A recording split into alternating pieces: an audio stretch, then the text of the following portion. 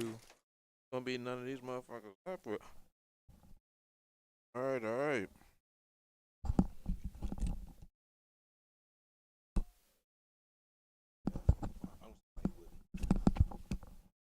What's going on, everybody? It's your boy Fish here with Dream Vision TDR. We have Feel Good Gaming FGG, where it always feels good to game at. Today, we have a special tournament for you to get into in a second. But about the location, we're at Carnage Game Kicks, the best sneaker store in Maryland, in the Marley Station Mall. Got FGG Muscles. We about to get into this top 16 invitational. We've taken the 16 top performing players from our monthlies for the year and meshed them all together. They're gonna battle it out. We'll probably tell you about the prizing. Probably after round one or whatever. We're not doing that. Just want all the attention on the players. With that being said, in about 10 seconds or less, we're gonna throw y'all into the action. Yep. Any questions? Go ahead and hit the live stream chat. We're gonna be in there. Let me pull it up on the laptop first. Yep. But yeah, no, definitely interact, like, and share the stream. I almost said like, say like I'm on that. But no, in all seriousness, it's a whole party. We here to learn. Gonna hit that YouTube chat. Let us know you're here, and let us know what you want to see next. All right, We are cool. getting into it. Shuffle and cut. And we have a set back row from Chang.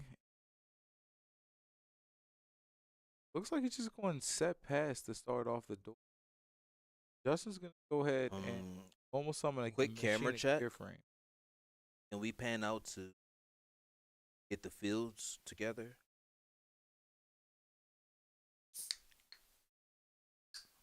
Tech check. There we go. Good. Opening frame. That's an aggressive opening from Justin. Very aggressive opening. And one thing that Justin actually talked about before this tournament was that he wanted to be more aggressive with the deck because he feels that you have better odds of just beating them quickly rather than trying to just wait too long. So, a special summon the Cyber Dragon, which is very good against what Justin has right now. Here comes the Chimera Tech. Justin probably wishes he had a bottomless, but this is just a very good start for you. Justin was able to get in a good amount of damage, but that Chimera Tech was very good. And this is one of the tech cards that Justin played. Looks like quick note the detail. Notice how Yi Ching summoned that Cyber Dragon in defense mode. It matters. You never know what the person has faced. Exactly. You always want to play very much. So Justin's gonna bring back his fortress and swing over the Chimera. The decree is definitely gonna shut down some of Yi Chang's traps, but Chang also has plenty of ways to just come back and bring pressure on. I'm interested to see what he does here. It looks like he's gonna flip the hand, which very well situation. Royal Decree actually works against Justin. This looks to be a mirror match, not necessarily a mirror match, but machines versus machines nonetheless.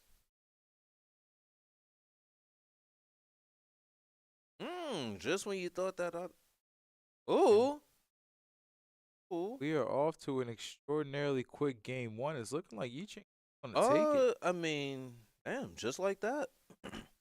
You would think Just that like the that. Royal Decree would be in favor of Justin, but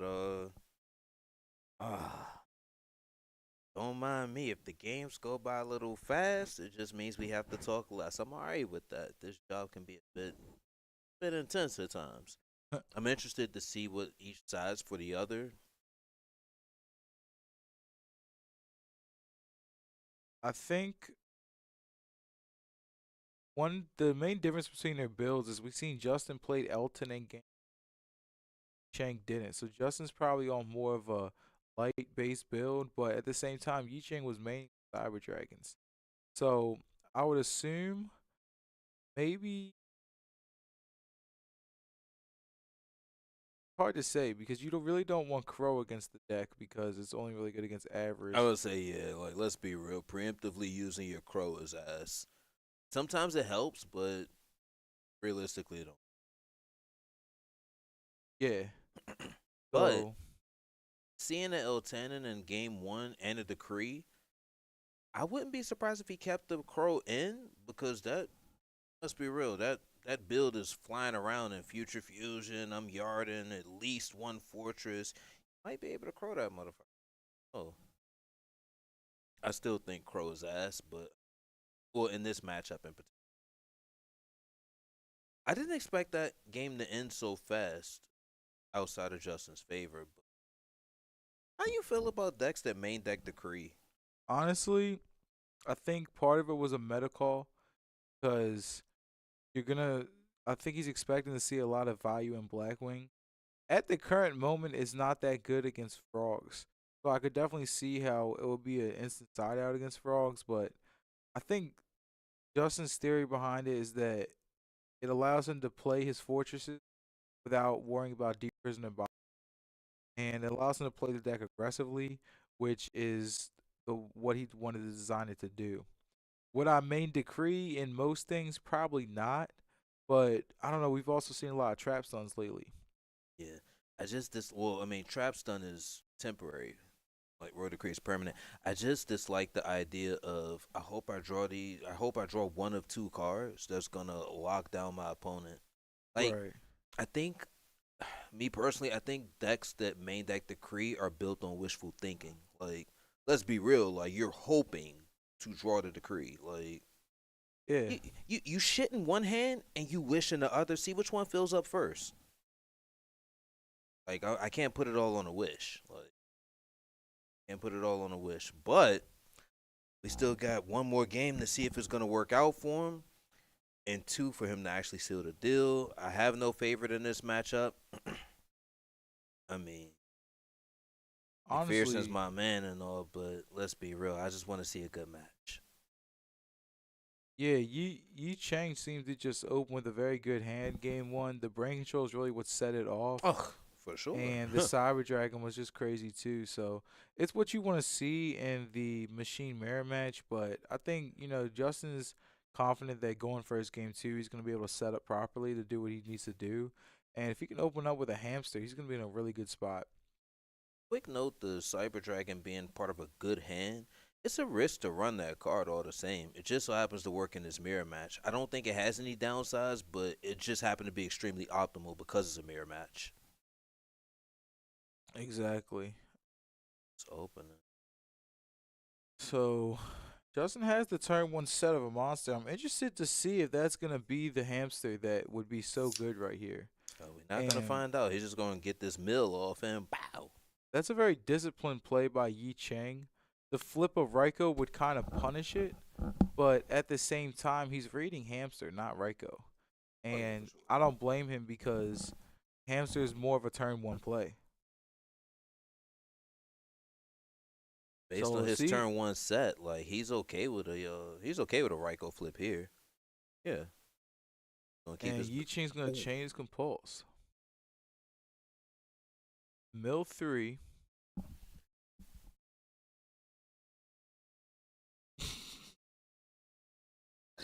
I mean, nothing wrong with that. Nothing wrong with Yeah, that. nah, that's a little much, bro.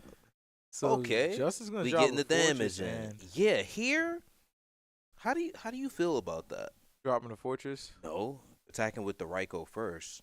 Oh, that's true. Yeah, he Like probably I'd should have rather just the swung with fortress. 25. Yeah, Yeah, like because fuck you don't, that. you just don't want him to drop the gores on the Raiko because Especially you the know. demo gores, because it's like you're not really climbing over that unless you expend resources. Yeah, that's true. The better play would have been a swing with the fortress because you're not really gaining anything from the Raiko and you're opening yourself up to the gores drop. So that's a solid point to look at. And Yi Ching is playing conservative, which I do like Yeah. because the Machine of Vera match is very resource based.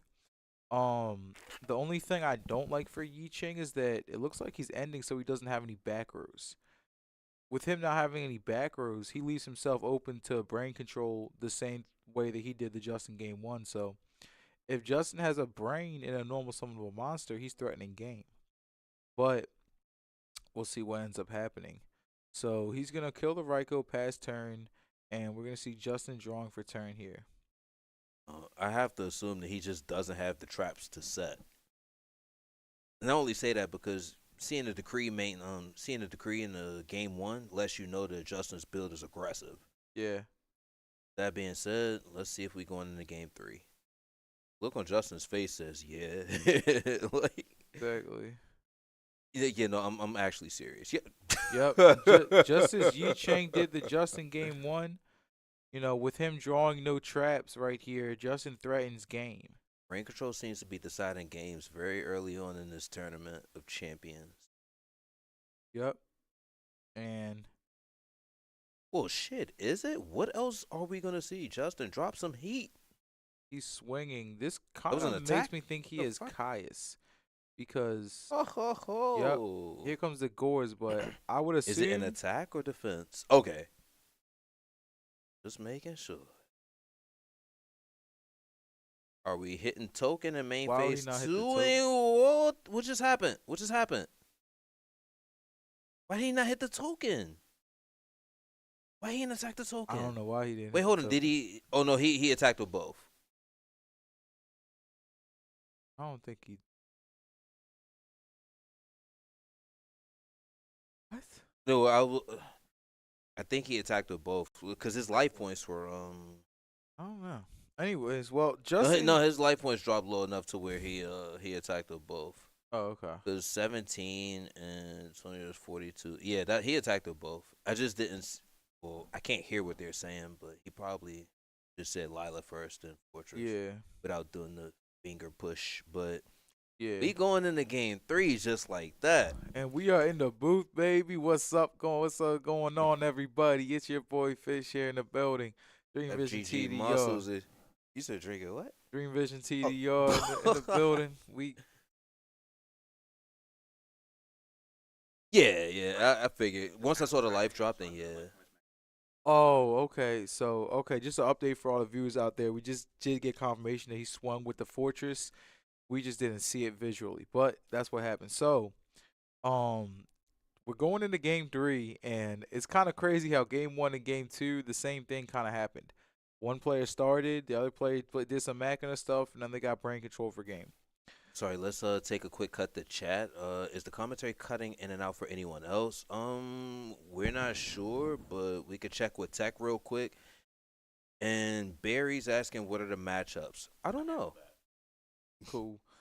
We got a sound check coming up very, very soon. Yep. Tech just confirmed it. The matchups. All right, and the commentary going in and out is all right, cool. Appreciate Thanks, Drew. it. Thanks, Drew. Good looking out. That's why we need y'all involved in the chat. We are here to inform and entertain. With that being said, Barry, I don't know what the matchups are. I guess I do need to find out, and I'll find out once this round is done. That means y'all gonna get that cool ass hold screen when this match is over. Which is probably gonna be in like 8 minutes or less. The way these games have been going, like, let's be real. Okay, damn, that's scared shit. I know, right? Just froze, right? Yeah, we Anyway, good now, all right. So side decking, we don't really use the 3-minute rule here, but we've never had to for side decking. Yeah. Usually most people know what they're signing in and out, especially if it's a mirror. I assume Justin's going to take out Hamster because going second, Hamster is nowhere near as effective as going first. It's really not. So I could see him taking out Hamster. Probably going to keep in the Rykos. Definitely keeping in Cyber. List entirely. Like, I would hope that he's going True Nate for games 2 and 3. Okay, for those, so this is the top 16 bracket. So the way this invitational tournament works is you have to win a round to move on to the next round. Just a heads up, this will be a double elimination tournament. Don't let that confuse you. If you see one person on stream and they lose, you may actually end up seeing that person again before the day is over. With that being said, you do have top performers between 1 and 16 of the season battling out. And, all right, cool. Shuffling cut, we getting into game 3. We need a bingo card. We're going to do a bingo card next. But no. Will this be another 4-minute match? With the T set. We'll see. A T set is honestly what he kind of wants because. Wait, what It doesn't bring out Here, two. And good. Justin's gonna go Cyber Dragon, swing at your hamster. Oh, So oh. this isn't completely ideal for Justin, but it's not terrible. At least he was able to clear the hamster without the hamster living. But now Yi Ching threatens Caius. He also threatens summoning any machine in his deck and just contacting with Justin Cyber. So we're gonna see Yi Ching go into a charge play. He might end up grabbing the Lila just because Justin has a back row, and that's what he's gonna end up doing. So Yi Ching's gonna grab the Lila, and I'm interested to see if he has Kai's in hand here. If he does, it would be really good to go off with the Raiko. But if he doesn't, then it's gonna depend on what Justin has set to see where this game goes. Yi Ching's gonna flip the Raiko, target Justin's set monster, and it's a Raiko of his own. Justin setting that Raiko makes me believe that that back row is real. Because why else would you set your Raiko just knowing it's gonna get popped? He probably wanted to protect wherever that back row is. And it's probably a bottomless trap hole because he also brought out Cyber Dragon with no sort of fear of Yiching just going summon gear frame contact. So Or he, Yiching's gonna set a monster and pass. Justin has to assume that that's either another hamster or a Raiko. Interestingly enough, Yiching grabbed a Lila off the charge and didn't use it. So Justin might have a read that Yiching already had a Raiko in his hand in the first place. So he's gonna smack the Raiko set of back row. Unfortunately, Justin doesn't have a way to clear Yiching's set monster. But he refuses to flip it up, probably because he doesn't want to just leave his monster in attack position. Here comes the dust shoot. So Justin has, I believe he hate only to had one see monster it. in hand. So whatever monster he had in hand was going back no matter what. And we're gonna see him shuffle up. Right now I honestly can't give the favor to one player or another because they're both trying to establish positioning in this game. And this Raiko is gonna be pretty good for Yi Chang because he's gonna hit the back row, and now he threatens milling a fortress. He can draw Avarice, or he can draw literally any machine monster. So we'll see what he does. Justin's gonna set it back or pass, and Chang's gonna consider his options. We're in a grind game right here, so both players are really gonna have to think about how am I gonna take over this game because it's not like game 1 and 2 where someone just drew brain. We're seeing a very competitive game and very good play from Yi Chang. Hmm. Tribute set the cyber, and that's gonna play around the bottomless that we can assume that Justin has, but given the fact that he just took the damage, I'm starting to think it's actually a royal decree set. Yeah, I was gonna say, yeah. The only Yeah, reason you wouldn't flip the decree now, mm, what you gonna do? What you gonna do? does Okay. Justin have the torrential? Well, it ain't a mirror force, my man. It's definitely not. Like, So now he's gonna take confidently hit both. with both. What the fuck is back there for McPherson? I think it's decree now that I looked at it again. I think he's got a decree set, and the other backer might be some sort of book of moon or something. Um, Possibly. I need to see. Oh no, Oh, just like that. I guess we're done. All right, good match. Justin must have just had dead Elton in his hand, or I don't even know. Yeah, well, Whatever's in his hand, he couldn't summon. It might have been Machine of Force. oh Might yeah, have been Pot of Mister, Avarice. yeah, Mister Machina takes it. Quick match end. Get a little. Actually, you know what? Let's see if we can get post game commentary. Yeah, I Actually, we're would not gonna. mind some post game I commentary. was gonna go do it, but I guess we can see if Tech wants to take care of that request for us. Didn't think we would see a mirror match in the first round, but I mean, whatever, you know. Yeah. Brief. Oh. Heard How'd it go, Mike? footsteps and thought we had Tech coming back. How'd it go, Mike? Oh, Oh, that's good just what it shit, Mike. matters. All right, cool. S- s- spoiler. All right. Sorry for that facial expression. Spoiler He alert. needs this one right. Uh, Q, is oh this yeah. third one on? All right, so just All right, cool, cool, Yeah, cool. just slide it. You're right in the middle, man. All right, welcome. Oh, JB, here you go, your phone. Oh shit, yeah, my Yeah. B, my Here, B. here you go, brother man. All right, welcome, welcome. Welcome for the first time of the day. Let me say, welcome to the winner's circle. How, how does it feel to be in the winner's circle for your first round of the invitational here? Just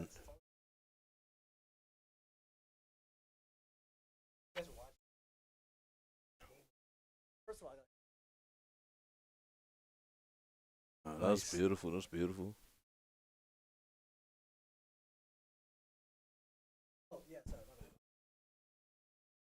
Bring it up. Pardon me.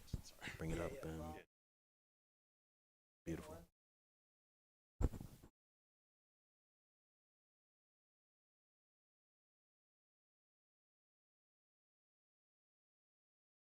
Oh.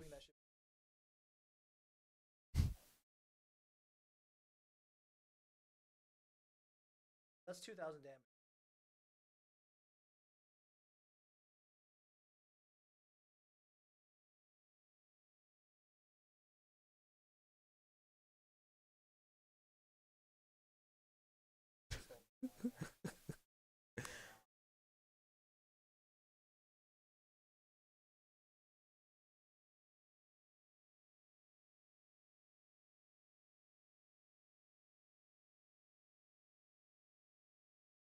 Oh, so you're saying if you dropped it on the Lila, because he swung with Lila first, right? Yeah. Would that potentially change the outcome, or do you think it didn't matter? I was thinking about that, like, probably has kind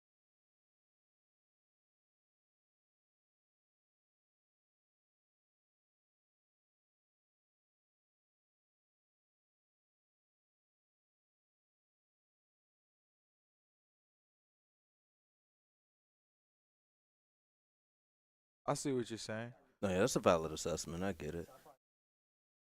three, Well, you like, played well. You've definitely played around very well, I'll say. I tried. Game 3 was kind of straightforward. I shoot it. It was kind of risky.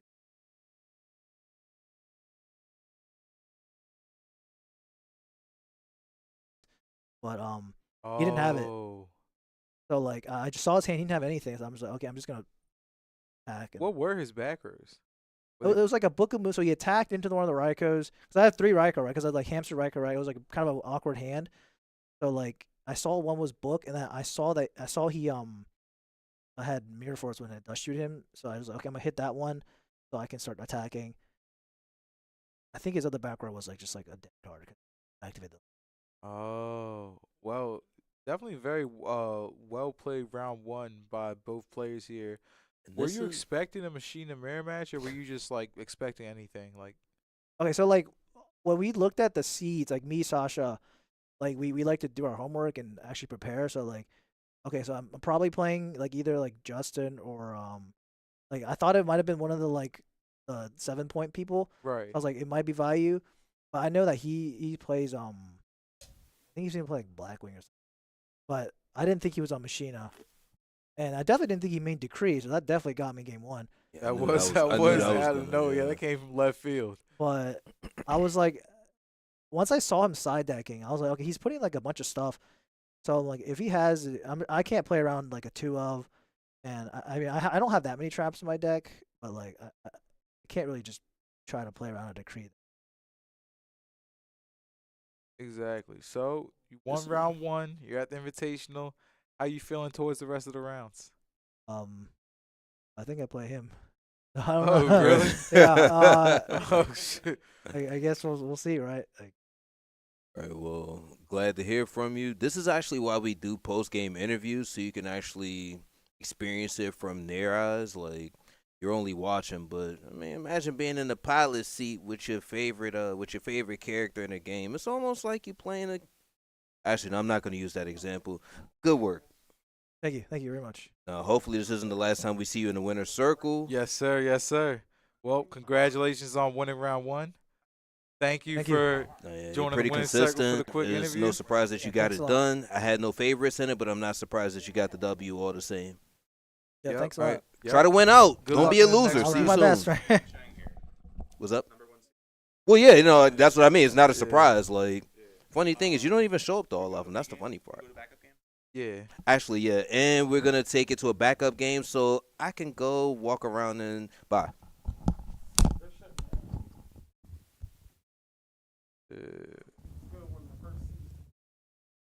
And we are going to a backup game.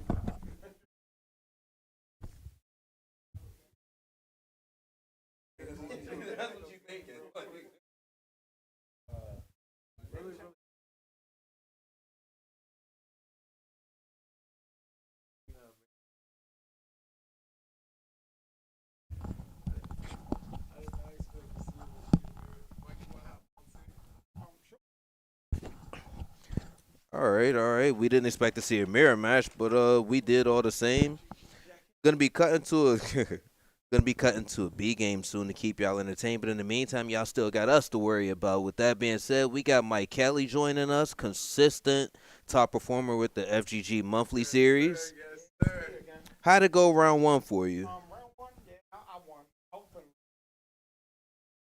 We would hope so. Like, I'll say we not. I mean, let's be real. Like, it's the top 16 best players of the season. With that being said, we're not expecting no fuck ups and little to no misplays. Oh yeah, Brandon. I played against Brandon. Brandon played very well. It's just, yeah, Just wasn't his day. it just wasn't his day.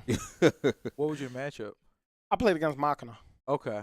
Do you I like that matchup love for your the deck, way that or you do you didn't not care reveal. about it? It's to me. I would say it's like 50-50. I have some good interactions. Fortress could be a pain, but Fortress is usually a pain. For Yeah. Fortress is hard to everybody. deal with. Yeah, Yeah. like it's a, Unless you it's got a that boss bottomless. monster. yeah. Did who won the die roll? I won a die roll. That helps. That must have felt great. Yeah, Damn. I opened really good game one, but Well, game one was more interactive. But I still had a pretty good hand. Game two, my hand was just it was insane. Like it was to the point where I didn't even want to do the play, but I'm like it's the correct play, which involved me discarding brain control for some of the monk, which I remember. I you telling never me about want that. to do that. But my hand was just that it was that good, in which I can discard brain control for some of the monk.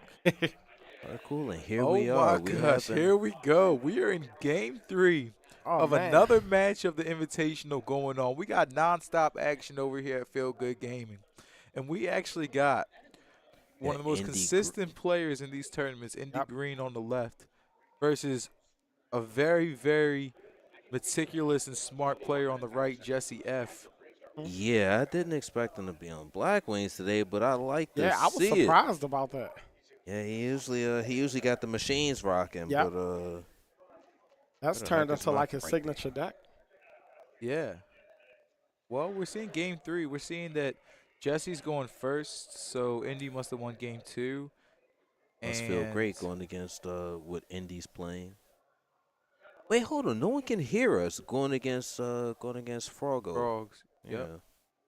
And Jesse's gonna open up T set, which Oh yeah, they can't hear us. yeah, we got a good setup. Yeah, we're Whoops. far away. Good Ooh, amount. must be nice. Oh wow, yeah. is I hate to not be the that best guy, but that this is is probably so going ugly be to over see going soon, second. very This soon. is Oh not a my good gosh, hand. I'm so And then the dust shoot. Oh my gosh. he's got to take the Caius Yeah, because of the he brain. has to take the Caius. He was thinking about taking the Treeborn because it does cut him. It technically cuts Indy off of any starters. But yeah, But- but the good thing with Black Wings, they can benefit from the Treeborn with Yeah, the Pierces, sure. Pearson, sure. You gonna eat one way or another. Mhm. Like, Whereas Brain Control Caius is an actual play that can actually do stuff. oh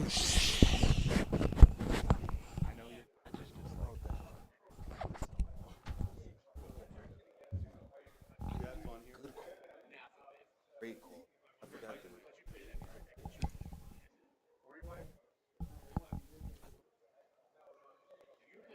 What the B game?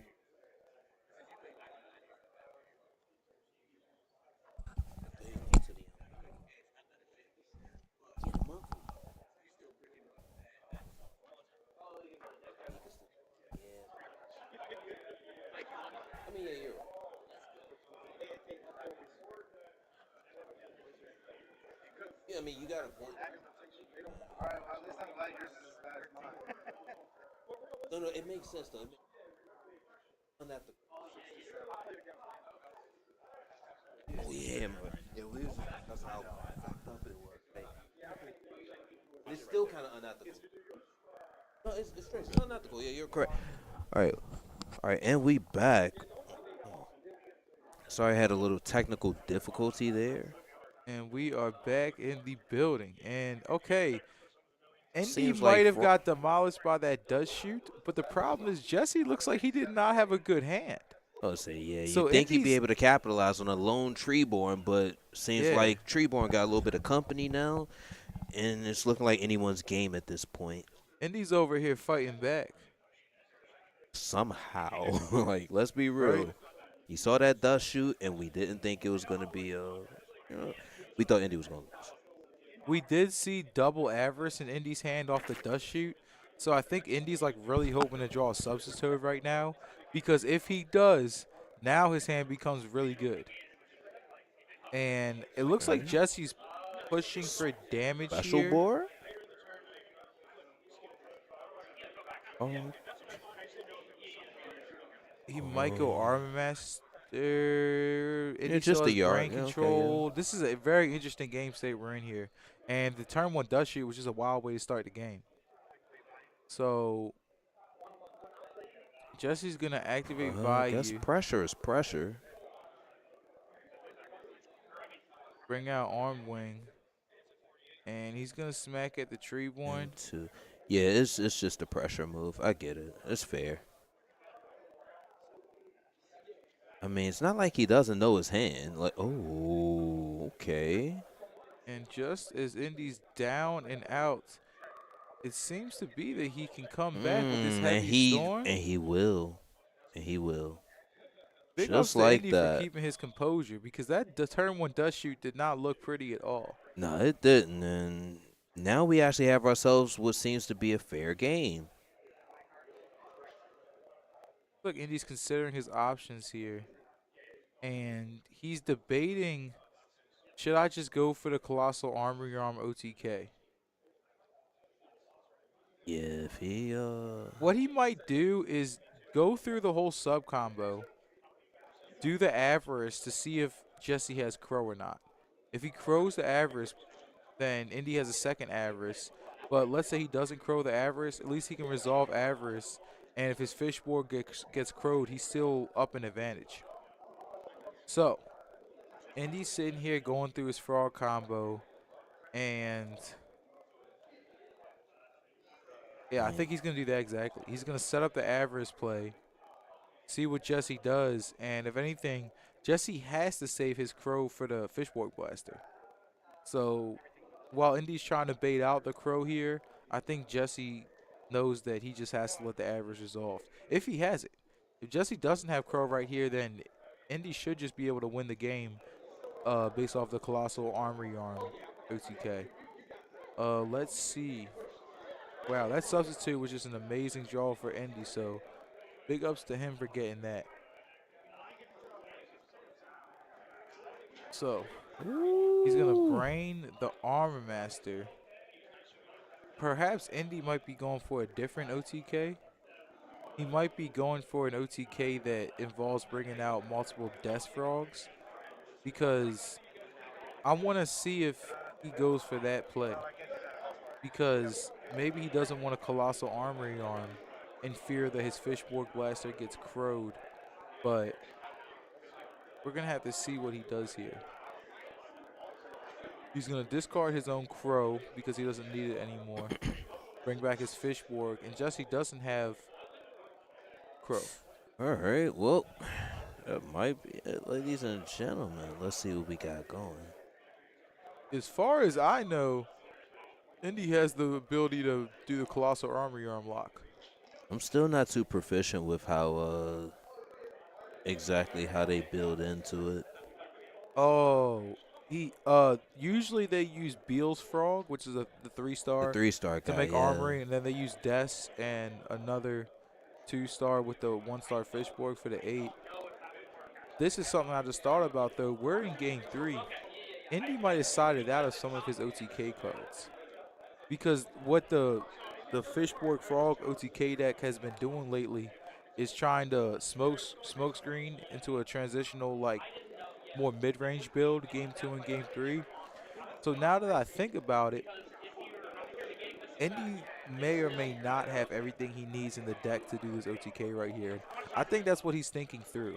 It's not like game 1 where he has all of his gas in his deck. He sides out a certain amount of the gas in order to put in Caius's backer removal, the crows you see he put in. He's going to bring out Colossal in a minute. Whoa. Here comes Avarice number 2. Does Jesse have the crow? If he was waiting this whole time, I'll say yeah. Like, let's be real. Does he or does he not? he does. Honestly, this is looking like game because Indy's just going to be able to bring out Armory Arm, and despite the fact that he has transitioned into the mid-range side deck plan, his deck can still OTK his opponent. And yeah, you see he plays, he sides into deepers and stuff like that. It's gonna discard that, and here we go. Well, just getting rid of the frog and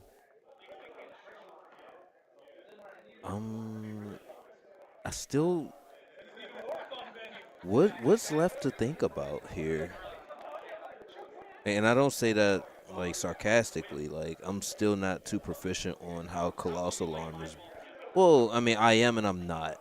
Like, this is it. I guess what I'm wondering is why was he hesitating to make it? Like,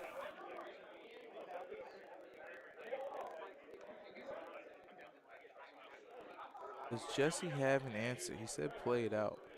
yeah, Swing. oh crap. So arm wing goes up to 37. No, Oh, wait, 47 that is. Indy takes 19. oh He goes to crap. 4K. Jesse takes 28. He goes to 52. Indy will take. This is still game because Indy will just take 2 more 19s. He might have another Kalut and then Oh wait till no. you. Oh Oh, my okay, gosh. okay, okay. See what I thought? I thought he was gonna be like, oh, just play it out anyway, and then on the last attack, use the other Yeah. Kalut. That was still smart though for Jesse to play it out Yeah, because okay. I don't know. I don't know if Indy expected Khalid, but Yikes. Okay. luckily he had 200 life points over what he needed. There's always a threshold for that Colossal Army Arm to work, and here we go. We have a camera angle of Mr. Indy Green, one of our winners from round 1. Making it And happen with Fords, that good old Colossal Arm. Can't beat that. how do you guys in the comments out there feel about Forks? Do you think it's crazy? Do you think it's just part of the meta now? Or do you think it was just a wave? Shh, it's definitely part of the meta, even if it was a wave. Yeah.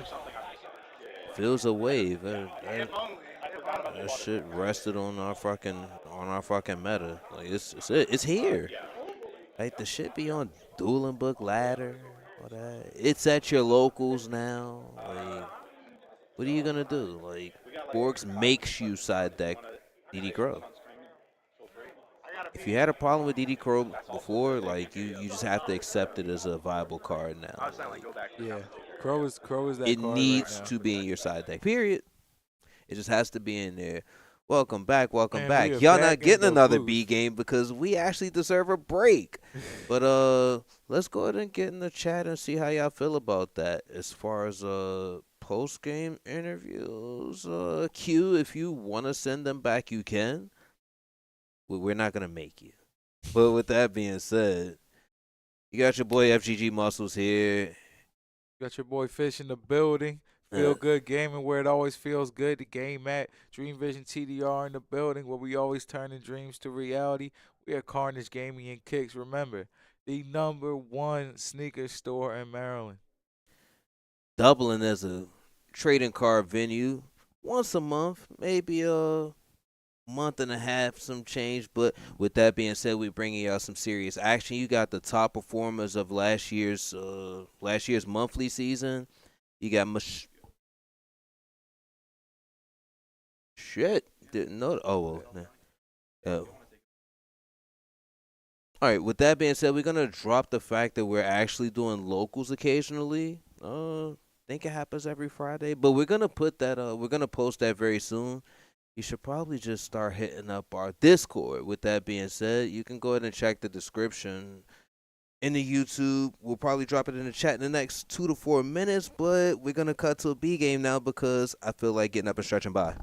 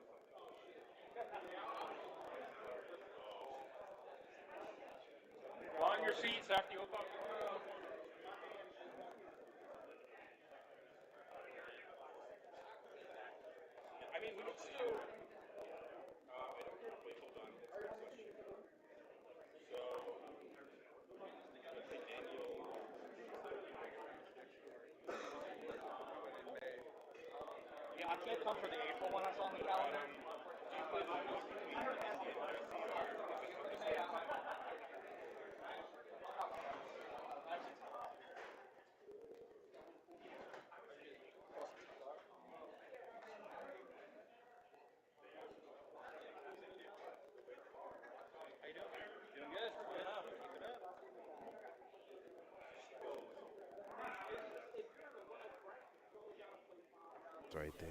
One. All right, and What's we going on, everybody? We over here at the FGG Invitational. Feel good gaming, where it always feels good to game at. saw an interesting round one, a very interesting round one. Our main game was a machine mirror match. Didn't go the way I thought it would. I mean, the aggressive of the two builds actually lost, but it be like that sometimes. Then we had our backup feature in which Forks took it against Black Wings in a pretty interesting game three. It was a nasty dust shoot revealing a terrible fucking hand for the Frog player, but it was a match in hand of lackluster bullshit in the Blackwing player's hand too. And when it was all said and done, the colossal arm hit, and just like that, another And match for probably one of the most, if not the most impressive new deck of the format. and we got a comment out there from the Edison Club. Thanks for the stream, boys.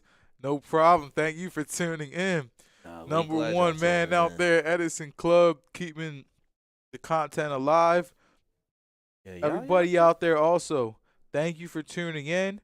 Share the stream to a friend real quick. make sure you like it first, and make sure they do it too. We really here Yep. to entertain, but more importantly, we hope that y'all learn from it too. That's why we do the post game interviews. Winners and people who didn't win are invited back to give their perspective on why they did what they did and what they expect out of the next rounds that follow. You guys know we always keep the content coming, and we always keep it fresh in the building over here at FGG. Another comment out there. Not gonna lie, those shoes are adding atmosphere to the event.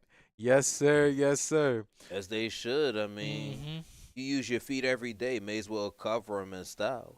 Exactly. And over here at Carnage Gaming and Kicks, we have any Jordan you could need, any Dunk, Foam Posit, Adidas, all types of great shoes out there, all types of footwear that is rare but at the perfect price over here at Carnage Gaming and Kicks. So make sure to come by, playing the FGGs up in here, and stay ready because we're about to have an insane match going on.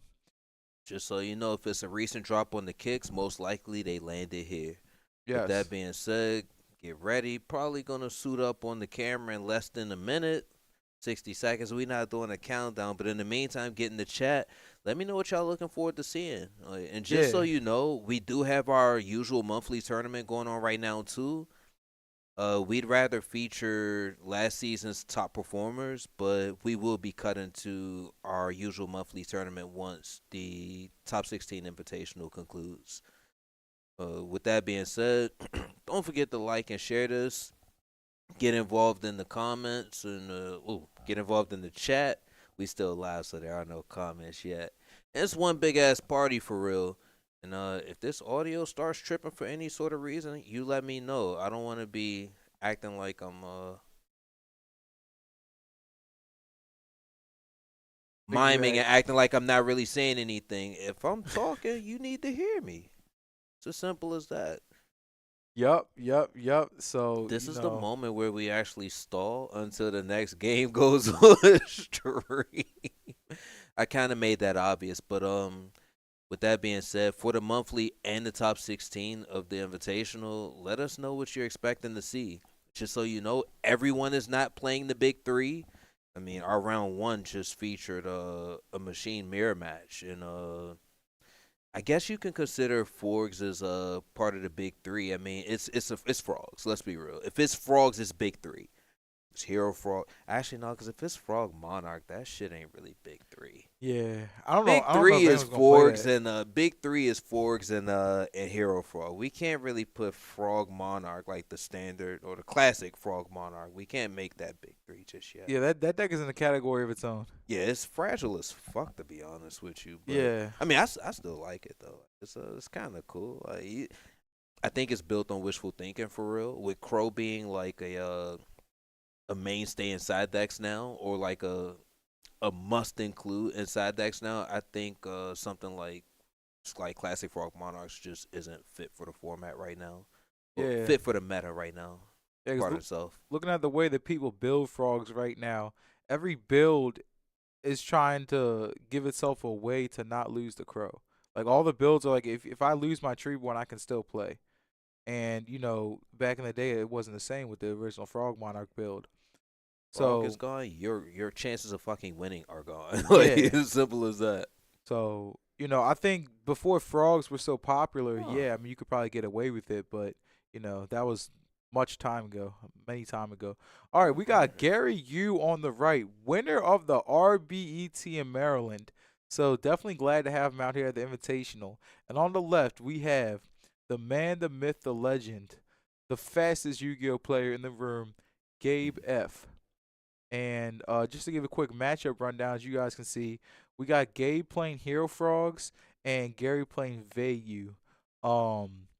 We've seen Gary win the RBT with Vayu and do well at other times with Vayu, so I think it's kind of a no-brainer. Obviously, if you're really experienced with the deck, it makes sense to play it for some tournament like this to where every round's going to be hard.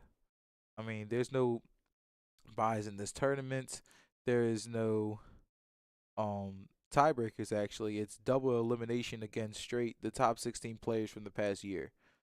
Yeah. So And we have Gabe as one of our monthly champions against Gary Yu, or better yet, OG, for those of you who are familiar with the online damage that he's done. mhm. Oh, that side conversation just threw me off. I was scared the hell out of me. Yep. Sorry for And the sidebar. Anyway, we have OG, pretty much the Vayu god. If it's Vayu, is probably influenced by him all the same. It's definitely going to be a good matchup. okay, so let's talk about this right now. Like disregarding the die roll, what do we think has the advantage here? Actually, yeah, let's get in the comments and talk I about think that. Vayu can abuse deck Devi and oppression. Hero Frog does have ways to play around both of those. So one advantage the Hero Frog deck has is that if it can get out a big monster, Vayu has trouble with that. And if Vayu deck Devi's it, he can still go Stratos, Ocean, Miracle. He still has plays into the deck Devi, but honestly, I think Hero Frog might be kind of favorite here. That was a very interesting die roll. Yeah, I think they're doing one dice, I guess. No, they took each other's dice to Oh. make sure that another. Yeah, like that.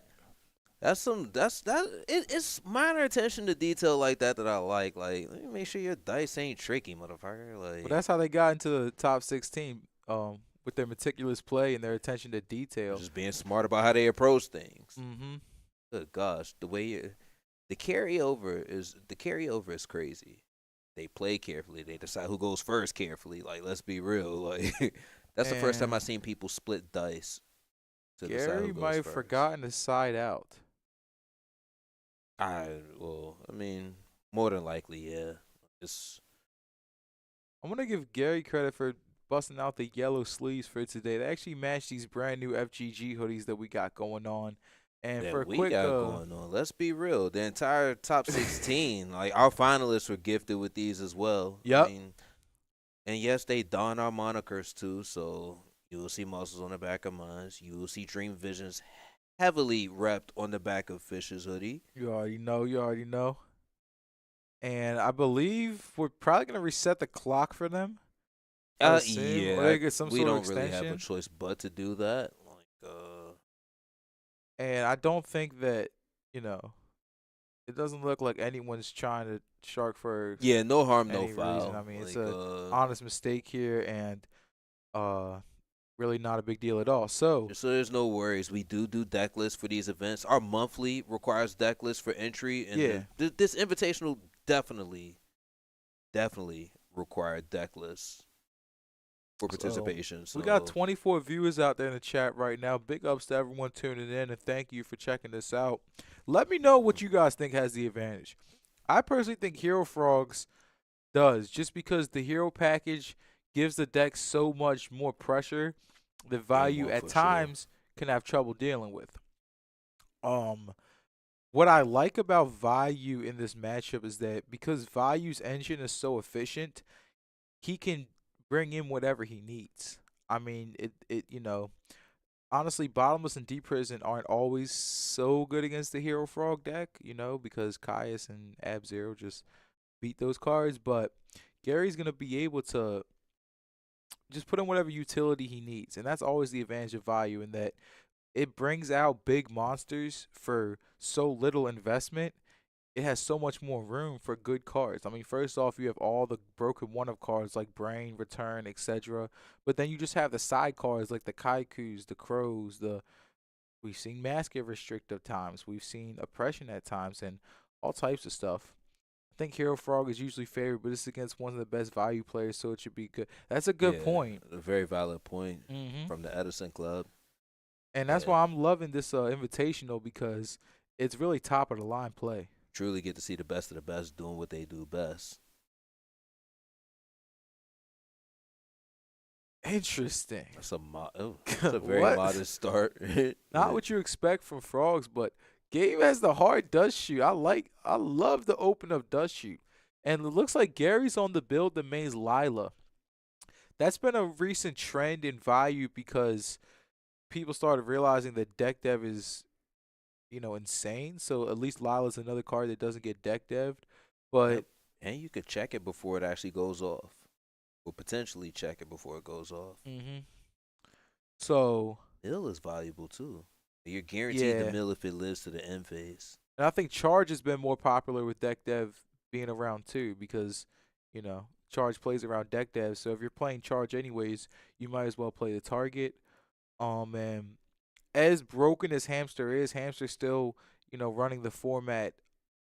People have had a little bit more fear of playing Hamster instead of just playing the one Lila over the second Hamster because of the deck dev problem. So right now, we're going to see Gary go with the Rhoda. Unfortunately for Gabe's scenario, he doesn't seem to have too much going on. And that dust shoot was great, but Gary has multiple plays in his hand. So it's not one of them dust shoots that takes all your plays. And I want to talk about this for a second. Gary went turn one set Trooper. And I'm wondering if he knows what he's playing against, and he assumed that he could bait out a discard trap, or regardless if he knows what he's playing against or not, set Trooper can be a much more good turn one play than set Ryko, etc. Because everyone's expecting you to set Ryko turn one. And I also want to bring attention to the fact that Trooper milled the absolute nuts. Oh yeah. That Trooper milled Necro Gardener, Plague Spreader, and Value. Yeah, the nuts don't get any bigger than that. Humble pause, by the way. And Gary has literally everything in his graveyard that he wants right now. And he's also not going to play into T-Tier or Mirror Force. I really like the turn one set Trooper play. It's something that I've been practicing myself lately, is that I don't always turn one set a Ryko or just turn one set something they would expect you to set. Sometimes you have to set something unexpected because your opponent's going to make the play based off what's the most popular play. And the most popular play turn one is set Ryko or Hamster. Setting Trooper could bait them into burning cards on your. Or just being greedy for the mill and rushing into turn one Trooper mill, set go. Yeah. I think that's a bit greedy. Exactly. 400 attack is a liability. It really is. It is. With no possibility of gores. Yeah, I think unless it's a very specific scenario, going set Trooper turn one can honestly be better than turn one Summon Trooper. And Gary's showing us that right here. And I gotta give him credit because that shows that he's really taking time to think out his plays. I think Okay, his a small third mill was correction. Yeah, oppression he's and value correct. was That from Greffer Greffer. did yard the Vayu and the Vayu and the Sirocco. You're right. So shout out to Harrison Jung for that point right there. Good point. Still eating off of that plague and Golly. Vayu is crazy though. Don't help that they look so damn good too. That bling from the angle. Yum yum. This deck is ridiculously foiled out. I like it. He got the ulti values. That's cool. So Greffer's gonna trigger again. He's just gonna keep dumping values. Now it's And like, that's the sick part. Like yeah, letting Greffer resolve. Like no one wants to let Greffer stay on the field, but when it does, wow, these have been really good games. the amount of pressure just looking at the graveyard alone is crazy right now. Golly. And big ups to Gabe for staying Yeah. composed. He's clearly behind in this game, but he's not like he's not being phased. The point Okay, still great. stands that trooper was crazy. Yes. Oh yeah, for sure. It definitely Nah, was crazy. Yeah. Not only was the Nah, mill the trooper crazy, went off. Like, but the way that he said it as almost as a bluff was also crazy too. So I really like the way he played that. But I really Yeah. like the way Gabe's playing too, because he's not just firing off his discard traps. Sometimes when people have a bad hand with multiple discard traps, they just start firing them off and going minus. But I think Gabe's realizing that he has a better chance to try to accumulate some resources and do something extremely powerful. But it's too late now because Gary goes for the second value play. Double value, double summon, attack, attack, attack, game. So And let this be an example of how a champion works. What separates the puppies from the big dogs. honestly, yeah. I've seen many a times on ladder where like players just summon trooper mill 3 and then set go. Like no, like who's to say he wants to attack right into your Raikou? And what do you know? The fucking trooper lives and it gets his mill anyway. But he's able to benefit off of the mill and then follow up if the board allowed him to. Yeah. Now don't get me wrong, he yarded some juice, but I mean he didn't go off because he didn't need to. Didn't need to. That was a great game one. It was a great game one. On both sides. Him setting the trooper turn one, though, you would assume his backer is D Prison, right? That's crazy. We never even got to see what it was. I think it was probably D Prison because, I don't know, I'm curious to know if he knows what his opponent's playing because this is a 16-person invitational. All it takes is to glance around the tables real quick and you know your whole competition. I mean, Oh yeah, I'd that assume too. after round Assuming they're one, still playing, yeah. yeah, people probably know. So maybe he set Trooper also for that reason because he knew that he wasn't on like a Blackwing deck with Shura, etc. One of the best value players, and we're seeing why. Yes, sir. Gary, you was definitely playing this game very well. From Gabe's perspective, he honestly did nothing wrong that game. He did not misplay, and he gave himself the best chance to win. Unfortunately, he had the weaker hand. But what that means is, if I'm in Gabe's shoes, I really wouldn't sweat that game one. He opened weaker, and Gary had a lot of great value plays. Not Keep your yet, though. composure and don't even trip. I need Yeah. to know what kind of sleeves Gary is using. Those things look good. Sleeves looking wet. Those sleeves are looking real wet. ridiculous, and they match the They run in hoodies. tandem with this FGG gear Yeah. that we got going on. Ours are a little bit special, and so are theirs. But you can get what Gary's wearing right now if you just make the top cut of the points. Yeah, so Yes, sir. show up every month, win out, win out, win out. And if you finish in the top 16 amongst having the most points, you'll be here next year playing for the gold. Yep. So the way for you guys to hear about this, the way that it works is every month we throw a tournament here. If you top, you get points. At the end of this year, whoever the top 16 of the most points was plays in this invitational you're watching right now. So in order to get to this invitational, you either had to win an entire one of our monthlies or you had to top multiple. And I don't mean twice. You had to top multiple.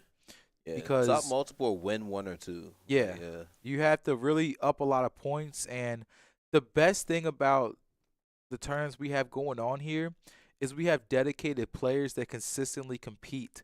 So what that means is that you're really seeing some of the best fight out for points. And now after fighting for all those points, they're all together in this top 16 invitational. So every match is just going to be insane. And Just an FYI, Gary doesn't usually attend our monthlies. In fact, he's never attended our monthly before, but FGG did host the RBT in Maryland. And with that being said, him winning actually qualified him for the Invitational. Got a chunk of points, and he made the most of it. oh yeah, the RBT, I Yeah, think the that was RBT almost actually qualified him. 500 people. So winning that, you're gonna get it's you get Yeah, the we had points you no choice deserve. but to award points to the finalists Yeah, of that event. he definitely earned his spot here. I mean, that RBT was such a competitive tournament, and we're gonna see Gabe go set pass Shit. once again. Not what frogs I want to would say, open, yeah, like, and we're seeing once again, no horizontal cars on the board, man. Good gosh. Bend over, right? why don't you? You're already there. Goddamn. He's gonna need a good follow up because Value's so consistent. Like we were Yeah. saying before the match, Hero Easily. Frog has like when Hero Frog goes off, it's way more strong. I think everyone can agree with that. But there's also plenty of games like this to where, you know, Gabe's not resolving his miracles and stuff. So while his deck might be stronger on paper, Value has those consistent plays. So Gary's gonna dump his two Black Wings and going straight into the Arm Wing. My assumption is because I think Gary's assuming that's a discard trap. So he's like, screw it. That's probably a Oh. discard trap. The only fear that I have in that is that you'll be playing into TT or Mirror Force. But a lot of Hero Frogs play like at least 3 to 4 discard traps. So I'd assume Gary is just playing the math on that and saying, I need to play into my odds. If you have the Mirror Force or Torrential, you got me, but odds are that it's a discard trap. And he's once again showcasing what you have to do as a player, which is evaluate your risk ratios based on what backer your opponent could have. And at times you have to go ahead and go overly aggressive because sometimes you hold them too long. If you hold them too long, you gotta fold them. Sometimes you just gotta put them on better habit and get it in while you can. Exactly. And I think In that's this what case, Gary it was just paid doing. off. I mean, you just took half of his life points. If that happens again, it's Yeah. done. There's also a chance Gary has Burial in his hand because when you draw Burial, you're able to go much more reckless. This is not what Okay. Gabe wants. I would say, yeah, it's I was expecting to see hoping for a Caius Caius there. when I saw the Yeah. brain drop, but you Yeah. do what you can with what you have. Caius so. was on the forefront of my brain, but he's gonna set 2 more backers. Ooh, shit. And the reason he did that is that most people side out heavy against frogs. So Actually, yeah, that's a valid assessment. now if Garrett goes ahead and kept in the heavy, it would be good here. But once again, you have to take risk as a player. Otherwise, you just can't just play safe every single time. Sometimes you have to Oh, get aggressive, and that's what hey. Gary's doing with his brain. Brain control just seems to be the deciding factor of a lot of these turnouts. Crazy enough, yeah. Saw a lot of that in our round 1 feature. Yeah, I mean the juicy. data doesn't lie. Brain The has great just been doing a lot. exchange. Yeah, Gary great just went exchange. 3 for 1 off that brain. But Gabe had to because he was at 32. Oh yeah, no choice for sure. Yeah, it's I agree, unfortunate 100%. for Gabe because he's honestly playing this game well. He just doesn't. He Yeah, hasn't just drawn doesn't well. have it. Yeah, he's making smart plays based off the resources he has, but that's also what you do when you draw a bad hand. I mean, you play as smart as you can, and he's still in this game, so this game is not over yet. It's technically far from over.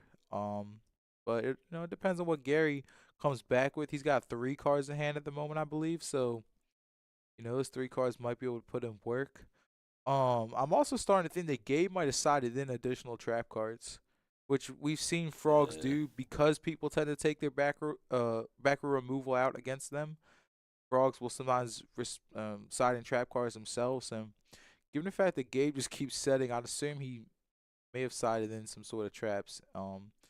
Definitely opened a good amount. So Gary's gonna come here with the Allure of Darkness. Definitely like that ultimate, very, very nostalgic of when that I card had to first look came twice out. at that card. Yeah, Goddamn. shit brings you back, man. And okay, well, that's math right there. Card Trooper, unfortunately, did not mill well this time, but that really But doesn't matter because I it's say, still at least applying it claimed pressure. damage. Yeah. Yeah, I mean, he any mills at that point was icing on the cake. The fact that he had Trooper is just such a good card to have right there. Ain't getting it done one way, get it done another. Yeah, Troopers definitely putting in work this match for sure. and Gabe, unfortunately, I'm interested to see the back row actually like work its wonders. Starting to think that one of them might be an MST or a Dust. yeah, it's either MST Dust or possibly another discard trap. I could Well, I see. mean, there's two there though. That's what I'm thinking. One of them has to be it, and I'm guessing Yeah. Frog. I'm guessing Treeborn just will not be.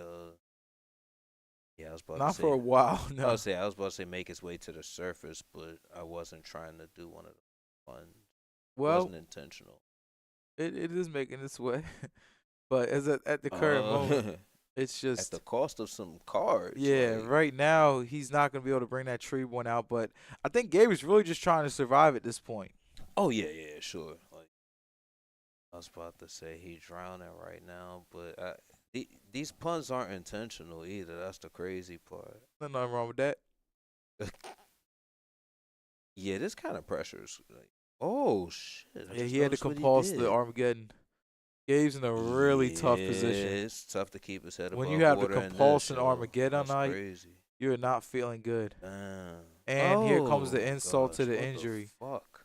Well, Yeah, big Gary goals. Hughes Big playing very goals. well here. Unfortunately, Gabe would have liked to open a swap, a Monarch, and a Hero, but not what he has. It just wasn't in the cards for him, for real, for real. I think at this point, Gary might consider the Mirror Force. He didn't play around to turn one, but with Gabe just keep setting cards, he has to think there's a legitimate chance one of those Mirror Force. I would possibly just switch the Gores into attack and swing. He might be considering some of the Armageddon Knight too, just to get the mill off, because he's not really losing anything by doing that, no matter what Yeah. happens. BR's evade, he's still up. Yeah, exactly. So I could see him summon Armageddon. Other than that, he doesn't But want his to. life points are nearing the lower end, though. That's true. So he has to be. Gary definitely has to be somewhat conservative, Yeah, and his life points are nearing. Gabe did use his brain, but Yeah. a random econ Econ could is be still dangerous. a thing, too. Yeah. So, A random econ. Gary's gonna have to set something here. yeah. And there is no Gardner yarded yet, so. He might try to normal summon. I would say he would normal summon the Armageddon, the Yard, the Gardener, but that alias beats. But the problem here is, what if Gabe just has enough pressure to do damage? Gary's definitely favored here, but you can never be too safe going against Hero Frog, and this is exactly why I say that, because now they're at damn near even life points. Gabe really just has to bank on those two back rows, and his body language right now is kind of telling me that he's just banking on these two back rows, allowing him to live, and he needs to out-tempo Gary to do enough damage. If this game goes too long, Gary's going to eventually just beat him, but if Gabe can just deal the rest of this 1400, then he's going to be in a strong position. I'd assume Gary might go value into Armed Wing here. Oh, he just yarded a plague, too, so Oh, I so think he's trying to end it right now. I Probably can trying to bait respect some that. back row out of him. And Gabe is thinking upon the summoning of Plague. He's definitely thinking this is about it, though. Regeki Break. yeah. Because Roger. he's debating, do I let you bring out Brio? Oh, he has to do it here. Because if not, Gary's going to call priority on Brio, and he would have to discard his whole hand, but it wouldn't matter. If you can bring out Brio and call priority, that's essentially game. But he's not going to be able to bring out Brio. Really heads up play by Gabe. Once again, making the smartest play out of a bad situation, and that compulse might have just saved his life. But I don't know. Gary has 3 cards in hand. Nope. And No just deep like prisoner that, mirror. game is done. All right. Gary U with the 2-0. A champion doing champion things. It be like that Wow. sometimes. Amazing play on both ends. Damn. Didn't really get to see the ball get. Didn't really get to. Didn't really see the ball get rolling for Gabe. But I mean, hey, that's kind of what happens. Such a deck relying on quite the engine. If it doesn't get going, it doesn't get going. I mean, his own Treeborn was kind of pinned down by his spells and traps. Interested to see how the rest of this turns out. This is a double elimination tournament, by the way, so doesn't mean that you will not see Gabe again. Maybe it'll be in the finals. Who knows? Yeah, technically, Gabe could still win the whole tournament. Yeah, like, and that's what I mean. Like, I know we may be commentating, and well, I'm not gonna say we. It's mainly me that talks the shit, but. I mean, yeah. I mean, so what? The people aren't out yet. Like, and we're all fucking adults here. Like, they lose, they'll get over it, and they'll be back to just dominate another tournament in the future. But I'd like to know in the comments what y'all thought about that match.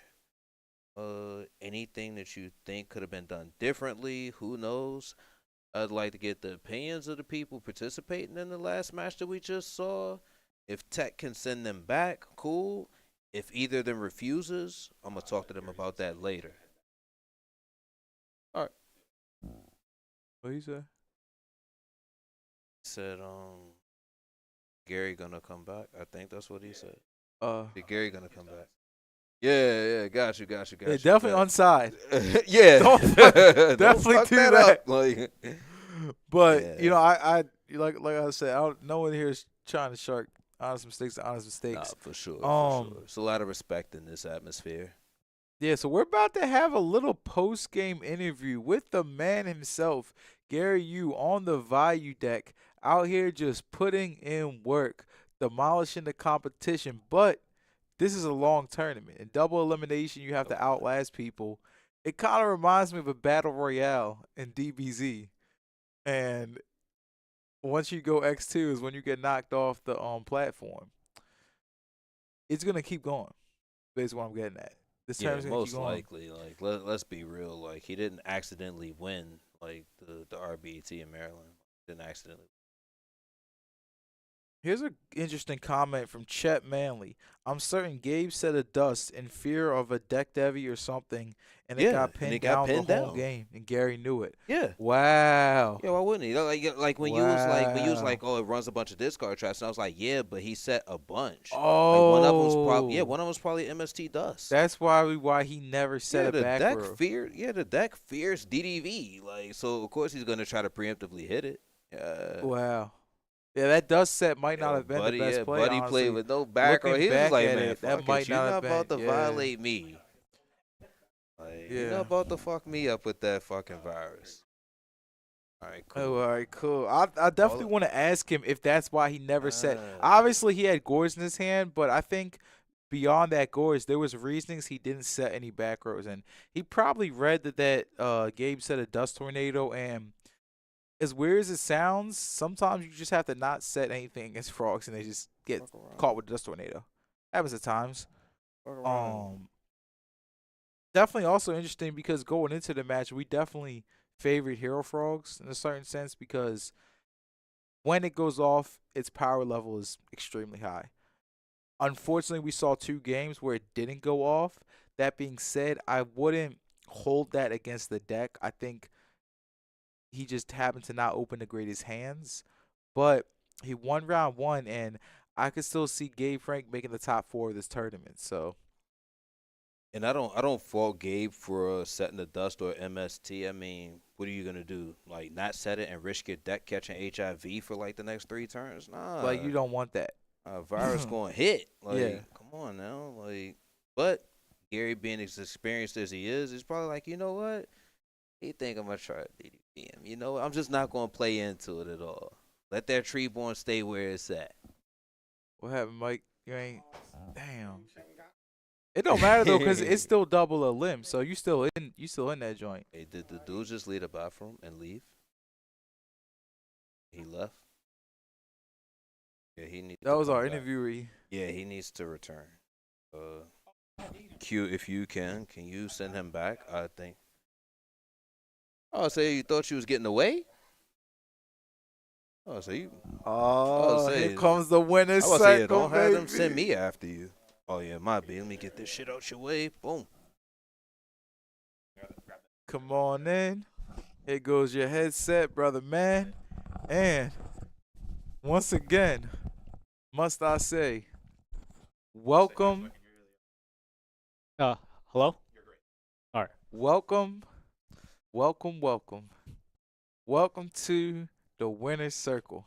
Well, thank you We, for having me here. yes, Nah, sir, for yes, sure. We glad sir. you actually showed up, man. Got the name going right there. First off, congratulations on the RBET win. Thank Bet you Um, didn't think you qualified for this invitational, did you? I didn't, but I'm here. Who That's all told that you? Who matters. told you, by the way, that you? It was actually Evan. All right, bet. All right, nice. cool. Boss man making sure our tournaments well stacked and star studded. Cool. Yes, sir. Always good plays going on over here at Feel Good Games. And definitely want to say, well played round 2 right there.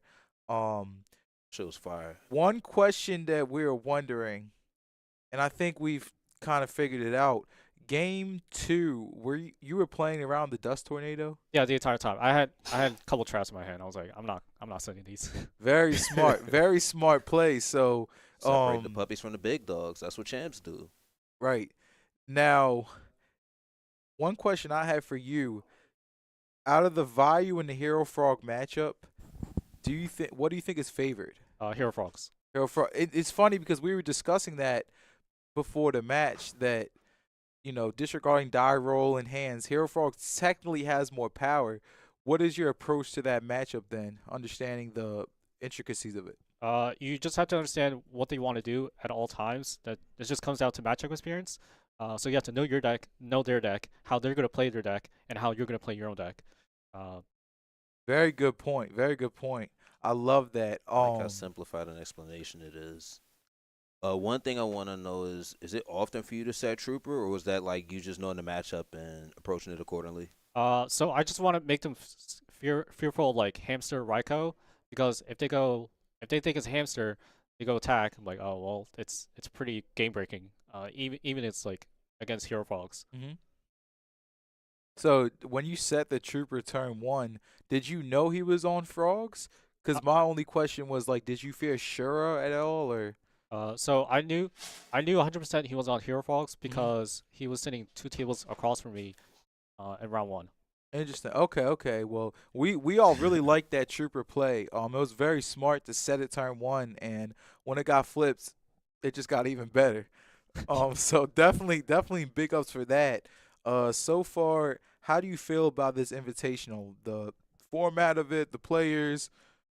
How do you feel about it? I feel that thank you again for the opportunity to like play. It's really great. Like yet again, I didn't think I qualified for this, but I'm so happy that I am here. You earned it. You earned it. That RBT was a lot of plays, so Yeah. you got a lot of points for winning that. So you have to play in our damn monthly. Ain't that some shit? That's all good. It's all good. You still earned it.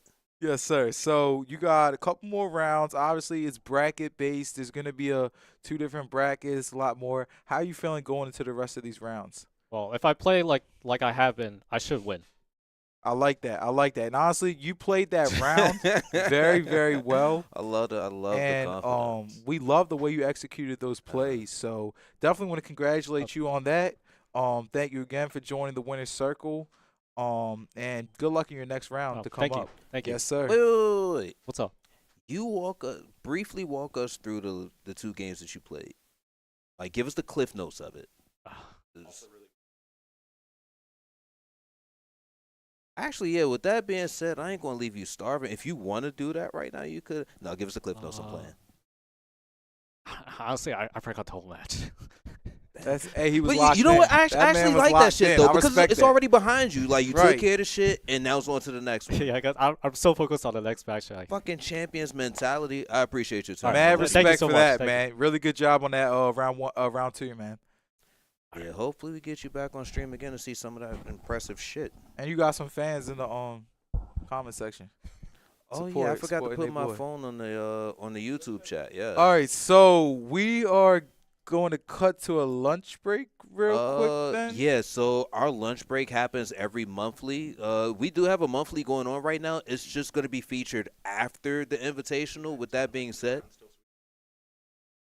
Okay, B game then. All right, cool. a big game with coverage. We got even more. Yeah. All right, Yeah, cool. Yeah. throw on the B game. Even more action. Actually, before our lunch break, we're gonna throw on a B game real quick for you guys. And it will be covered. This is actually still part of the invitational that we have going on. It's a top 16. So with that being said, let's go ahead and cut to it. I wonder who's playing. I know, right? That A game was crazy. Nah, yeah. That for A sure, for game is sure. crazy. So our B game might be even crazier. Big Dog stepped off the porch, but damn, that 2-0 was beautiful. Yeah, it's unfortunate for Gabe, but there's nothing you can do. I mean, when you don't draw a good hand, you don't draw a good And hand. then he's like, "Oh, I had traps, but why?"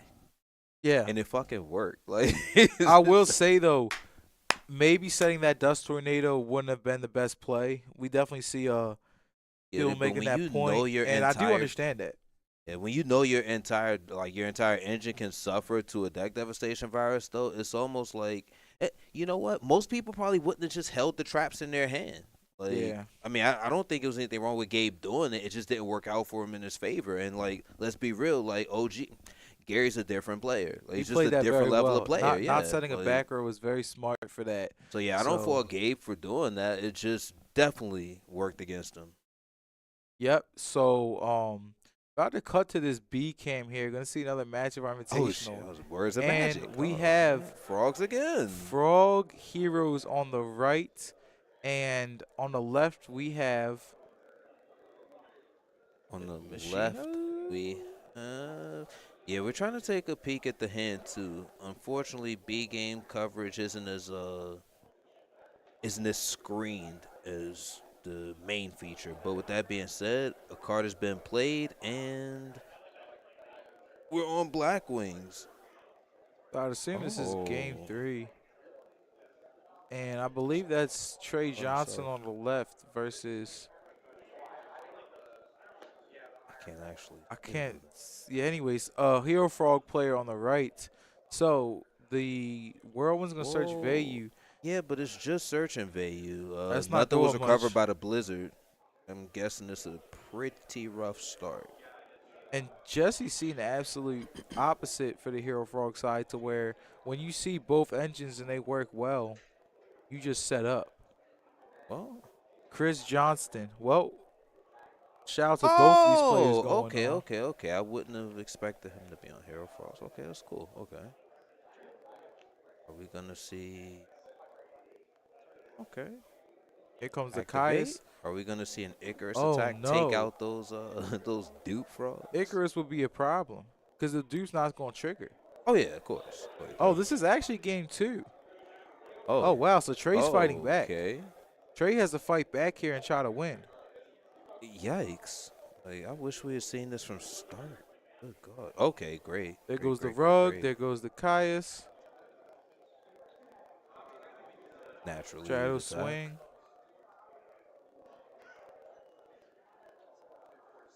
Oh, it's game 3. Pardon itself, it was just a technical difficulty with the game counter. We're actually in game 3. It's still an uphill battle for Trey, our resident Blackwing player. Chris Johnston, our monthly champion with Machinas. Haven't actually seen him participate in the tournament with Hero Frogs yet, but seems to be doing fairly well with this so far. Yeah. Damn. That's the perfect frog hero situation to be in. I would say, yeah, it's looking You got your extremely frog. good. You got the Sammy has a miracle in hand. His deck's looking very small. So here comes another Caius. Oh, a Mally Edge. So he's Okay, playing I can around see why he metaphors. hesitated to do that.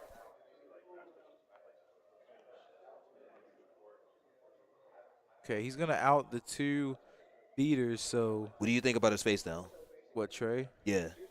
Might be like a legacy or something. I would say it ain't something that's going to block an attack. If that was the Yeah. case, he probably would have just got those dupe frogs out of there. Yeah, he might be like a legacy or maybe some other bluff or And he something. need to protect them life points immediately. Yeah. So Trey's gonna consider his options here, but it looks like he doesn't have too many options. What the So fuck? it's unfortunate from his side of the field, but when Hero Frogs open with what they need, it's hard to beat the deck. I mean, he's got a good amount of pressure going on right now, and here comes a Regeki break.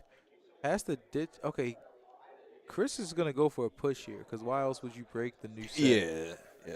And we have to assume, based on the way the last turn played out, that that face down is not something that's stopping an attack. Yeah, so it's definitely not bottomless or deepers, and so I'm about to say, like, I think I had a decent call on that. Don't try to flip that shit now. Don't prove me wrong.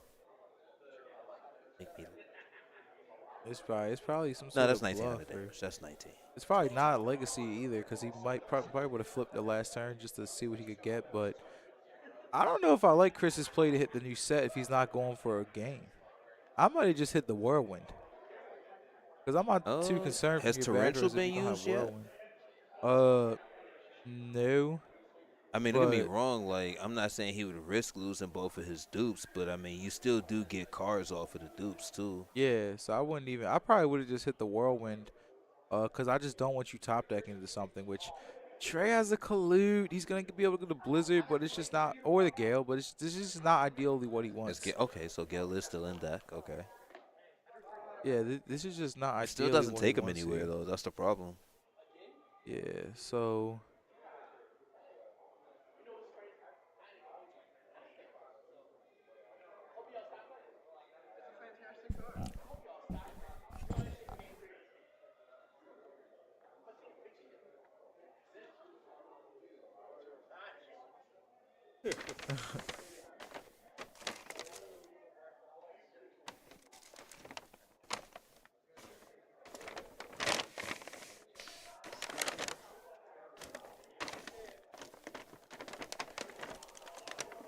so he's gonna grab the gale.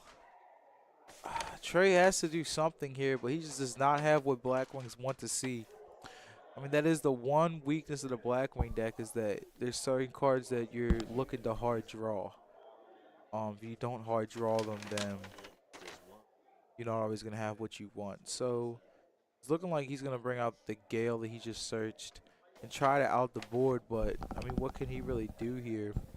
Because whatever he outs, Chris can just easily have a Caius or a Miracle Fusion to just crack into Trey's board. So it's looking like Frog Heroes are heavily favored here. Um, but we'll see. I mean, never count Blackwings out. Never count Trey out either. Here comes the brain, which Okay, is a he's just decent brain, but I just don't know if it's gonna be enough. I mean, he's gonna be able to clear the dupe and then clear the alias, but Chris still has multiple cards in hand. That back row also has not done anything the whole time it's been set. So it's either a second Icarus that he just set a second one, or it's a complete bluff. But potentially it could be the second Icarus. Chris is gonna grab back the swap frog here. So once again, Trey's gonna kill the alias, but Chris has 4 cards in hand and drawing into 5. Because the alias was halved, it's at confused as to what the 950 issue is. minus collude, 450 damage. So Chris is gonna drop down to 6450, and we're gonna see what happens next.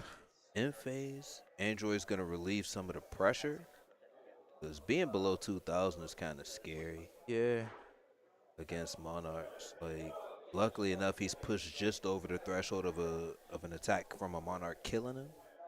yeah. Here goes the econ. Case in point. Yeah, like, oh man, this is just not what Trey needs to see. Oh, you know what? It's gotta be solemn. Yeah, it's solemn. Yeah. Oh, maybe so. So he can try to solemn a normal summon, but Andrew's just gonna kill the Kalute. Yeah, this is just not looking good for Blackwing player Trey Johnston on the left here. When you don't open Shura and Sirocco, it's kind of hard to play. And he's gonna swing for a G. He's obviously, I guess Chris is trying to play around Torrential, maybe. I don't know. Oh, I mean, that'll just guarantee some damage. oh, don't tell me it's Lad. Oh, it's Gores. Oh, And Trey's like, do I That's solemn this debatable Gores? as hell, but you can't blame him for doing it. Cause does he have any cards in hand? Does He Trey has have any cards in nothing. hand? Who, Trey? Yeah. Trey has no cards in Oh, hand. he has to solemn. Yeah, he doesn't have a choice. Yeah, he has to solemn and hope that he Unless he's gonna play top the odds decks. and hope that he gets one of his 4-stars, which is a Yeah. crazy gambit. Oh wait, yeah, you have to solemn this. I mean, Trey's probably thinking though, what if I top like a 4-star and I can stabilize with the solemn? But he probably just doesn't want to risk it. But Hey, that's what some can he really draw? dangerous odds to take. Really is. And if Chris has a Kais at any point, this game is just over. Well, yeah, completely over. Damn. Oh no, Damn. Trey might be It regretting still was. flipping that I solemn. mean, yeah, but You didn't know what you were gonna draw. yeah, come on now. He probably was debating, do I just play into the odds of me? Oh, And game. okay. Well, But let that be a lesson. If you shit in one hand and wish in the other, find out which one to fill up first. yeah, man, you see a player camp going on. The man himself, Christopher Johnston, in the building, taking it down with Frog Heroes, a.k.a. one of the craziest builds of Frog. So, With that being said, this coverage has been great, but we hungry. We'll see. quick lunch break. We'll be right back Quick with lunch more, break. But I'm hungry. more action Shit. for you. I don't know what you think. Bye.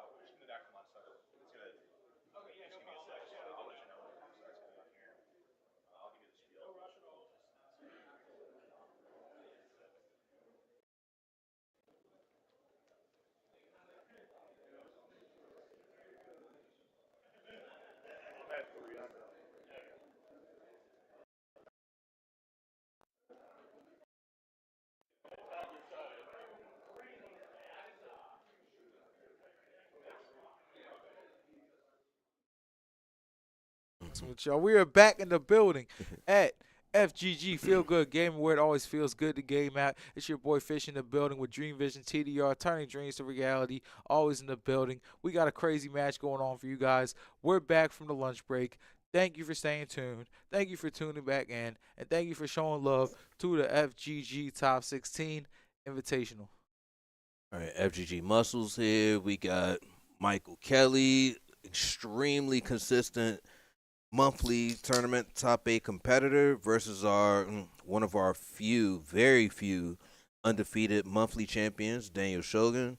It's kind of weird that he never used Vayu Turbo before and just dominated the tournament that he played in, but he did, and nonetheless, it qualified him for the tournament that we're all watching now.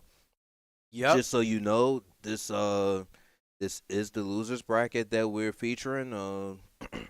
Not too many winners left over in the top 16, but I mean, it's an invitation of our best performers. Like, you're in for a good match no matter who we feature. With that being said, hopefully, here we are. And we see Mike on the left running the Flame Cat versus Daniel on the right running the Vayu. As far as favor in this matchup, I want to win the die roll because they both are playing hamster Raiko strategies. So whoever wins the die roll is going to be in a very good position, especially if they can get to go first if they happen to go to a game 3. The Flame Cat is doing the hamster Raiko, hoping to use Pot of Avarice and Rekindling to pay off, versus the Vayu deck is trying to pay off with his Vayu and Big Boss Monsters. So very interesting matchup, and honestly somewhat similar strategies from both players. One thing I can tell you guys is Daniel Shogun is a current player. He also plays advanced format currently, and that gives him a wide variety of play options and tactics because of his diversity and his game skill abilities. Shout out to my boy Justin in the chat. What's good? What's going on? Good, McPherson. We got the best of the best action coming, and Daniel, I like how he really likes to take his time to think through his plays because he understands the intricacies of this matchup. I mean, he might not know what Mike's on, but he probably can assume it's a hamster Raiko deck based off that turn 1 T set. So I'm curious as to why he went summon Sirocco then heavy. I'd assume he wanted to get bottomless in that case. I think, but cleared the prison to keep the to keep the Sirocco. And I think Daniel was assuming, say your set happens to be Raiko, you might not bottomless the Sirocco or whatever.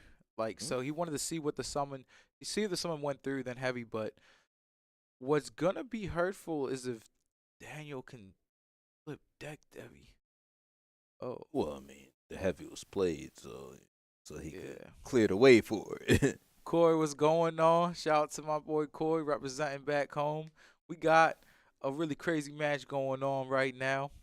both these players right here are actually fighting for their life in the tournament. And this is a double elimination tournament. So both of them are 1-1.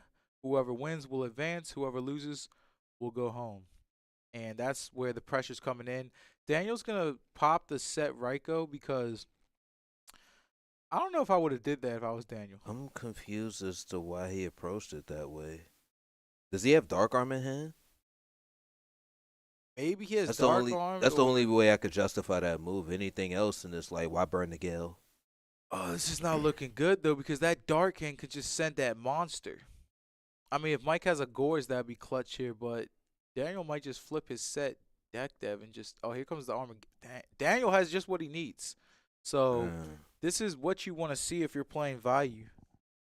So very consistent hand from him. It was good for Mike that he won the die roll, but unfortunately, the heavy Soam and the Gale just gave Daniel a lot of going second options.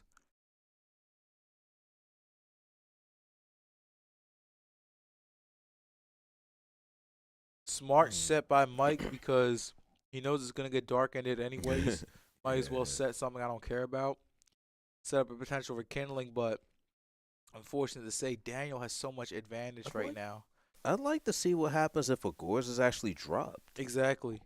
I mean, well, Dark End can't do anything about it. But he also wants to play around it. Notice how he didn't just immediately go for the arm wing attack. Yeah.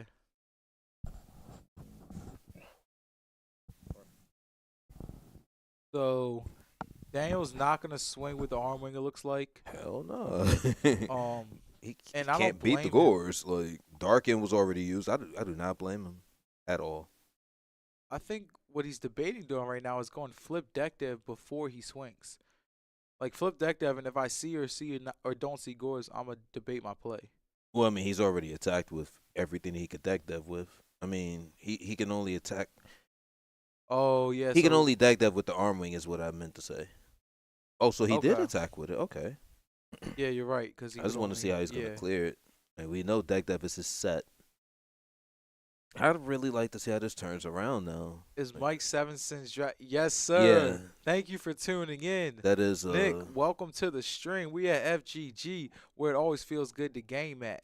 And yes, Mike is Sevenson's Dragon Slayer, and he's playing his signature Flame Cat deck. got Will in the chat. Shout out Will. Yes, sir. What's going on, OG. Mr. Will? Welcome. We got a real good match going on right now. And I like how Mike's fighting back despite Daniel's hand just being really good for going second. Mike's doing everything he can to play around that dark end. He's only on 2,700 left, though, so it's going to be very risky. A brain control at any time could just beat him. Or returned, or some sort of combination play could easily just do the last 27. And there's no Gores coming. I'm curious to see if Mike has back rows. At first, I assumed he didn't have back rows because he wasn't setting anything, but due to the fact that he dropped Gores, he might have been holding traps. Has to flip it. Wow. Ooh. Wow. Yeah, this match just This game off just the deck turned depth. around. There's- And yeah, you might be seeing Air Bellum very soon. Very soon. Oh gosh. Daniel can still fight back though. Like this He is so can, back and like, forth. This is a great yeah. game. So let's see. And he also has complete knowledge of Mike's cards at this point. So that deck dev still held some value. Oh, He could play accordingly, but he doesn't have a hand to really optimize on it. gonna hope to draw. Well, or actually, something. what did he draw? Maybe he does. Yeah, he does. He does. There's two turns going on. What's going on, Panda? Welcome to the scene. We in the building. Yeah, Panda. Fish We got in the the building. Invitational, and we got the monthly going on. Yes, sir. Yes, sir. So this is the invitational, and Oh yeah, we didn't. on the sides the monthly. Oh, okay. No fear of torrential. Will Daniel have it? Solemn. I don't blame him. Like you have to solemn there. Well, obviously, it was definitely a good solemn. What I'm getting at. So Raiko, does he pop the back row and hope to top deck something broken, or does he pop the Gores and try to live? I think he figures popping the Gores is less risky. Popping the back row might be good, but it might be a little bit too greedy. I But was gonna say he only got 25 left, looking at yeah. 27. Like we ain't gonna take that chance. And let's see, what will Mike do? He's gonna set a back row and pass. Yeah, he saw that heavy storm was Big going. It problem. was just like, yo, I get 2 of them things. Dominic Villanueva, welcome to the stream and appreciate that comment out there. Thank you for tuning in. We got the best of the best going on. It's Fish in the building, Dream Vision TDR, where we turn dreams to realities. We have Feel Good Gaming, Carnage Gaming and Kicks, the best sneaker store in Maryland. And we got a crazy matchup for you guys. Shout out. Glad you love watching the streams. We try to improve the stream every single month for y'all. More importantly, we like to entertain y'all, but we also like to stay informed too. So we need y'all staying engaged in the chat to keep the community growing. Yes, sir. Yes, sir. Let's see. Oh, my gosh. This game is crazy. Nice little 27 back to and forth 25. game. Nice little back and forth game. You thought the DDV would just like wreck Mike's shit, but no, that's not quite the case. I wonder if there was an argument to flip DDV way earlier. Instead of going Gale in In the my dark opinion, end descent, yeah. you could have just went Sirocco heavy. When you swing Yeah, to the hamster, set the DDV and just go standby. I But- don't like the fact that he I don't like the dark end route.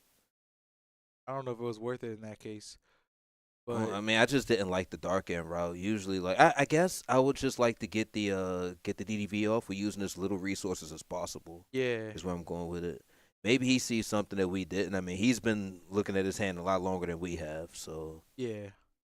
He might also not have known that Mike was on for the Flamville shit. Like he might have thought it was like yeah, value Mike and didn't just really saw- share that with anyone. Yeah, so it's like He- you see hamster, you're assuming value or potentially machinas, but Flamville Cat, not everyone is just assuming.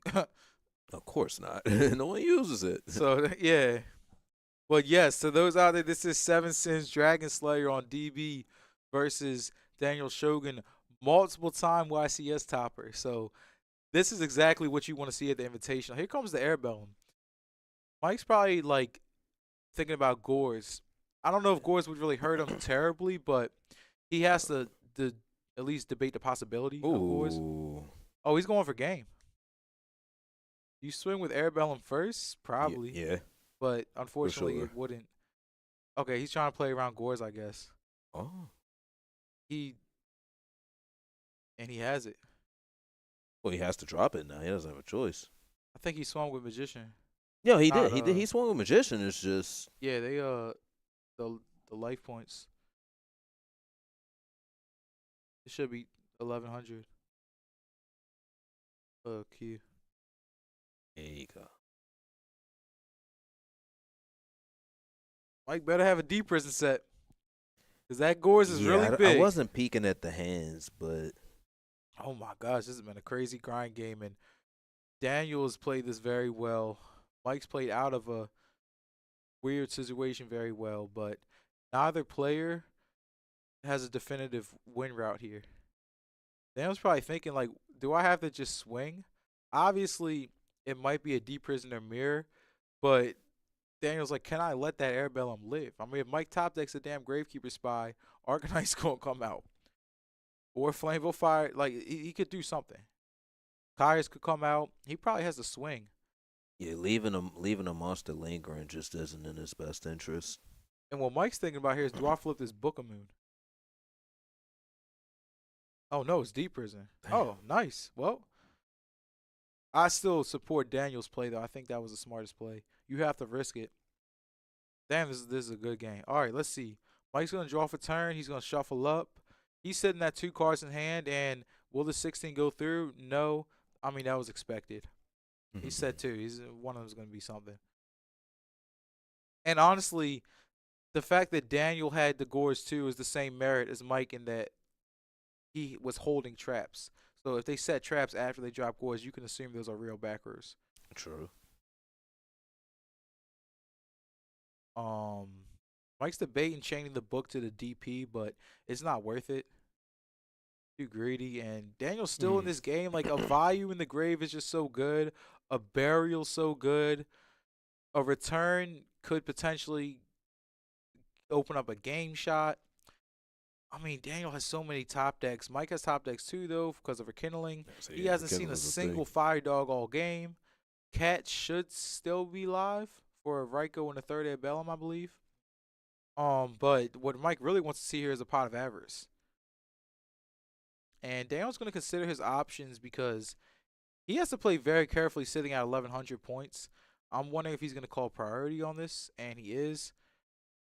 I see why he was debating it because, like, do you want to always discard Caius? Maybe you can protect the Greffer, but he probably is like, well, what if this Greffer doesn't walk? I have to at least get something out of it. So now he's got the value in the grave regardless of bottomless or deep prison. But if Mike's set is Ryko or Hamster, I mean, that's a pretty good card to have right here. I'm wondering what Daniel's set is. It'd be interesting if it was another deck dev to out the set monster, but it could be Return or Solemn as well. I mean, like, you know, Daniel still has a chance to win this game. So if that's Return or Solemn, and Mike has a debate, if he has Mirror Force, does he play it here? Because he's like, well, if I just Mirror Force and you just return me. So he's probably not going to do it. Hamster's going to at least allow him to live no matter what. Didn't he mill Burial off the Ryko? He very well might have. So that takes another top deck out of his deck. This is a close game. Claudio D is Mirror Force. Thank you for tuning into the stream, Claudio D. And Can be. oh, okay, he's saying Daniel's backer is Mirror Force. Okay. I will say he used Solemn already on the kite. Yes, he did. Good point. Carlos Stoth, thank you for tuning in. And solid point. He did use Solemn, so that's also out of the question. Mike's going to see what it is now. I think Mike was thinking about return, though. We knew it wasn't return, but the way Mike was playing kind of showed he wanted to make sure he doesn't just get randomly hit by return, which sometimes you have to do. Thank you guys for tuning into the stream though and keeping up with this commentary. A lot of really good points going on in the chat. So definitely let us know how you feel about this, any opinions you have about the stream and the matches going on, and let us know what you think he's about to draw into off this avarice, because that's very important. I mean, Daniel has no cards left, but that armor master is massive. That armor master is a problem. Is a category 1 problem. At least it's vanilla. Yeah, that's true. It's just a beater. I was about to say it's still 25 heavy. All right, so let's see what Mike drew. Is he gonna set a monster? Does he have a mind control, brain control play? Oh my gosh, he has the brain. Any monster is game, because that's 800 over Greffer. Does he have a? Oh that's shit! game. And there we are. Wow. Brain control has just been deciding so many games on stream today. Been deciding several games on stream today. Showing us the truth of the format, really. Really showing us the truth of the format. Interested to see how they're gonna approach games 2 and 3 for side decking. This isn't a popular matchup, so to speak. With that being said, I'd have to assume that if one DDV is, if 2 DDVs aren't already in the main, that one is definitely getting excited in. Especially going first, I don't see Dan going anything shy of 2. As far as Mike, I mean, yeah, we've seen him use this before, but I'm not really too familiar with how this deck sides. I'm really not. Cyber going second. Well, yeah, that's a well. Let me be more specific. I can't think of what else he was siding. Yeah, Cyber Dragon going second is just a pretty heavy hitter. Like it clears the bottomless for Fire Dog if that's something that they want to do. It takes the hit for the Ryko hit for Fire Dog. He honestly might side Crow. Well, I mean, okay, yeah. I guess what I'm saying is I don't know the odd side cards. Like, yeah, I would hope that DD Crow's in Mike Kelly's side. You got to put that in against Value Turbo. Yeah, that's true. Absolutely. That's a given. So, I honestly don't think he sides anything specific to Set Pass. I mean, specific to Flame Cat. The only, to my memory, the things he sides against Vayu are just typical shit. Um, and I know you said Dan would probably do deck dev. Yeah, I see that. I could actually see Dan doing oppression because oppression stops rescue cat and rekindling. It's not gonna stop Fire Dog on the swing, but if they make a 8-star synchro main phase 2, it's gonna stop that. Consecrated light if he has it. That's also true. Uh, Flame Cat could potentially side consecrated. I mean, it's not like they have darks. Um, and okay, so what you guys are seeing right there is the bracket. So as of right now, we have gone down to 12 players. So 4 players have been eliminated so far, and 4 more players will be eliminated this round. All right, back to the game. Daniel's gonna go first. Game 2. Set 2. Basically, what you want to open up with value. And there's the dust shoot. Oh my gosh. Well, Unfortunately, Yeah. Mike's only monster was Gravekeeper Spy. that mind control does look pretty good against that set monster, though. Let's see if it's stolen and taken advantage of. The only problem is he can't convert it. He Yeah. might have to. He I might about have to say, you say, got to roll the dice on this Yeah. one, man, and just take that hope that he chance. mills a magician because he is rekindling. Oh, 'cause- hoping to just flip a Raikou and kill that back row Yeah. to shift this advantage a little bit. This is definitely not an ideal hand from Bellcat. But luckily, mine for Raikou, he can potentially make that rekindling live. Is it a He's gonna Raikou? do And it is a whatever. Raikou. Juicy. No good mills other than 2 monsters. No for good mills, avarice. but it's, it's juice for avarice all the same. One step closer to resolving it. Now Daniel knows what Mike has in hand, so Mike might not set like a trap. Like he might just set a bluff because he knows that Dan knows his hand. So he might have to just set something random because Dan's might have to assume that that's one of the traps that he saw. But also Daniel might be A hell of assuming a- that Mike would set a bluff. It really depends on where both of their mentals at between this dust shoot scenario. As of right now, though, Daniel's definitely in a favored position. Unfortunately, though, he does not have the gas. But Yeah, but he got that DDV that's ready to fire. Like, he's setting that It's just coming motherfucker out. up. and he's probably gonna hold it for the right moment too, because he knows Oh, he's yeah. seen most of his cards You off saw his dust shoot, so hand. he Yeah, knows hell when yeah. the right moment will be. Set another back row, Oh, yeah. and this Raikou might start putting in work for Daniel. Oh, no. It's about to eat for free. I definitely like the turn 1 set Raikou by Daniel though, because if it gets like he's playing Fire Dog, so it's a perfect card to set turn 1. Caius. Wow, so Daniel assumed that the first one was a bluff. I like this. That I was like pretty this. smart. Yeah. And honestly, he might just end up popping both the backers regardless. Oh. So that was also smartly played by Mike, trying to. They're both kind of thinking about each other's positioning right now and trying to read what the backers would be. Oh,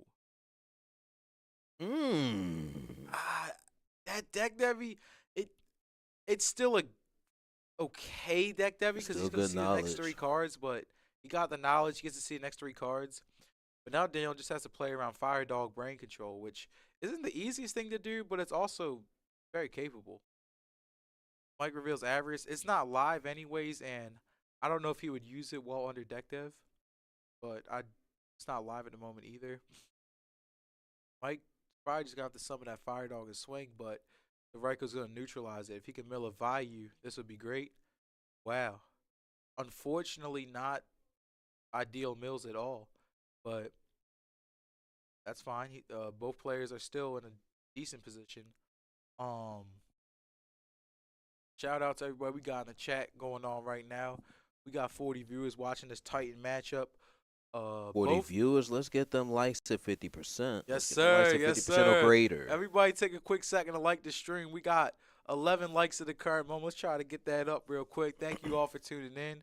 We appreciate the love going on, and we appreciate the vision. So Get us at 50% likes for this 100% effort we putting on. exactly. We do this for the community, not just for ourselves. Yep. And okay, so Armageddon dump value. I'm surprised Daniel didn't dump Necro, but that tells me that that backer is definitely real.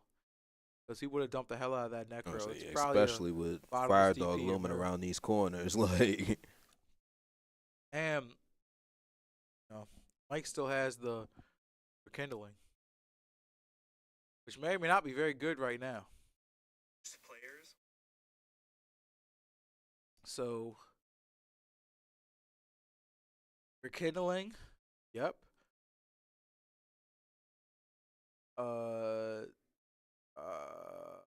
this is a really hard position for Mike to be in because the thing about level eights and Edison is that they're all situational. They all have to be. They're all good against certain backers your opponent might have between Stardust, Thought Ruler, and even potentially Colossal. So Mike's probably thinking, do I swing with my Fire Dog, try to get another Magician? Do I just make my 8 and most likely make my Avarice live? I mean, he has multiple things to think about here, especially because if he makes that 8, does he make the Stardust or the Thought Ruler? I mean, both have merit. Um, Mike is going to Synchro into Thought Ruler, and he's going to swing. Daniel flips Mirror Force, and now his Avarice is live, but he's still under deck heavy. So he might hold the Avarice. He's going to do that and hope not to die. I mean, Daniel has 2 cards in hand, so it's probably a safe bet that he'll survive, but a Greffer into a value play would be pretty damaging. But he doesn't have it, and Mike's going to wait until it wears off to play the Avarice. Unfortunately, he drew a Raikou for turn, so that's gone. The Avarice is going to be live next turn, but if Shogun has a DD Crow, that would be very detrimental for Mike's positioning here. So we're going to see Shogun tribute the Armageddon for Sirocco, swing for 2K, and now Mike's probably going to let the Avarice go. I'm not reading deck dev here only because he didn't summon that Sirocco to make deck dev live. He clearly summoned it to make the value in his graveyard live. So honestly, if I'm Mike, I'm probably reading still a bottomless or deep prism. Most likely deep prism because I think Darren already used a bottomless. So interesting to see if he has a ways to play around it or if he's just gonna have to see what he draws off his average. So one thing we know Mike has is a brain control, I believe. Yeah, I believe he has a brain control in hand, so that may come into play. If he can draw into a heavy storm and a rescue cat, that might be really good, but that's easier said than done. Let's see what we get here. Draw. Brain Kai's game for Daniel or Mike.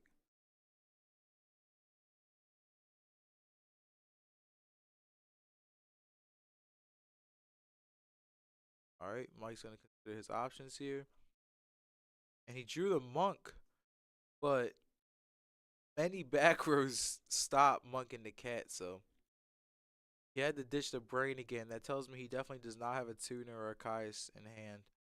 Um, he's probably gonna try to make Arcanite Magician because he's reading that back row as a deep prison right now. So I could see him going Arcanite. The only problem is that blowing up that Sirocco just means that Dan's value is live. I mean, he can leave the Sirocco on board, but then comes a potential Kais. So eventually like, gonna have to get it out the way. yeah. Just a matter whether it should be sooner or later. Look like value's really just in the driver's seat here. Yeah, it seems to be in the dominant position right now. Yeah. It's definitely a tough call. No, like, oh, what is he willing to play into is pretty much what's happening right now. Yeah.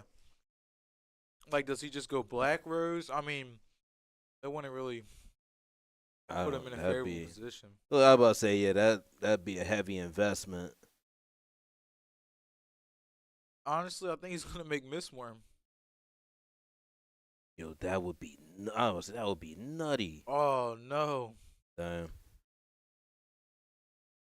that was right when you want bottomless. Right when you want it.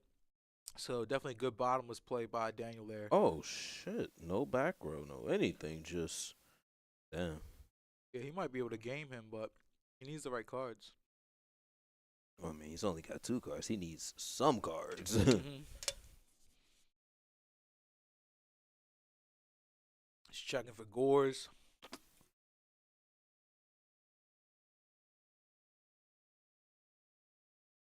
Yo, Mike can have here. Rekindling's actually live, right? Is it? It is. Nope.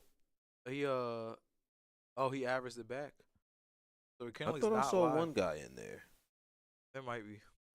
I thought I saw a magician in there. So, Mike had to discard the brain for Monk, so that's not available anymore. This is one of the grindiest games we've seen on feature so far. We're 23 minutes into the round, and both players are still grinding. So set pass. Daniel's going to examine options. Can he Caius for game? Hopefully, but he did not draw Caius. Trying to see what Mike has left. And at this point, he still has all the hamsters and Raikos, so it really could be anything. He averaged the dog, Magician Jet. Damn. All right. Oh yeah, so yeah, Lincoln magician Dubs, is in the appreciate grave. that. I thought I saw it, but Good call, Leaking Dubs. So for somehow Daniel's value still isn't live. oh, so yeah, he been through a couple cards by now. Yeah. But yeesh. But as soon as that Soroka hits the grave, it will be live. Yeah. At least he's got the life points to work with. Yeah.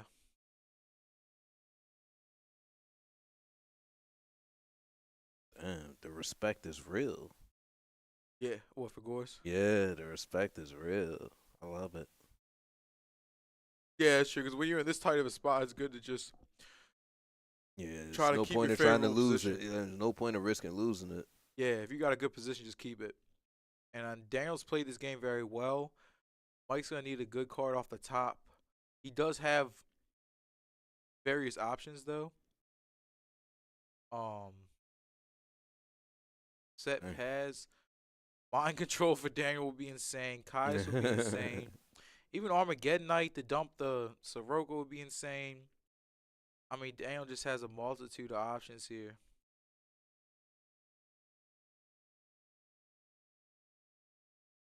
So he's gonna swing. It's a hamster. Oh, nice. Whoa, whoa! Oddly enough, that's Chalice. something you would see a Flameville person using to make sure the fire dog gets through, and you see it on the opposite end of the table. That was a beautiful flip. Yeah, Chalice is really nice in That hamster. was a Raiko beautiful bears. flip. OMG! Didn't expect that to plop down from Dan's side of the table. Definitely didn't. Van's definitely adjusting to the meta here because I know Chalice is good against the frog and I guess potentially the plant deck too. So Chalice is good against the new hyped up decks of So Edison yeah, a the lot. new hotness. As Like, well Chalice as is the old definitely ones touching too. it. Yeah, so I like that tech choice by Daniel, and you saw it coming to clutch right there because that hamster was gonna give Mike a chance to finally stabilize. At this point, was undefeated in the monthly. A couple Machina decks, Dragon deck, a Value deck. That's all I know actually, but I can tell you those three. Better than me because I didn't know at all. Yeah, I seen those three. That's about it. Uh, Daniel will set a back row, and let's see what Mike can do. A heavy storm into a rekindling would be beautiful. That's what I think he wants at this point. That'd be But pretty nasty, actually. we're getting close on the clock, so I'm curious to see if this game will go to time. There's a potential chance it does, if not game 3. But if Mike can close this one out, then that would be great for him too, because he wouldn't have to risk going to the time game 3. He's got about 4 cards in hand. Okay, so he has rekindling. At this point, it's kind of either gonna walk or not. I mean, there's no bottomless left, but being at 2600, you don't have the liberty to try to play around anything. You just gotta throw it all out on the table. What Mike is debating here is swinging with Fire Dog, but I don't think he wants to get deep prison. I think he honestly might make Thought Ruler. I thought did he shuffle it back, or was that the last game that I'm thinking of? Which one, the dog? No, Thought Ruler. He shuffled it back. Oh, okay, great. Well, here it is.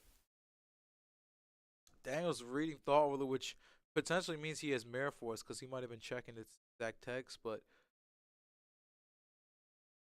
Oh, if he is thinking about Mirror Force would be was Mirror Force really, milled yet?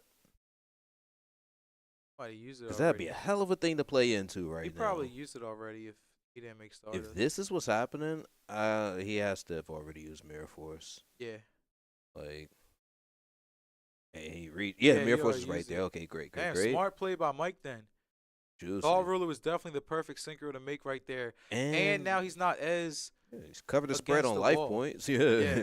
Because that 2600 was just when you're at 26, it just causes you to make like reckless plays because you have to. So Yeah. being at 46, you can play much more patiently. Back against the wall, you start throwing punches you ain't think you would actually throw. Exactly.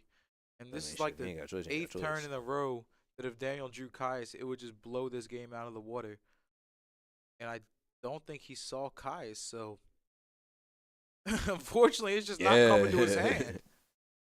He's probably crap. trying to mill Plague here. Has Plague already been yarded? He's got value. He's got 2 values in the Sirocco. So if he milled Plague off that trooper, that was So game. what's in his hand to where he did that? He's probably not something crazy. He might just put the Ryko Probably in just defense. felt like, you know what? I got the life points to chance it. Yeah. Like if and I I'm mill not giving Plague him here, much you back, lose. you know? Yeah. Plague would have been game, 100%. So it wasn't, and the trooper's not gonna minus him either. He's gonna gain. He's gonna take 23, but he's gonna draw a card. So he's like I said, he just gets Kaius at any point in time. He's just in a beautiful position.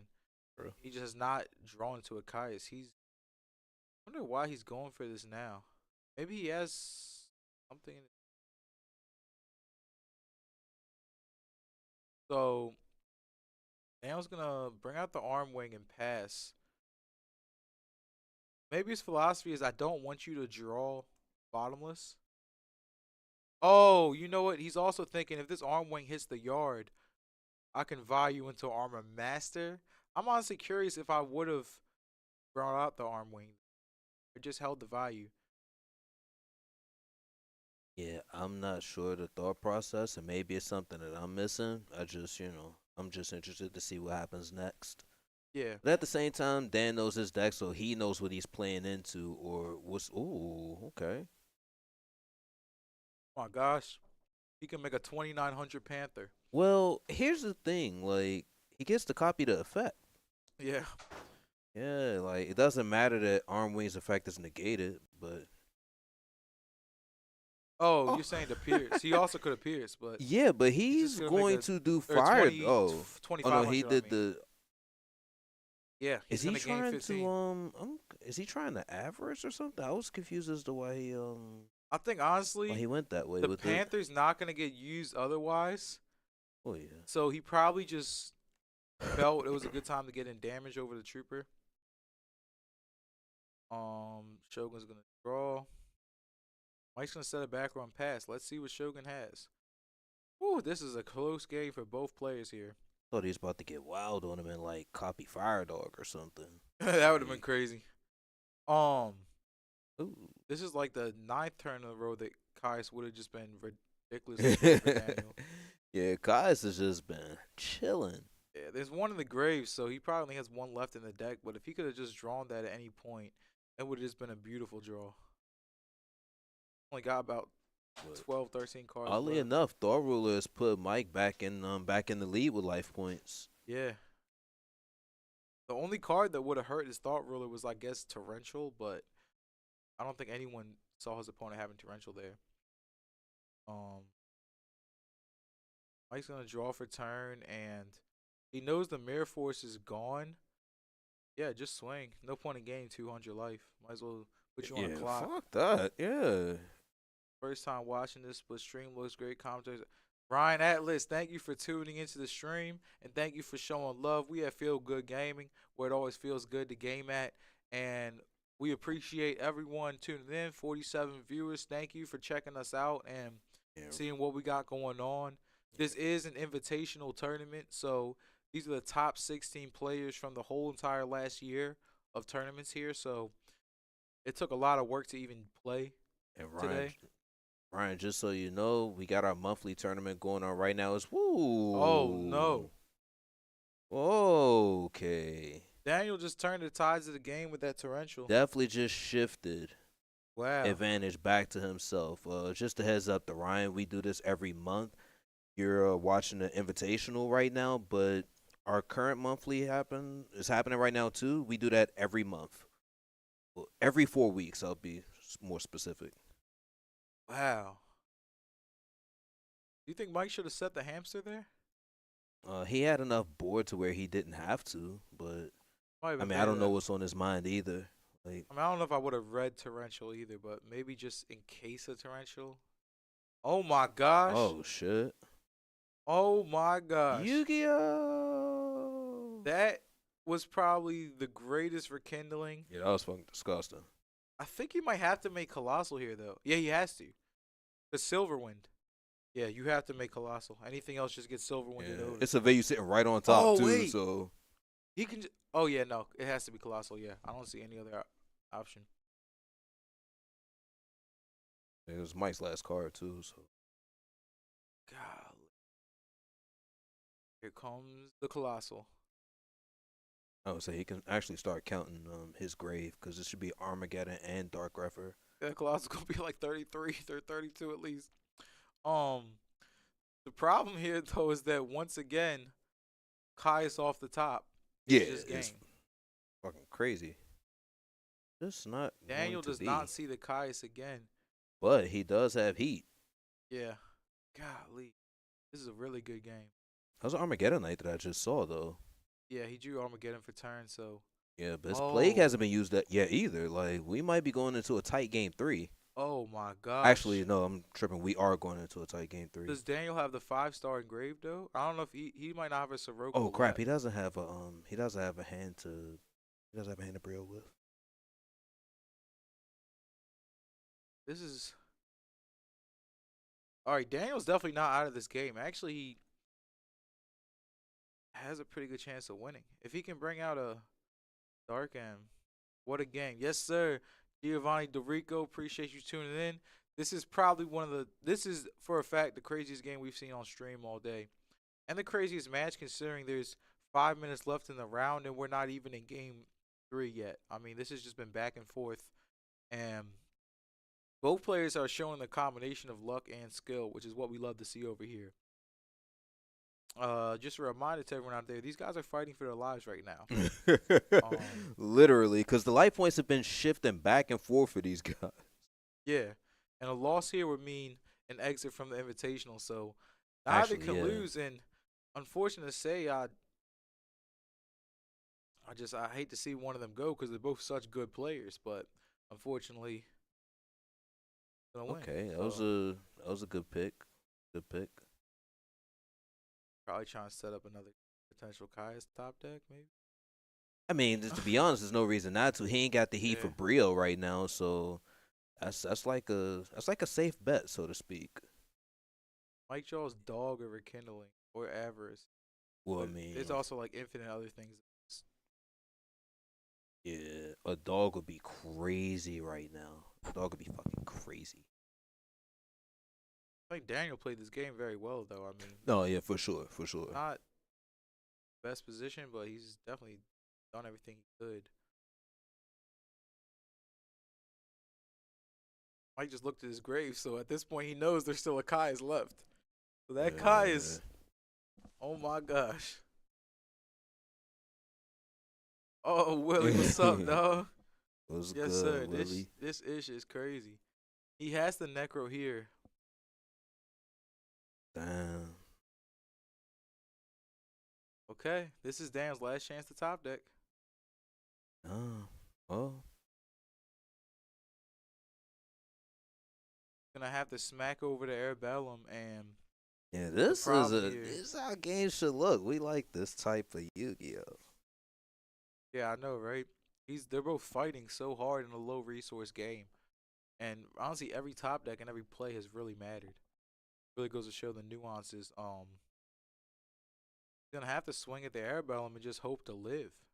Yeah, but like Any monster from you can Mike. kind of any monsters like you can kind of tell with that attack he just made. He's like, damn, I'm getting close, like fucking me up. Yeah. Mike's just gonna swing over that. Now we're checking the Warriors to see how much damage. If Mike can just top deck a damn hamster. How many hamsters are in the deck though? Well, because Mirror Force has been used, Torrential's been used.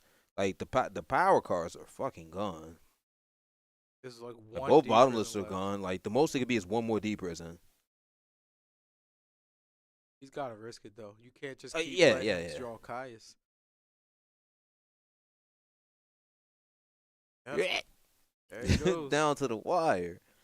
Yep. The funny thing is, despite this game, despite the round clock being so short, neither player has been taking extremely long for their turns. Like this is justified pacing of play. Like it really is. Yeah, these It's been a flipping so really much tight shit. 2 games. It's been a really tight 2 games, well fought by both sides. Yeah.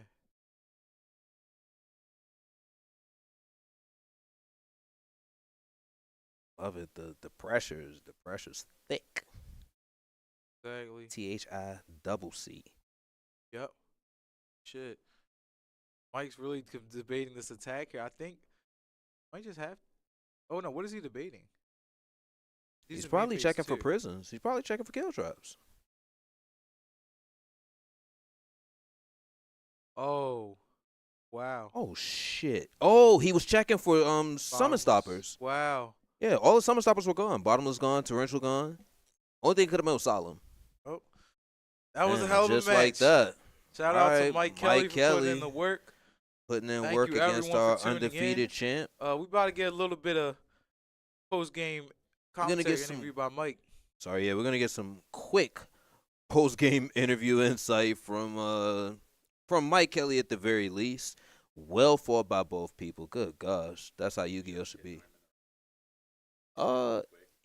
Is you can tell him to chill. Are they the last match? You can tell him to chill. No, tell him not to worry about it.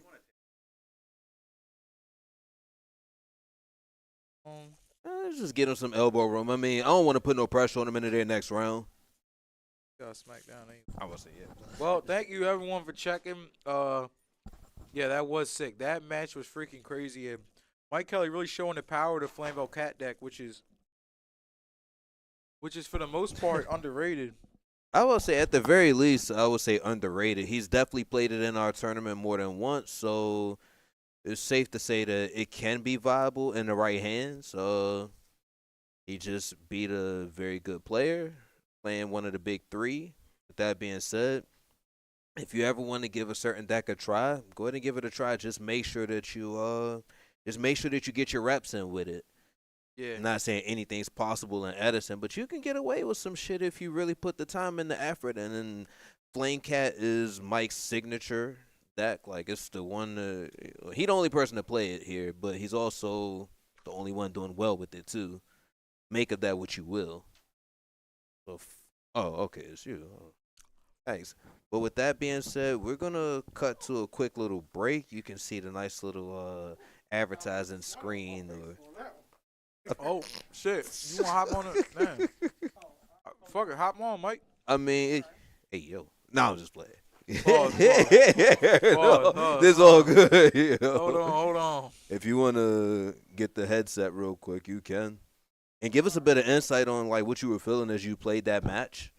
Cause So you're actually, not we're gonna playing have a quick, oh crap! quick winners interview going Yeah, on. it's a quick one because time is already called in the round. Hey, Mike, you got a comment out there. Let's go set pass. Mr. Will and Panda.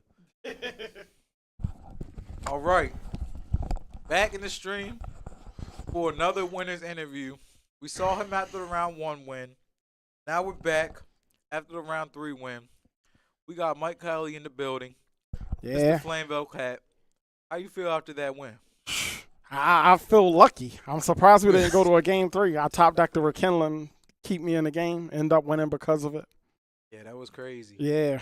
Yeah, I like how you counted how you looked for all his summon stoppers for the game. Yep. Yeah. Mm-hmm. The only thing it could have been was Solemn. I don't even know if he kept that in against you. That's what I was looking at. I'm like, or it if he could even be used Solemn. it, to be honest. But I'm like, I don't.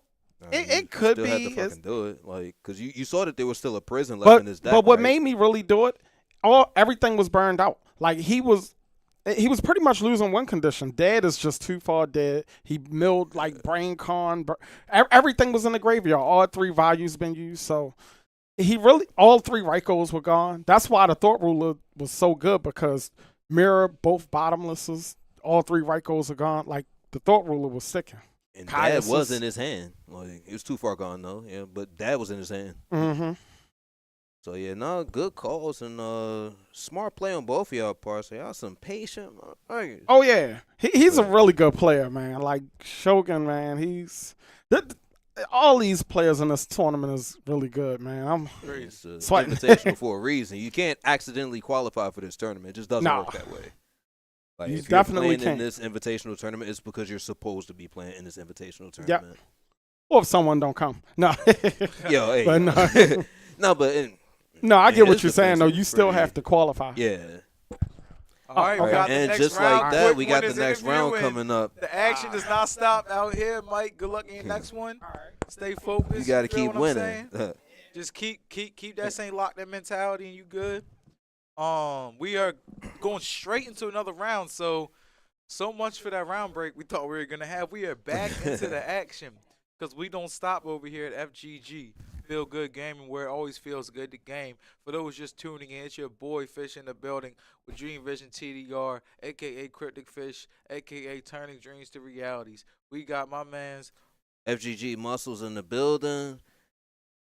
Ready to bring y'all some more action and entertainment, to say the least. Yes, the sir. players will be handling most of that, and when they run dry, we'll keep things going. We don't know what the matchup is going to be. It probably won't be another undefeated. Or, you know what? Better yet, we're okay with that. I mean, it's only been so long that we can only keep the undefeateds off stream for so long. Plus, we want to give y'all the best of the action. And with that Oh, being yeah. said, let's cut over to the table. Yes, sir. Let's see who we got going on the feature. I can assure you one thing. It's going to be a banger. One theme of today is every round is gone progressively more intense on stream. And by the time our invitational is finished, we'll be able to cut over to the monthly, in which the top table, so that should be something to see too. So once we get done with the invitational, you still got our regular monthly to work from. And We that got being comment said, out let's there get a from, countdown to that next feature. yes, sir. Actually, Let's check that out. Oh wow. Okay. all right, this will be good. This So- will be really good. It is. This is all It right. has So to what be. you guys are about to see is the final 2 undefeateds. Whoever wins this technically gets to chill for a second, because then they'll be Actually, the yeah, let's winner talk of the about that, winners yeah. bracket. Whoever wins this match is the winner of the winners bracket, and they have to wait until the losers bracket plays out to face their final match. Yeah, So what- because this is double elim, I would assume whoever wins here is just the winners of the winners bracket, because this is the final 2 undefeateds. You've seen both these guys on stream. You've seen both of them in many other matches, and you've seen both of them be Edison enthusiasts. What you guys are about to see is Gary Yu on the right versus This is Yi Chang Lee on the left. And we know what both of them are playing because we've seen them already. It's going to be a classic battle of Machina versus Vayu Turbo. I'm sorry. Quick sidebar. Did you play today? Oh, you still play it? What's your record? That's valid. What you Are you using? good? You know? Oh, Cool. okay.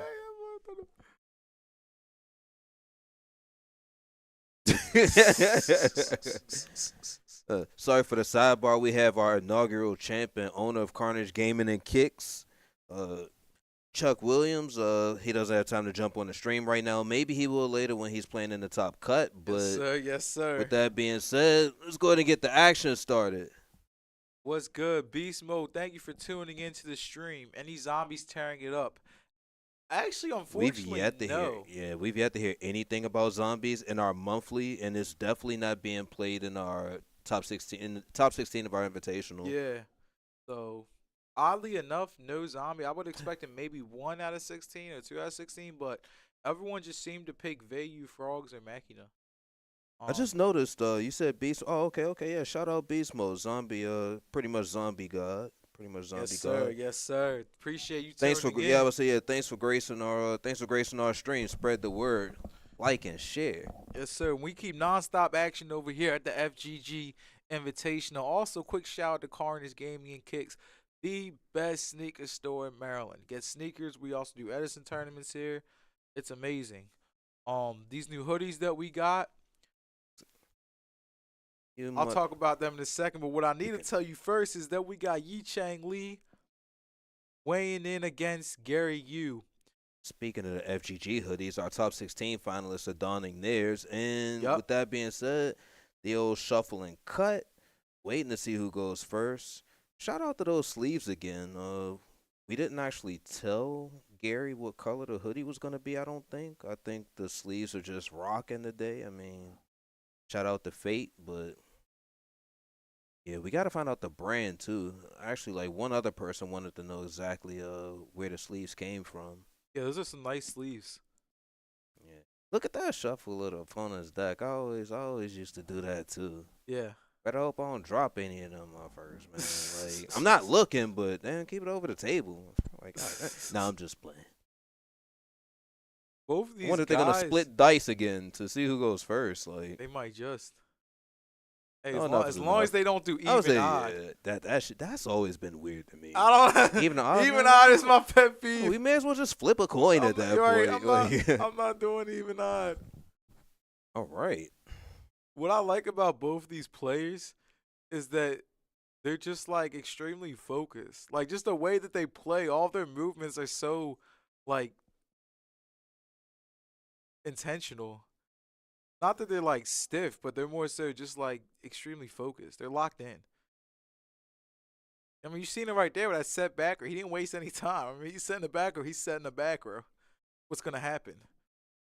This is gonna be a good game. Yes, sir. Yes, sir. Edison Club. This right here. He might have lost the card. He might have actually been looking for. Yeah, he might have been looking for that Lila. I hate when that happens. When you mill the intention. I hate that.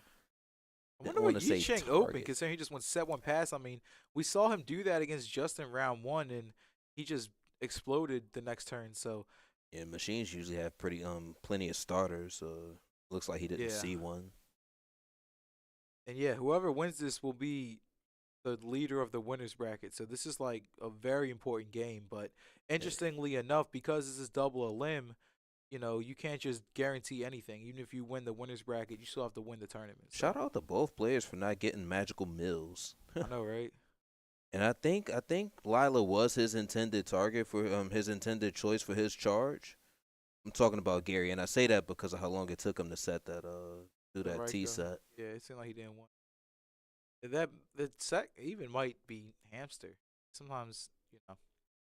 There's you do the old switcheroo. Yeah, that's fair. Yeah, could be I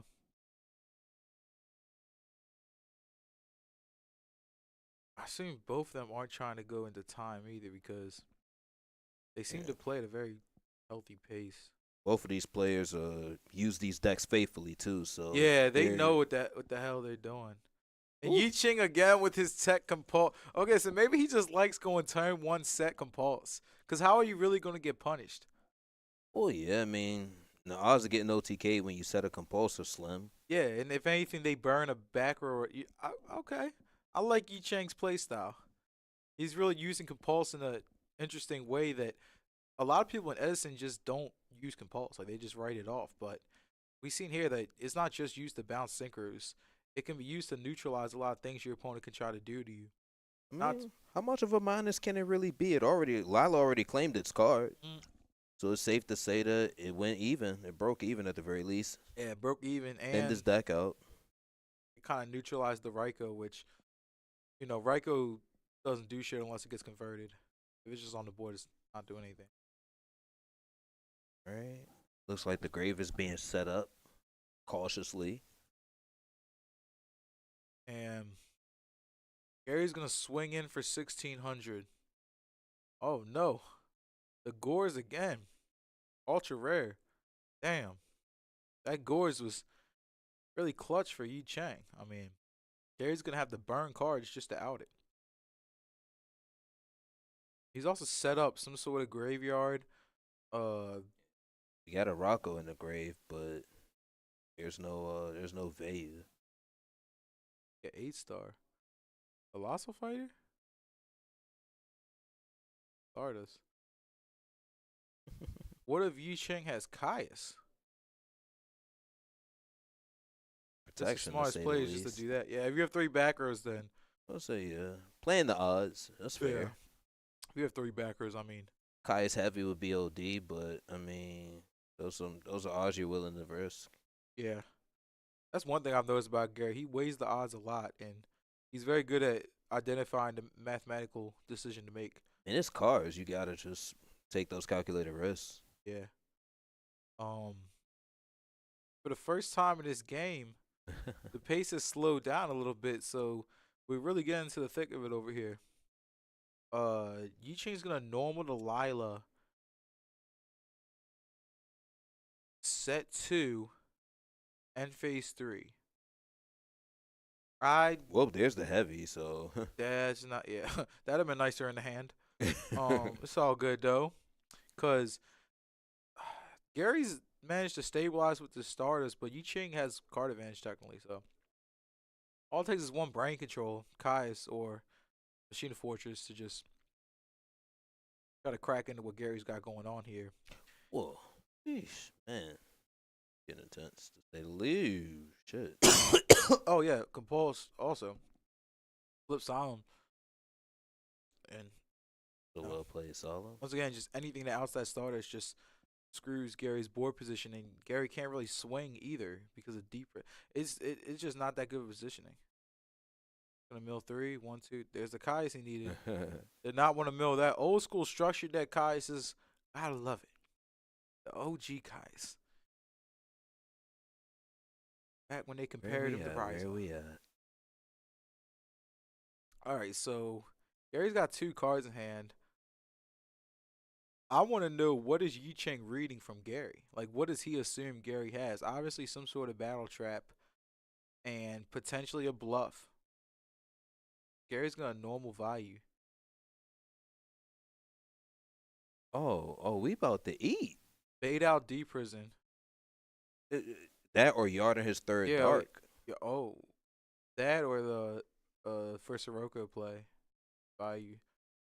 One way or another, when the value's just sitting in your hand, it makes Responding sense is to gonna. do this. Or you either respond and you lose a card to a little value. Oh, okay. Here we go. No prio, because he has starters probably. So, or maybe he's asking for Solemn. If Viching Yeah. has anything, he kind of has to do it. But the only thing he could have is really Solemn or Book or that's He's oppression. about to just start fucking his board up. Is what he's Yeah. about to do. Yeah. Wow. Third dark. Who'd have thought?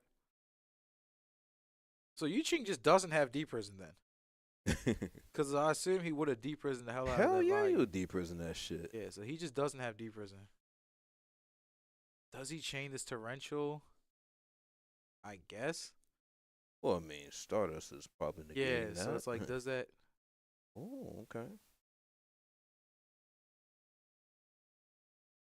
That's his best play. I Yeah. mean, that's your best option.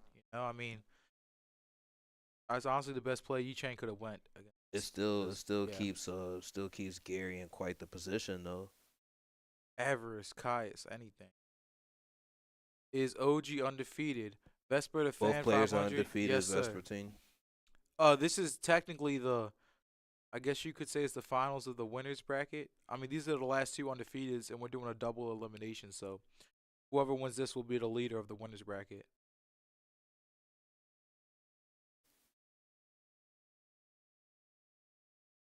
Yi Chang's pushing for damage here. That's why he baited out the starters with the Lila. Yeah, I mean, he's going to have to eventually try. Here comes the Mirror Force. Oh, he doesn't have Mirror Force. He has Deep Prison. Man, if Yi Chang can just swing for game here, this would be an amazing fucking Mechana deck. Well, here it is. Like, he's debating whether or not he's going to deep prison that, and then Yi Chang might just not attack with that fortress Yeah. and just get the damage in for free. Oh, just decided not to do it at all. Oh. That makes sense. Swing with my token. Yeah, You're still on the clock, technically. but keeping fortress on board is crazy. So, like, deep prison can still be there. Yeah. He just chose not to lose his fortress to it. Yeah, Like, this and is and both of strong them know that. That's why Gary was depending on, like, thinking of whether or not he would respond, or it's just a heavy ass bluff on that. Here comes the Rhoda. Armageddon Knight. Probably gonna dump, I guess, Bayu or Sirocco. Oh, Necro. I guess, yeah, it's definitely probably the better dump there. All Yi-Chi needs to do is 1700. That stars can get cracked by Fortress.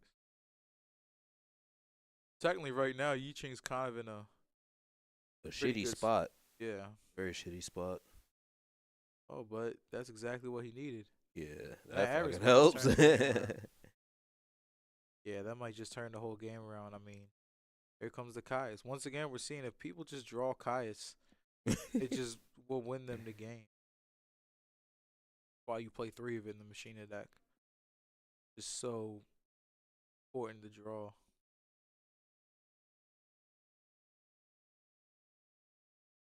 Yeah, actually checking opponent's grave to see what's best left in the see what's best returned to the deck. But he put back a few guys. Like, Yeah, it was like I need to resolve. He's Like, only got like 25 cards left in deck, maybe 20, 22. Like 3 Kai's drawing 2 cards. Got at least like a 20% chance of seeing one right here. If you can just Kaius, kill the Stardust, ditch Force, summon Fortress back, now you're just damn near about to lose if you're playing value here. So we'll see what he draws. still like both back rows just being there. Stardust holding it down to say the least. This gear frame's probably gonna mean he can risk his Fortress now. I assume at this point he might start risking swinging because he has another one to bring out. Well, This yeah, is there is the- still a Gardener to consider too. That's also true. If anything, it might bait it out. Depends. You know, Gary might also be trying to, like, he might be saving something down there, but I don't know. He hasn't flipped much of what he has said. Oh, so, I'm sorry, his Mirror Force has been used. Yeah. Oh, it has. So it's okay. Sorry, yeah, Gary's Mirror Force has been used already. So, Aggression holding it down. Oh no, That's interesting. it's too much life. It's I too would say much he has damage. to let that go. But it's yeah. Oh, he paid. Nah, he can't. Oh, his back. Oh, he row did must pay. be- I'm it sorry. must be His back row DP. must be real. And Gardner and boom.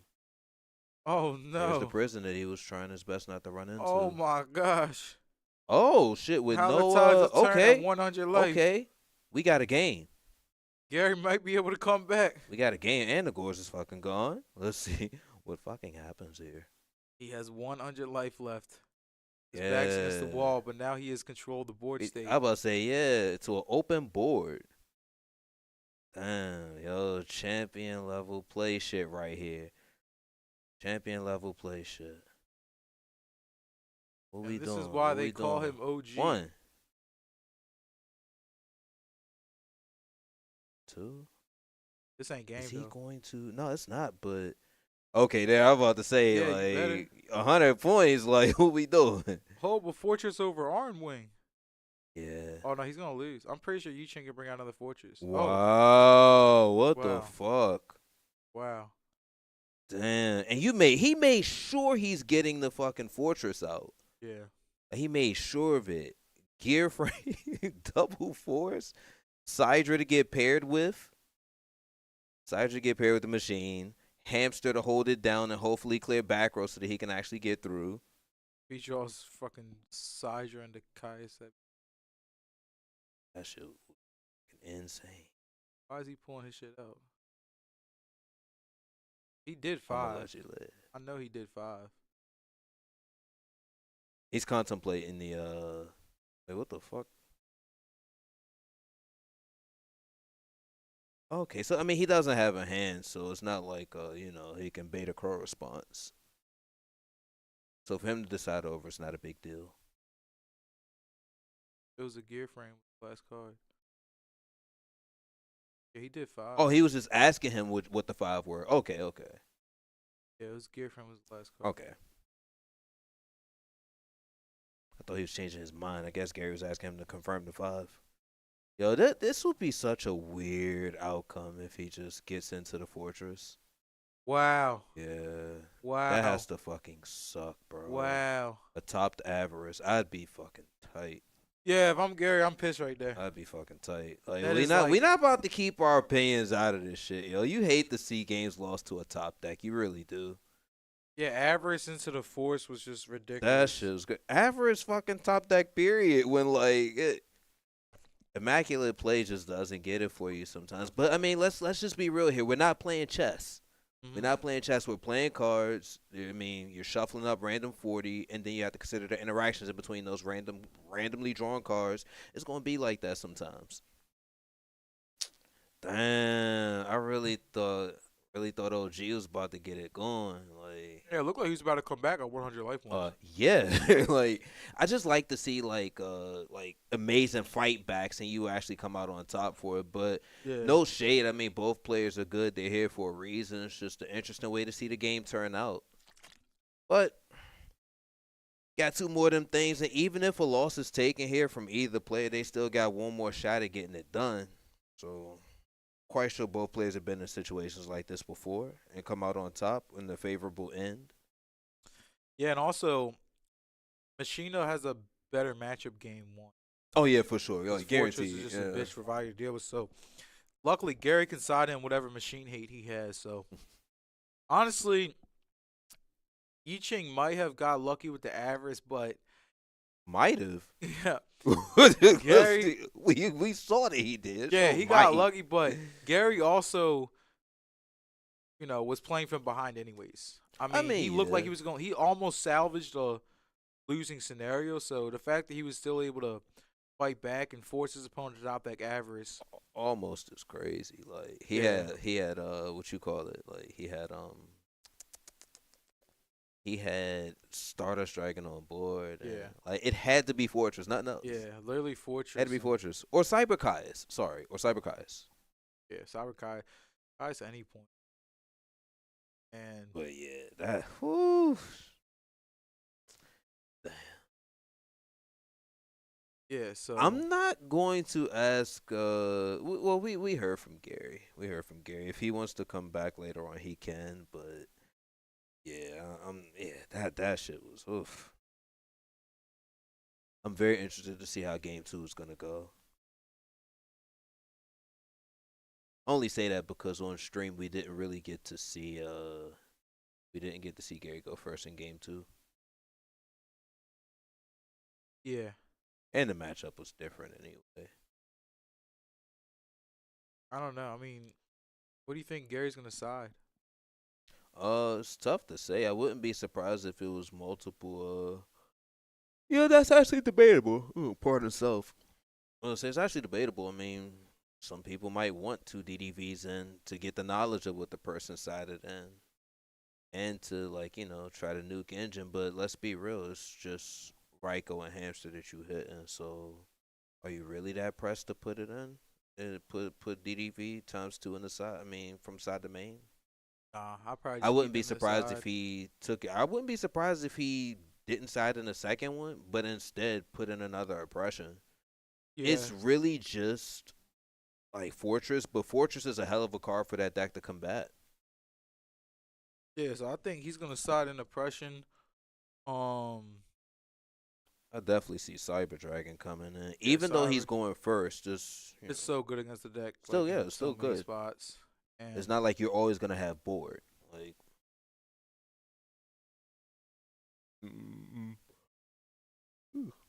So, My bad, yawning all in y'all here. Excuse me.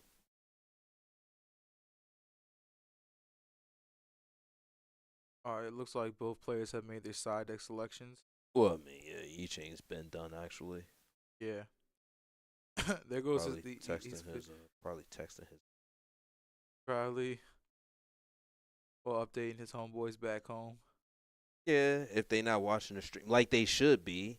Mhm. But speaking of, how about y'all go ahead and share that stream? Make sure our like count is above 50% as well. I see it's 30. I see it's 43. Y'all in here watching. Hell yeah! Do it And now. if you guys are from either of these players' hometowns, show some love in the stream, show some support. Both of them played very well that game. It was honestly going to come down to who drew the right card at the right time. They were both backs against the wall at different points of the game, and Chang ended up coming out on top. So props to him for playing that game well. Props to Gary for playing that game well as well. And we'll see what happens in game two here. I know Gary's going to go first. So he's likely going to set up with a hamster, most likely. That's his ideal. He could go turn one set Raiko, but I doubt he does that because Gear Frame just demolishes that play. Gary's going to sit here, shuffle through his hand, and let's see how he opens this game too. Technically, Machinas can be a hard matchup for Vayu because Fortress is just so hard for the deck to deal with, but at the same time, you know, Vayu's such a powerful deck, it can really beat anything. So let's see what he wrote us into. Assume probably Armageddon Knight play. This is looking like he's going for Armageddon Knight to dump the Necro Gardener, which it's your most consistent turn one play. Um, and it's looking like there goes the army, and there's the Necro. So it's your most consistent turn one play because the only thing that really blows you out there is Kaiku. And he's got a background anyways. But other than that, other than the Necro Engrave, it saves you from something like Brain Control, Gear Frame into Double Fortress, or just something crazy. And now, his Caius is live. Um, his Caius is live. If he has, sort of Sirocco, yeah, he's gonna go Caius, target set monster, and he's gonna chain Bottomless. So One less monster for Avarice. yeah, Even yeah, exchange on both sides of the table. Yard. Ooh, that was the perfect time to have a Gear Frame. I would say yeah. You can almost guarantee that that's 1800 direct. All right, so People do not like. People just do not like hitting gear frame with the kill trap. so we're gonna draw for But no turn. back row is also a good thing to see too. Yeah, Sirocco's coming in clutch. All Fortress right, can smack over that it, thing but most likely hitting the yard. yeah, that thing's gone. So Gary's gonna need a Bottomless or Deep Prison here. Otherwise, Fortress just smacks the Sirocco. But if Yi Chang, oh no, he is Lila. So Yi Chang is just go Lila, pop your back, or drop Fortress, smack, and take over, control the board. Now he's forcing Gary to have the right cards once again. There goes that, but Chang can still drop Fortress, and Gary will either have to let his Sirocco die or burn his Necro. So looking like Machina's just doing what Machinas are meant to do here. Yeah, it And does. It has a fairly favorable matchup against. Okay, good. Nothing was done. Not sure if he has gores, but see the allure from Gary. Banishing the Vayu. Just see how Gary's gonna fight. Here comes the trooper. Can he mill the nuts? Unfortunately, nothing. So he's probably just gonna have to swing and try to stabilize with some sort of back row. I'm surprised Yi Chang held his fortress, but what that tells me is he's trying to set up a turn massive damage. He might be trying to kill Gary in one shot. Because at the end of the day, the grind game favors Vayu. Usually Machina wants to OTK them quicker. I'm just wondering if he's gonna attack with the Sirocco. Honestly, Probably not. from his perspective, probably not, because he doesn't know whether Yi Ching has goals or not. And the way he's been playing is Chang's been playing pretty honest in the sense, and that he's not giving away as many reads. So it's not like Gary's gonna be able to read whether he has goals or not. He probably just doesn't want to read it. Shit, no back row on something like that. Yeah, I'd be thinking my opponent had Gores. Oh, Brain your trooper, mill 3. no, he tight. Not good mills at all, but Right. it doesn't matter. He didn't even get a monster for avarice, let alone a Yeah. fortress for recycling. But I mean, Brain Brain Con Kai is is- as good as it gets. So That's Combo and Edison. yeah, I don't get no worse than that. I know people hate seeing that shit. That's what just happened. Damn. That's all good Oh. though. You gone? Oh, I gave a All thumbs right, up thinking then. you were still in. Asking you if you were still Damn. in. Yeah, damn, dog. You out though? You got Alright. you got him next time, man. Shit. Yeah, Alright, that's we'll definitely see you next that's month all to hear. good. Yeah, all right, bro. All right, so Sorry for the Yi Chang sidebar. still- That was Tahir just telling us that he was leaving. Tahir's another one of our consistently topping, event topping competitors. Yep. So we didn't get to see him on stream, but next month he definitely will. So MST looks like we're about to do some damage here. Nothing. Wow. He MST that just to prevent him. I'm gonna say it must MST. be a pretty important trap. Then. Yeah, he's. Oh no. The Mac in the Hey. deck is just so consistent. It's doing what it's built to do. Does he have average live? No.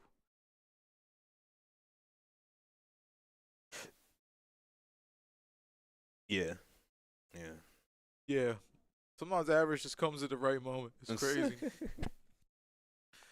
One thing to note is Gary has not used his Necro all game, so he's being very conservative with that. Just making sure he just snatches as much value out of it as possible, I suppose. Exactly. So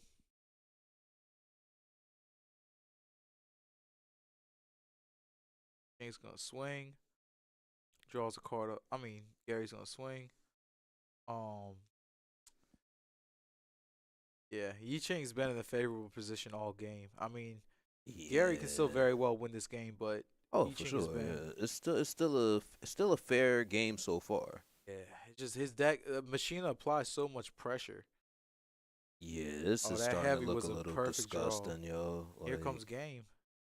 Well, Gary still has I Necro. mean, there's a so Gardner. let me Yeah, slow down on that. Yeah. Here comes the Avarice. The signature Avarice. I love the ultimate rares.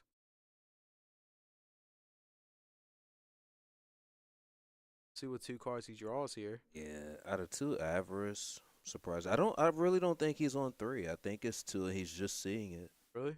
No, I'm going to ask him afterwards. I think it's 2 Avarice. Like, I'd even make a gentleman's bet on it. But yeah, I think it's 2 Avarice.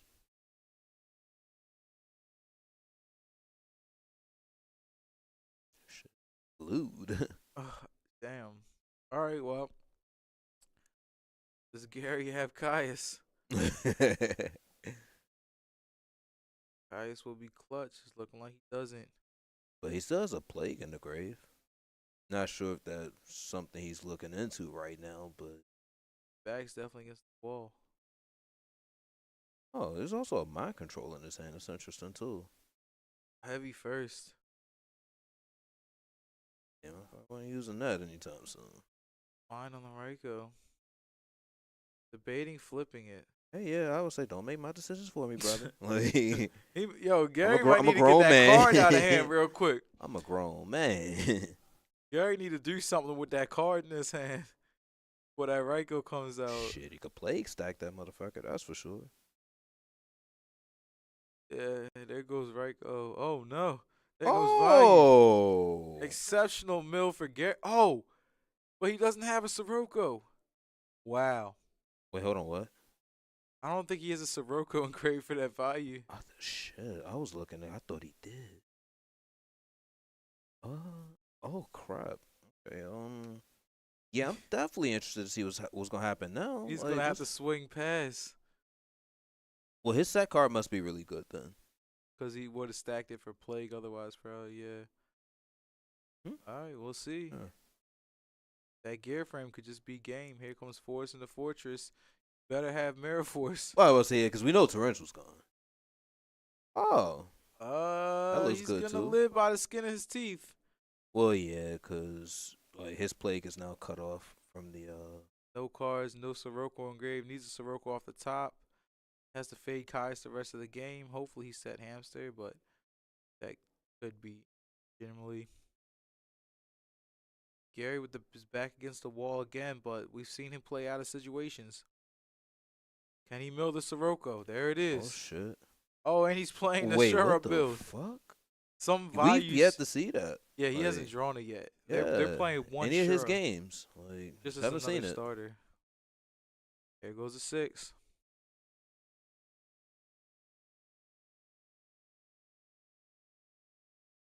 Once again, Gary, you fighting with his back against the wall.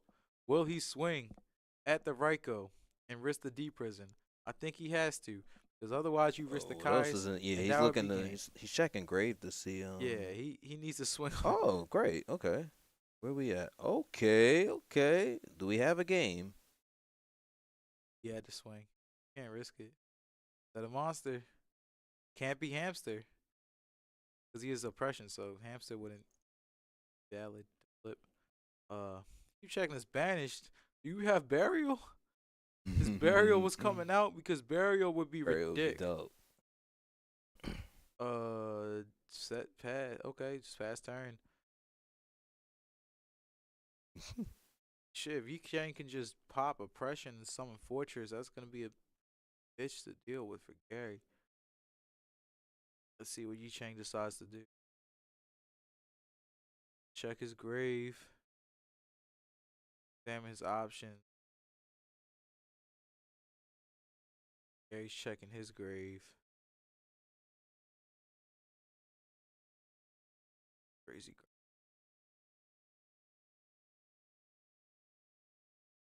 I'll be trying to guess what Chang has set. I mean, the first 2 back rows weren't really used, but the third back row is a new one, so that could be anything. His return is not live if he does happen to have return. Burial would be. There's a chance Gary has a Kai's set, but sacking for Kai's is just so risky. He might just have to do it anyways. If I do Raiko here, I would just pop the new set. He's going for one of the old ones, but those are more likely to be a bluff. Uh-oh. Looking like Chang's gonna be able to change. Yeah, I would have popped the new one. I honestly think popping the third card set would have been better than doing 50-50 on the other ones. But Ooh. the value. Well, it definitely doesn't have burial. Does he have Caius? No. Ooh. Oh, okay. So Darkon wasn't live, so better just ditch it. Shit. So if this Armwing walks, I think this is game. I mean, hey. Yeah, I'm curious as to why he didn't pop the newest back row. Because he popped one of the 2 that was set when he swinged on Chang and he didn't flip either. Ooh. Is that another back row? Yeah. Yeah, it's like how much faith does you saw what was in his hand? Nah, what is It's it? a crow. Oh, shit. So like how much faith do you have in the Ooh. Had to do that to stay alive. Gary's going to set one pass. Can Chang bring out Fortress? The depression is gone now, so can he? Alright, what we got? What we doing? That set monster could be Hamster, though, and Hamster is so risky. Really good right now. Gary keeps checking his banish power like he is return or something. But he might also just be checking to see what resources are out of the game.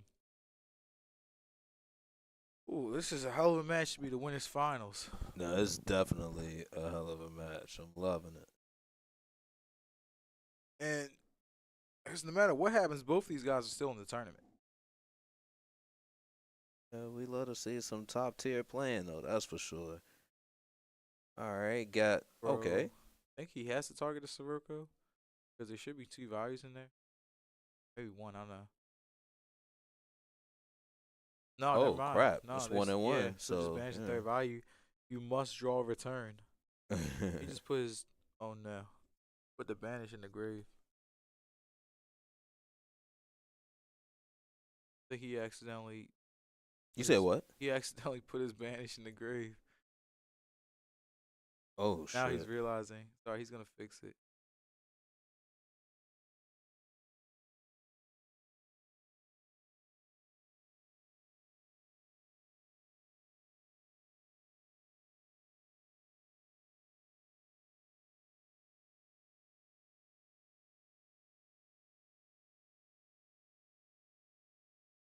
That's what he wants.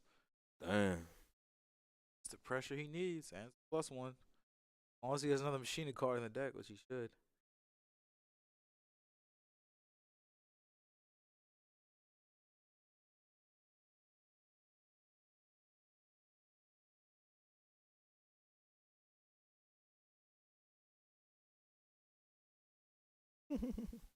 See if Gary has anything to stop his fortress. The Damn. second oppression. Okay, so if both wasn't already in there, it definitely is this game. Mirror Force, but Ooh. not the best Mirror Force. Chang still gets to draw a card. I was about to say yeah, but he ain't got bored no more. Well, yeah, we knew about that. Wow. Oh, Okay. it's an interesting way to go into game 3. A hard fought game. I thought that was over. It really looked like Yi Chang was about to win that, but Gary played so well, he gave himself a chance to win it. Yes. It worked out. So honestly, Shit, quick didn't even note to notice those that. guys on stream out there. Gary, you had 3 cards left in deck when he won that game. So they were backs against the wall, and one thing I can tell you when these 2 guys play is neither of them are really ever out of it. Oh, I got.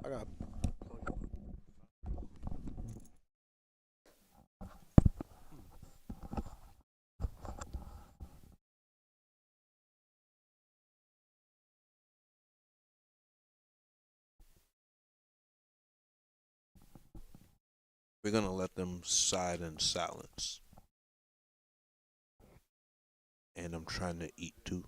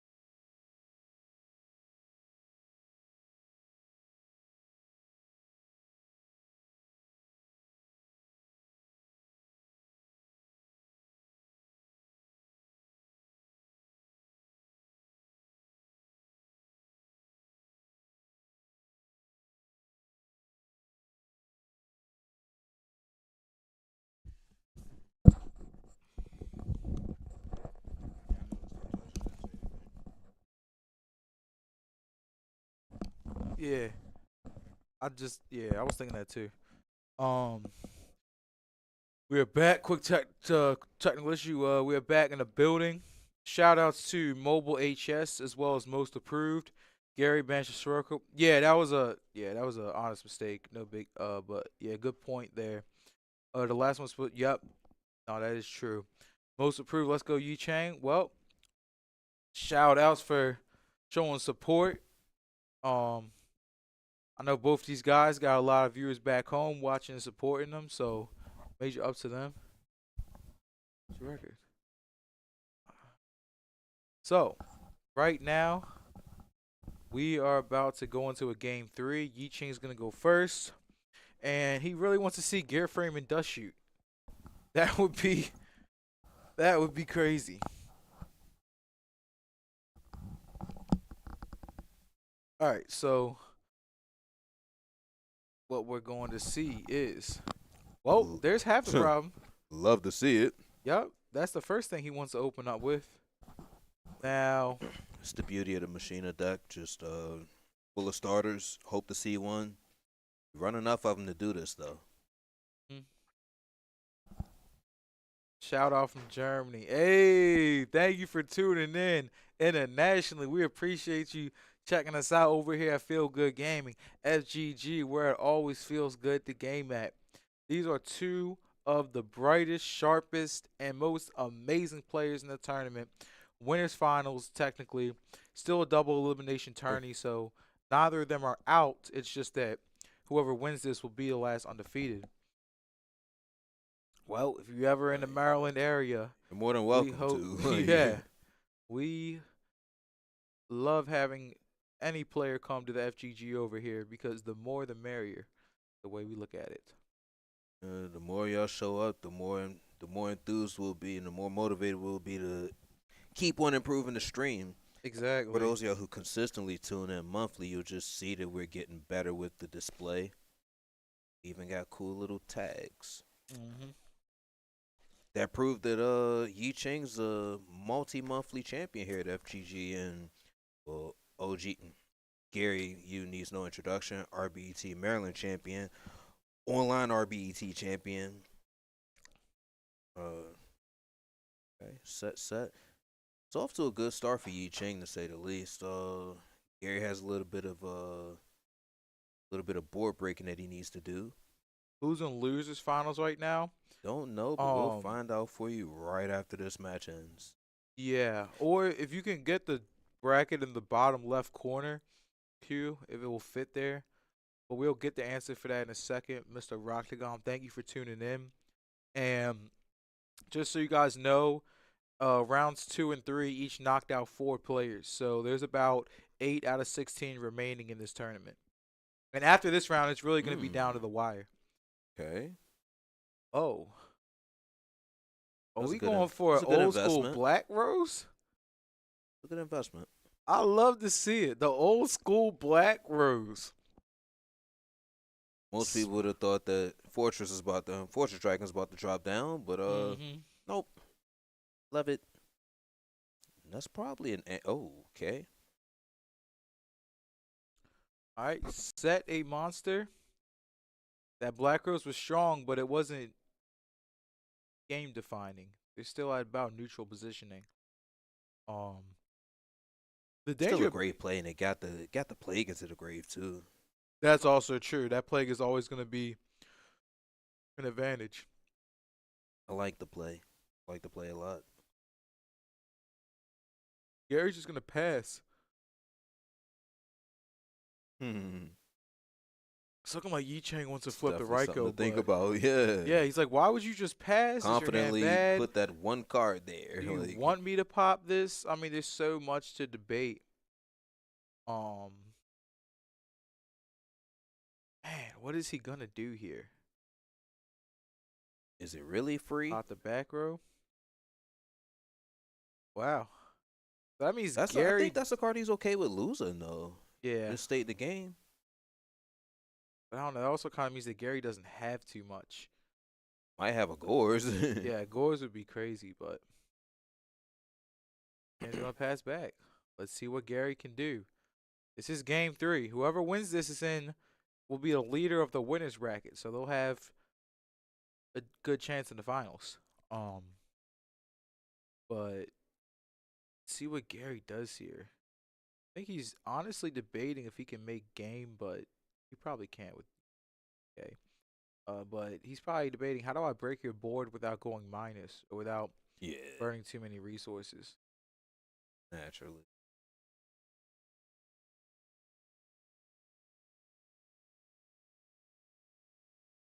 So here goes Suspense is Gary. building. Oh, they're checking the clock. So they have 2.5 minutes. Oh, this is gonna go into time for sure. So I hate these. unfortunately, if you're in Gary's position, you kind of got to start pressing because otherwise, there's just no way you kill him. He's up in life, so we can assume they're about to go into time. So Yeah, that's a dangerous thing to check for. Like, yeah. I mean, let's be real. Some players know. Okay. Like, he has no purple cards. Shit. Oh no! Don't tell me he has a force too. Oh, I think he just might. No, he definitely does. Like, Oh no! He Chang's about to take he'll over have control of 100 the left, game. but come on now. Like, we got a minute and 30 seconds. You either gonna Golly. risk the gores or not. Okay, gotcha. I see what's up now. Okay. I say, yeah, we're a little too low in life to. Golly, this is a crazy game. I It told you, is, but every round gets crazier when you have like a double that a force elimination in his bracket hand? like this.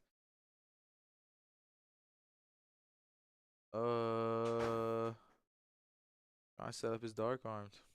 I was about to say, yeah, it looked like he might be in Daddy's home. Yep. Gonna have to just go for it. Now he's debating: do I swing, pop? Do I bring out plague? Do I burn this brain? I mean, No, he's probably about to try to Goyo game him. I mean, that's a brain control in his hand too. yeah. I mean, he would have it. He would have board if he does it. He would Yeah. definitely have board if he does it. Even if Gores is dropped. Yeah.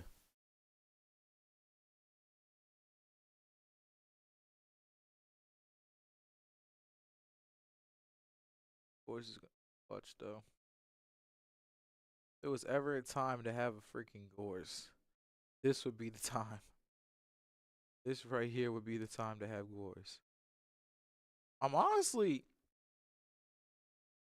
You think it would have been better for Yi Chang to put him on 100 life?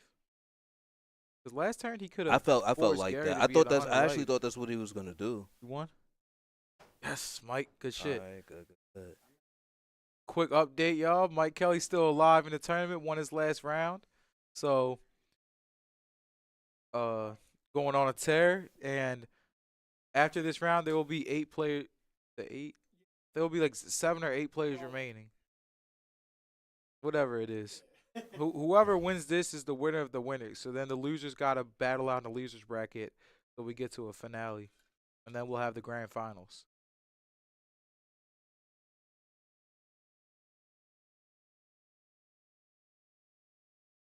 Yeah, this shit's crazy.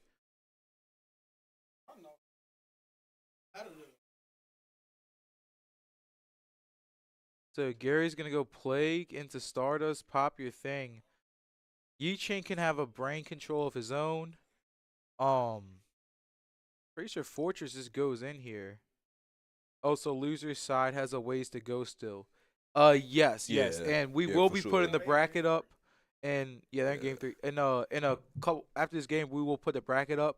But yeah, the losers will have to play out and then will be the finals into the grand final. So it's really nonstop good players and nonstop matches.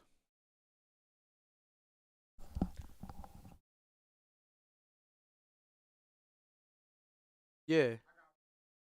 Oh, you got that shit.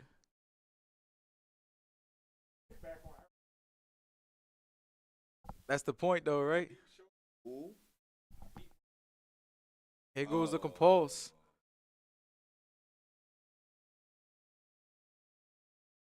Oh wow. So Gary loses because his life is lower on turn 3.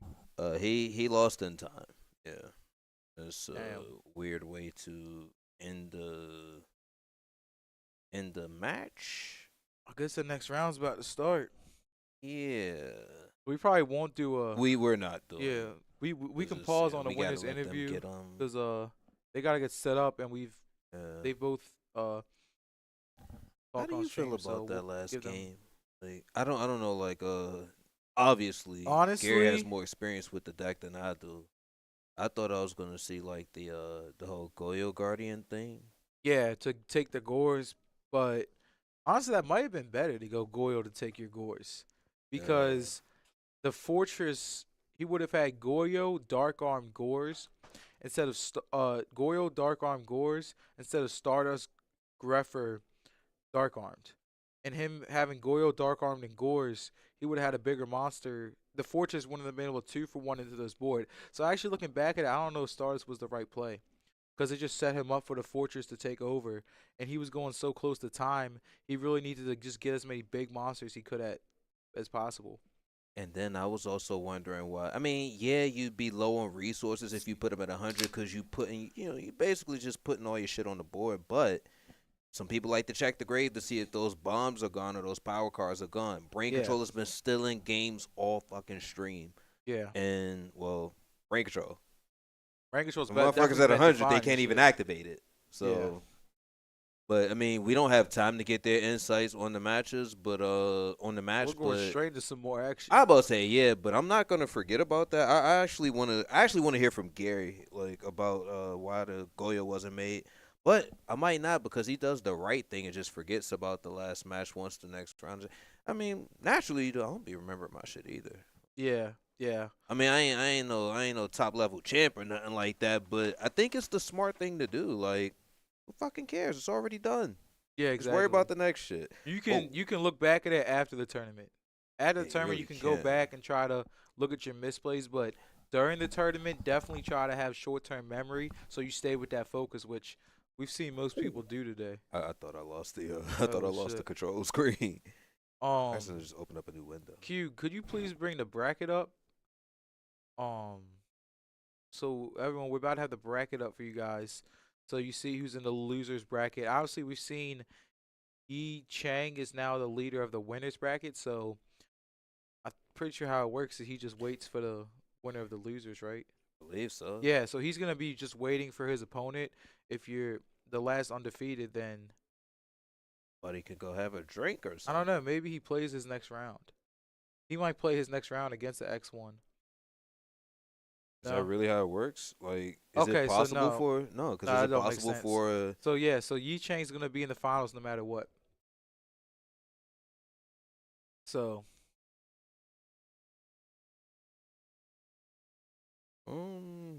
I don't.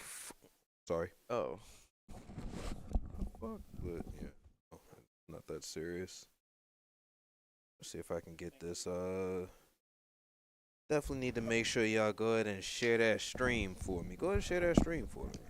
okay. So now this answers all of our questions. The bracket, just what I was looking for. So okay, it's looking like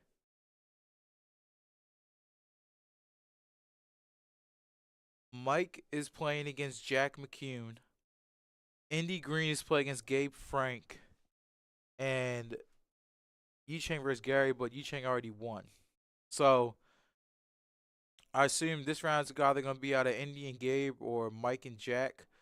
We've seen Gabe on stream. We've seen Mike on stream.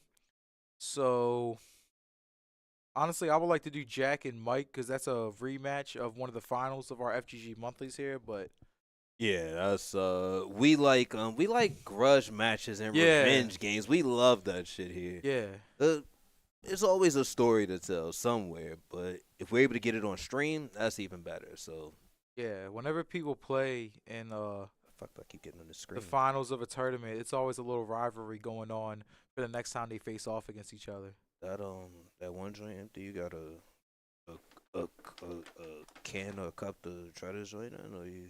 Well, I'll say you something, but I'm about to definitely about to fight it now. Yeah, just said that. I'm about to say down. I'm just save it. Yeah, 12%. Oh shit. Nah, 12% kind of high for a cocktail or whatever. Oh, that shit right for real.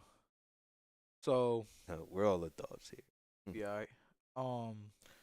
Yellow's just the theme Yeah, today. yellow's the color, and you already know we in Carnage. Carnage Gaming and Kicks, best sneaker store in Maryland. Come get some kicks. FGG Gaming, boom boom, and we Here got we go. Jack versus Mike. Rematch of the finals. These guys played each other in the finals of one of our monthlies this past year. Jack ended up taking it in extremely close game 3, so both players are walking into this match with a really competitive grudge just to try um to beat their opponent, because last time they played it was such a close one. And on the left we got Jack McCune, a GOAT as well as Edison player. So he plays Edison and GOATs. Very good at both. On the right we got Mike Kelly, who you guys saw on the stream a couple rounds ago, tearing it up with the Flamevale Cat deck. So Yeah, I'm about to sleeve that up on Dueling Book or whatever the term is. The Flameville Cat shit seemed pretty cool. yeah, I like honestly, playing. I like playing different. I like playing non-big 3 decks. So yeah, that Flamevale Cat shit has been putting in work.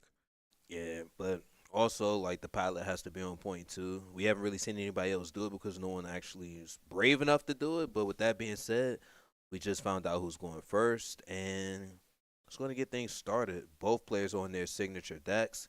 Well, I should be more specific. The decks that they are known for. You say Flame Cat is signature for Mike, but we also saw Jack win with we also saw Jack Swarm win with Hero Frog. And with that being said, let's go ahead and get things started. So got some fan support back there. My boy Dougie Fresh in the building. Hoping Mike wins. Yes, sir. Showing some love.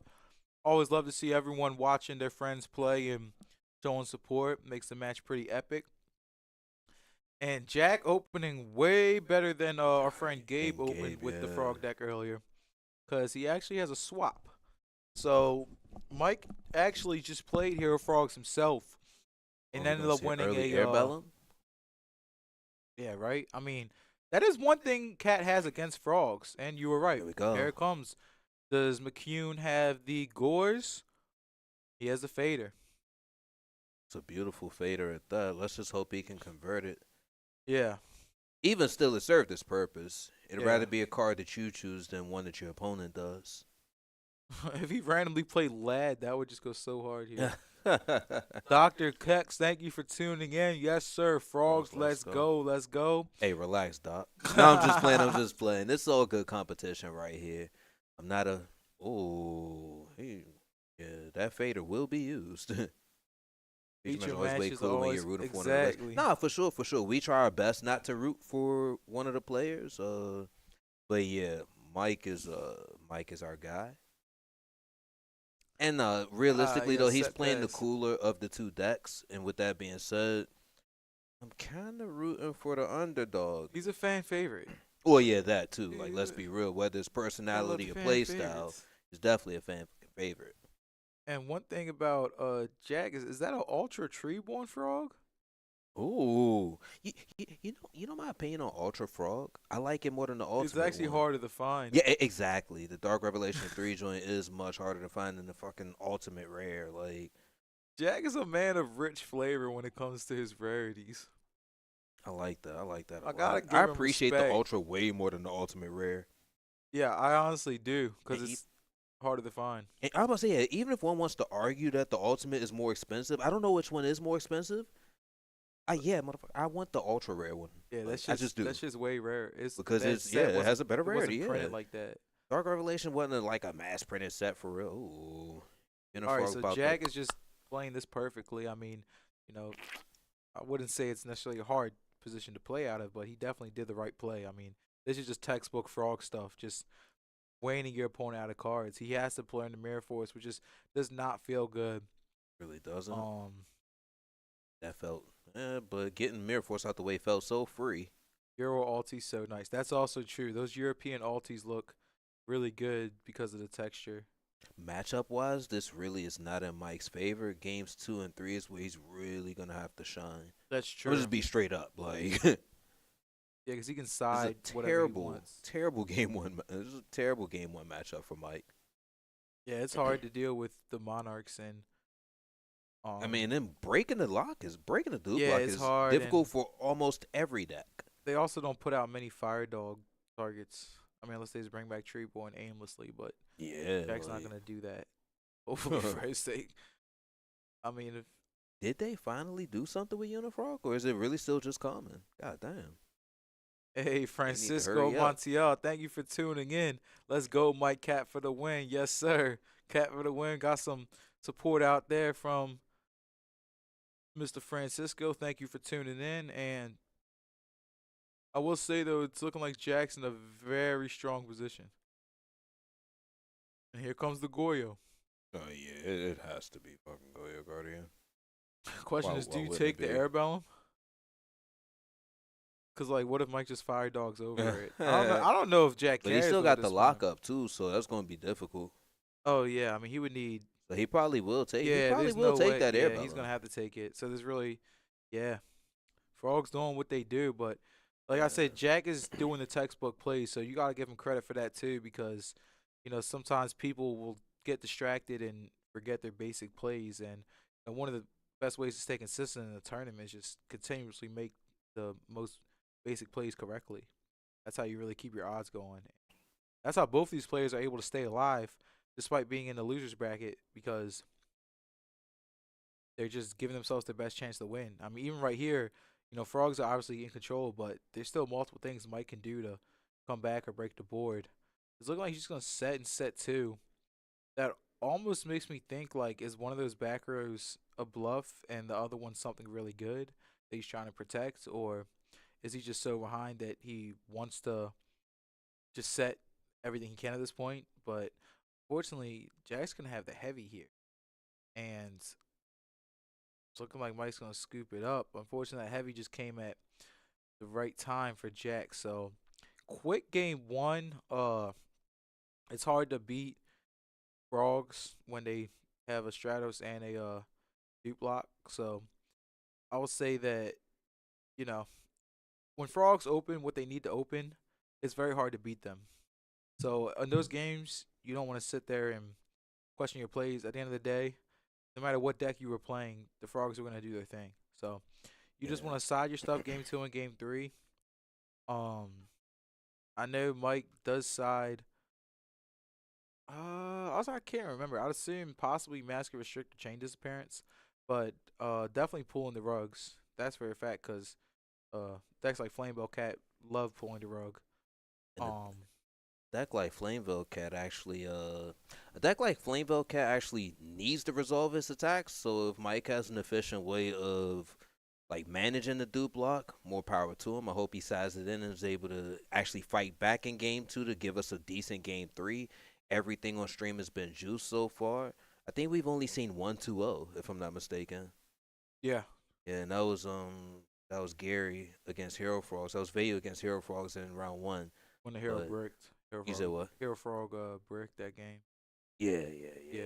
It was definitely dry, but I mean, it's all good. It happens to it can happen to anyone, but all right, I was say both players sided fairly quickly, but yeah, my bad. I didn't see the Jackal still going. But I mean, it's Flameville Cat, like, you don't really have anything in against it. You just what the fuck does a frog player put in?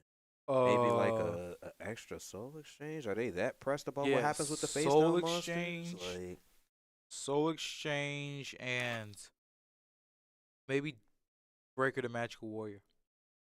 Because if you set Ryko, I can beat over it. If you flip Mask of Restrict. Yeah, that's another one too. So yeah, I'll say frog. Yeah, Pulling a rug isn't terrible to come in, especially if you're going first. I'd love to see how it works out. Like, yeah. I like rug in the side deck again, and I mean it's not dueling book or whatever, but like. You hold on. You play a little bit more DB than I do. Like the whole gadget craze because of the one RBT topping list or whatever. Like that's just wild. I mean, Rug can actually be taken more seriously again, but I don't know if people trusted it for the Invitational. I mean, it's 16 players playing what we know is tried and true for the most part. Yeah. I like Rug and decks that main traps anyways because a lot of your main deck cards, like either book, bottomless, or DP, are probably not going to be as good as Rug. So in decks that already main a lot of 1-for-1s, you can just swap them out for the Rugs game 2 and game 3. Just have a better 1-for-1. But in decks that don't play a lot of 1-for-1s in the main, I'd probably rather side a Floodgate than rug. I So just hate preemptively flipping shit. But at the same time, it's like if they have an out for it, they just have the out for it anyway. yeah, So instead of like, how can I put it? It's like showing them, hey, I got this, and if they're gonna out it, they're gonna out it. I hate like Iron Wall. Like I fucking hate that card. Let me just let me just pay attention to this match right now, and not all the other shit. I hate Imperial Iron Wall. Anyway, both players are shuffling up. Definitely gonna see Mike going first. This isn't the kind of format where you actually take second for some sort of weird advantage. mm-hmm. Shout out to advanced format. Yeah, Yeah, because they still do first turn no draw, right? yeah. So you can actually go Yeah. second in card, but Edison, yeah, I'm first showing turn my draw. age here. But 'Cause I definitely don't play current. yeah, I have seen I mean frogs are always really good game one.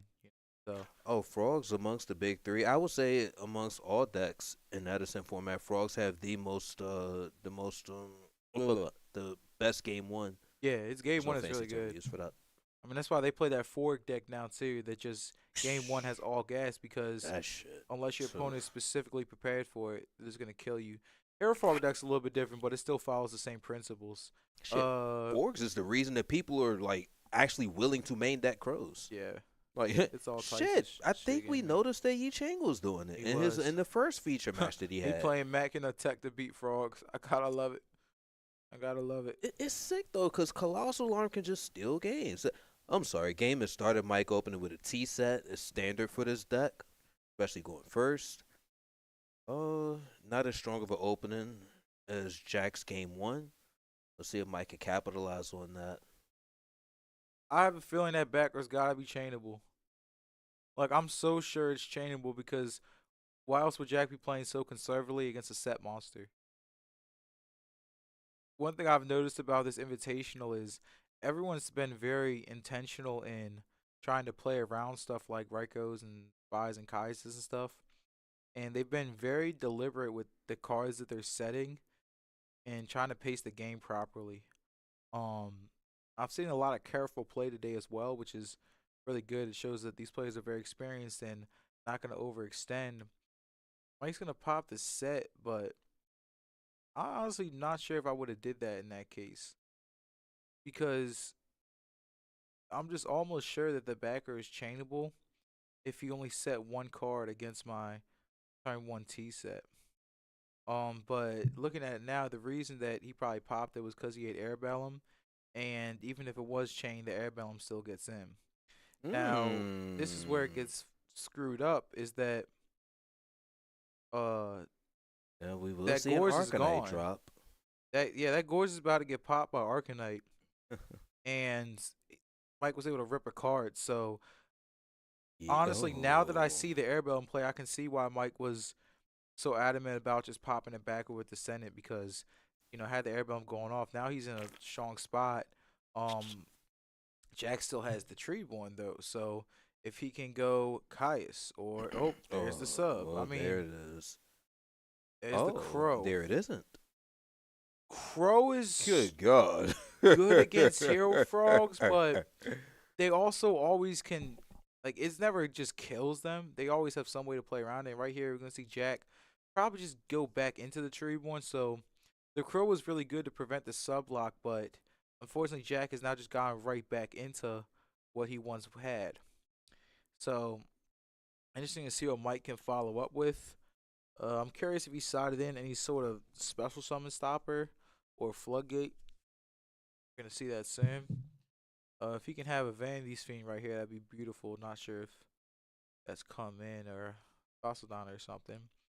And he's gonna go for a dog. So best thing he can do is start pushing for damage, trying to attack Jack's life total, and I would potentially think that he has two dogs in hand because Oh, he's just not letting him get it off. Pause. so Mike just says screw your Treeborn. Yeah, so with Treeborn being completely out of the game, this is definitely going to be an interesting game. Yeah. And Jack has a lot of things to think about here. I think Jack's best play might just be go 1-for-1 sub into dupe pass. Oh no, is he gonna? Okay, I don't I hate that mean, we either. don't gotta worry about it getting locking down tree board. I mean, Yeah, that shit's gone. that shit's gone. So might as well set bluff. Yeah. And now see Mike's debating what that back row could be. So definitely heads up play by Jack to force his opponent to think through the scenario. Also, Damn, kind of stop Mike dead in his tracks. Stop Mike yeah. dead in his tracks. I Jack mean, can this is still how it do needs to shit, be, though. though. Yeah. I mean, he can't really make use out of that. He's yet to see a single hero. Mike just needs to fade one more draw. Yeah. Like Jack can just It's interesting frogs how can this. always come back. Yeah, but the swap has no use other than to Yeah. thin right now. Gonna have to. He needs to find a hero. But it just all depends. It also depends on what Mike's reads that backer is. At this point, it hasn't stopped an attack, so. And it also probably is not torrential because he probably would have went swap flip torrential. So if I'm Mike, I'm probably just not caring about that backer at this point. Jack's debating what to dump. I would really just probably. trying to He's debating thin. the uni. I might do the second swap. It depends. But whatever it is, he has I mean, to but just the Unifrog thin is the deck out. useless. Like, Yeah, because the odds of him boarding a second frog that's true. to where he That can probably- actually utilize the uni is kind of slim. Yeah, and smart play by Jack because now he's baited out the Ryko, and at least Mike doesn't get to flip it on his own accord. Jack got to bait it out. Yeah, So and it's gonna protect that trap that he wants to set, or Yeah. whatever he chooses to bluff with, rather. add to hand. He's just gonna set Damn. them all. I was say, yeah. I mean, but he's on the ropes. He's got to set too at this. Well, he doesn't have to, but He goes Okay. with 1-for-1. he's probably just gonna put the dupe down. I mean, well, not the he's gonna substitute down and then dupe. I'll just Pardon sub me. pass or sub into dupe. Yeah. Probably sub into dupe because sub pass doesn't really do that much. And he really just needs to see a hero here. So like if he can just keep Yeah. thinning. And this might be it. Just like, hey, let me just thin and defend. Only thing I could see is if he just sits on sub, maybe he's like, look, I'm in a not the greatest position anyways. If I can pray to draw a monster, I can Okay, dupe yeah, and block that's you. what he chose to do. Yeah, I think that's smart because That's it's actually, not, yeah, that's the smarter play. I was a Yeah. bit hasty in thought. So Definitely the smarter let's play. see to what just Mike wait. has here. 3 cards in hand, no Kais, and if Jack can draw a monster, that's what he needed. Here That comes dupe counts. block part Hmm. 2. The problem is Mike just set a monster, so that could very well be a Yeah. Ryko. Could definitely be a Ryko, man. Also could be just about anything else, but I don't know. Kais can also come down for Mike at any point too. So Jack here Damn, is yeah, you're right about that. gonna debate what to dump off his swap. He's gonna dump another, so he just needs to thin everything out, bring out the dupes. Your frog engine isn't doing too much more other than dupe blocking at this point. So at this point, you just dupe block and then rely on heroes and Kaises to just finish the game for you.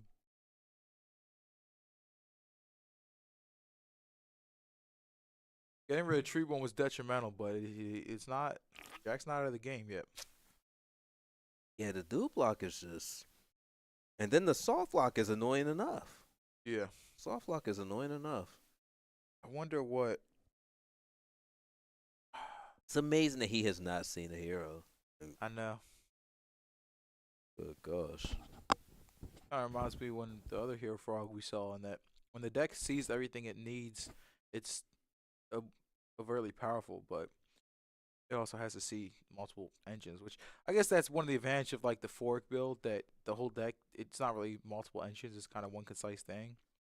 I would But say everything is streamlined to Yeah. a common goal. It's not 2 or 3 different teams working Yeah. together like to get one thing done. Like, nah.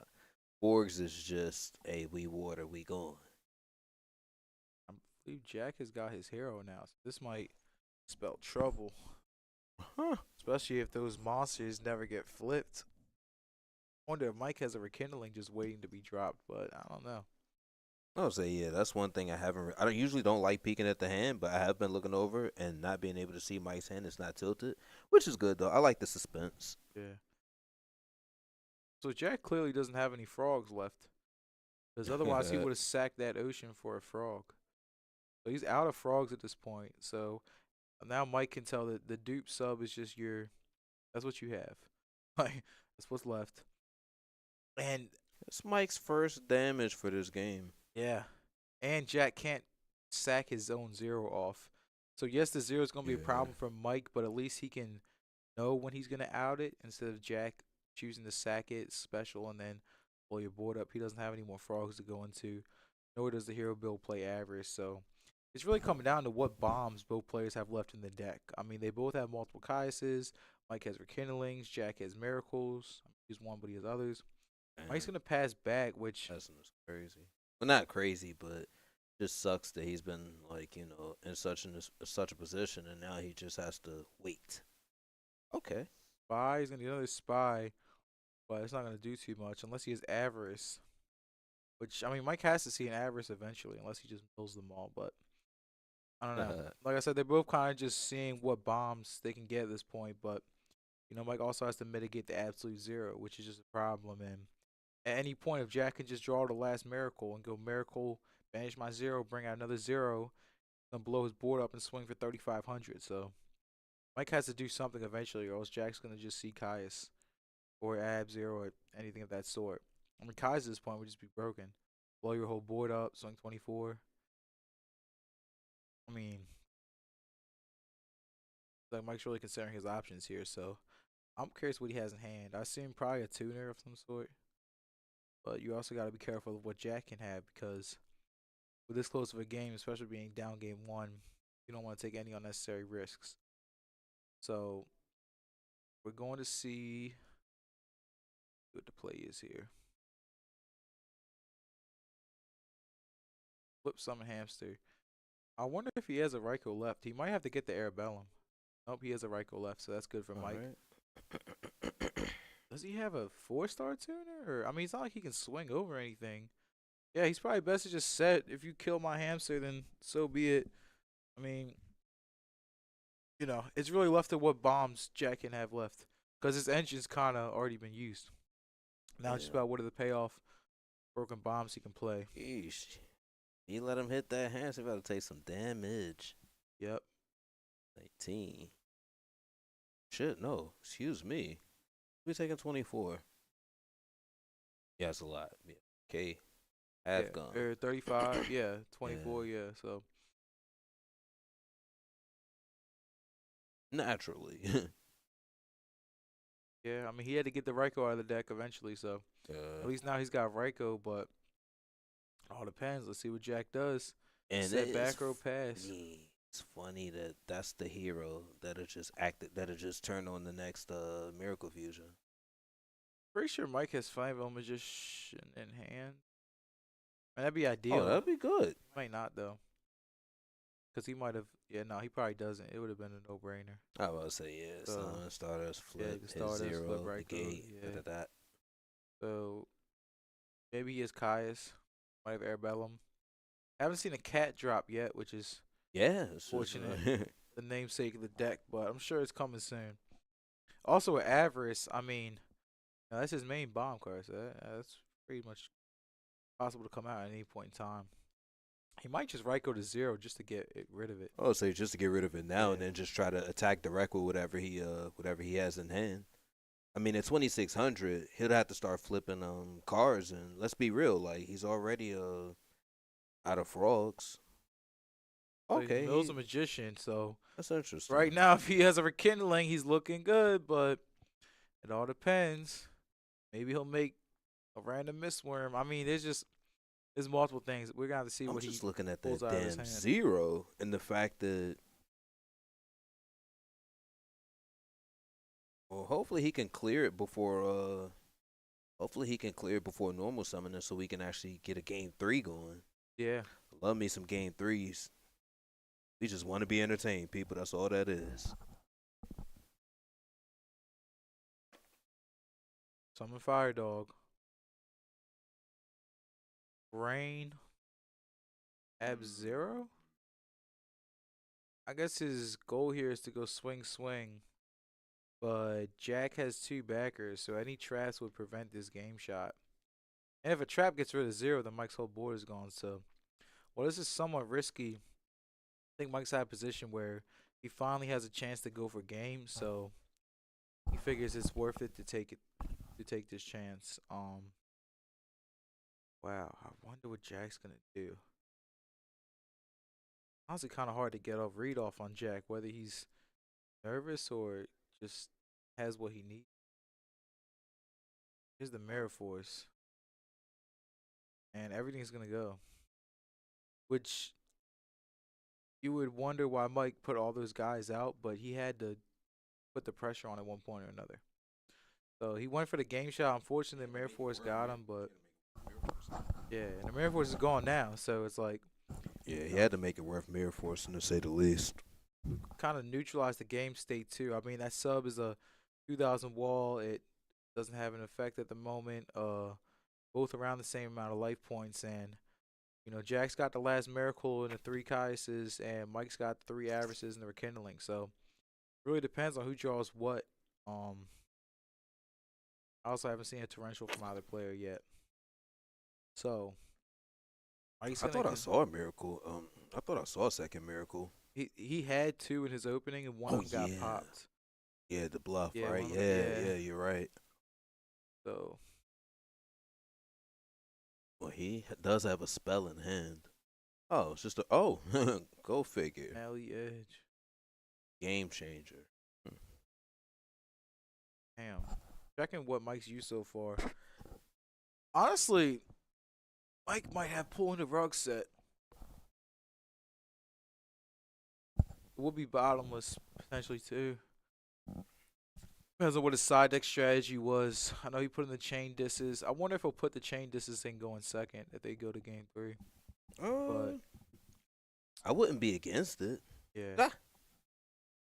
Okay, so that at least gives him what he wants to start with. That's not game though. Unless he's rekindling. If he was rekindling, he'd be Oh, so yeah, golden. because Mirror Force is gone. Is he checking for torrential as well? He's probably worried about torrential. And also, he might have the rekindling for that reason. I mean, Jackson a D prison. Here's. Yeah, what we doing? Goes. Oh, this is such a dangerous game for both sides of the equation here.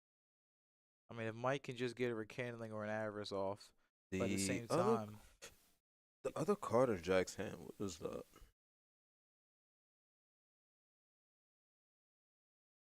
that back row pass. All right, Mike, let's see what you got. Where's the rekindling? If he's got the TT, Is he looking for like? I think he has. Is he looking for the rekindling, 'cause magician to go with dog? Like, It looked like he was waiting. Oh, it's avarice. Okay. Okay. that's good too. Gives him a fighting chance. Oh my gosh. Here we are in losers quarters, loser quarterfinals. Mike using Potter Avarice to ensure that he actually has a chance at the game 3. So far, it's looking good for him. The frog engine is pretty much just neutered Yeah. from Jack's deck. Yeah, Like, the there will be no frogs. Frogs aren't doing anything anymore. It's down all to on the heroes to save the day for Jack. Mm. And to be honest, the way that the advantage is shifting, it doesn't look like it. I think we are going to have a pretty decent game 3.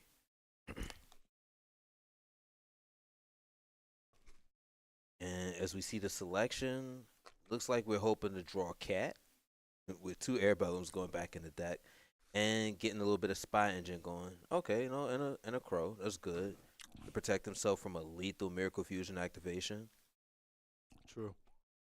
I believe that, yeah, because his only hero engrave is Absolute Zero, correct?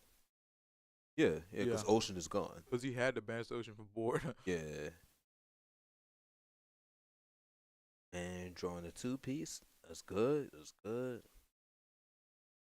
Do we got drop? Okay. See what happens. Jax, use Mirror Force. Do you have a torrential? Damn. Oh my God. I didn't know that. What the So if he doesn't Yeah. torrential here, or bottomless, or he doesn't play.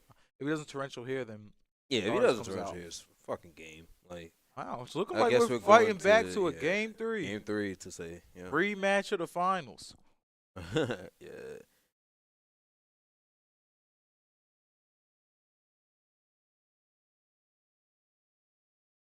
I like how a card like Stardust is still on the field, yet he still feels the need to keep going. 'Cause Yeah. you can never be too sure what the face downs are. Yeah, you don't want him to flip some random shit and then survive and then brain Yeah. Kai's you next turn. Like, let me just ensure that you're dead. Prime example, Thought Ruler is gonna Thought Ruler has to Yeah. connect no matter what at this point. Yeah. Yeah. The only time I wouldn't have done that if there was like we're about to go into time, but like Oh other than yeah, that, any like, other time you do that shit, you do it. All right.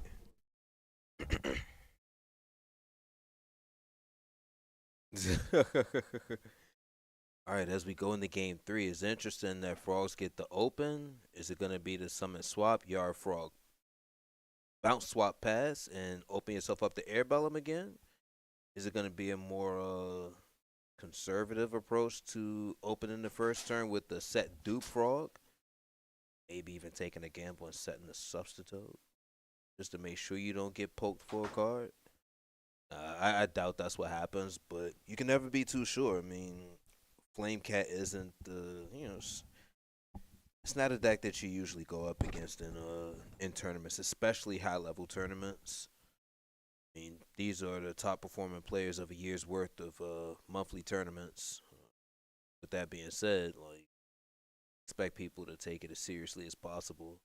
And even with such an offbeat deck choice like Flame Cat, I mean, it's something he has experience with. He's definitely taking it seriously. And people are prepared for the big 3. With that being said, if you can efficiently pilot something that's not of that nature, then it may be a little bit more difficult for people to side deck against you.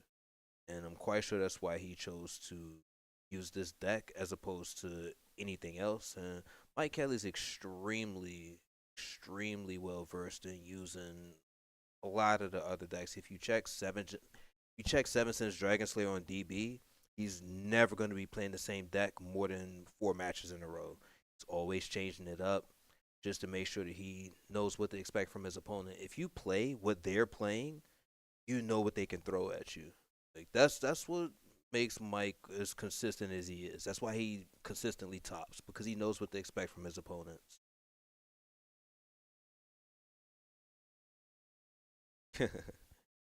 Yeah, this is something that we do every month. So expect to see Mike on stream.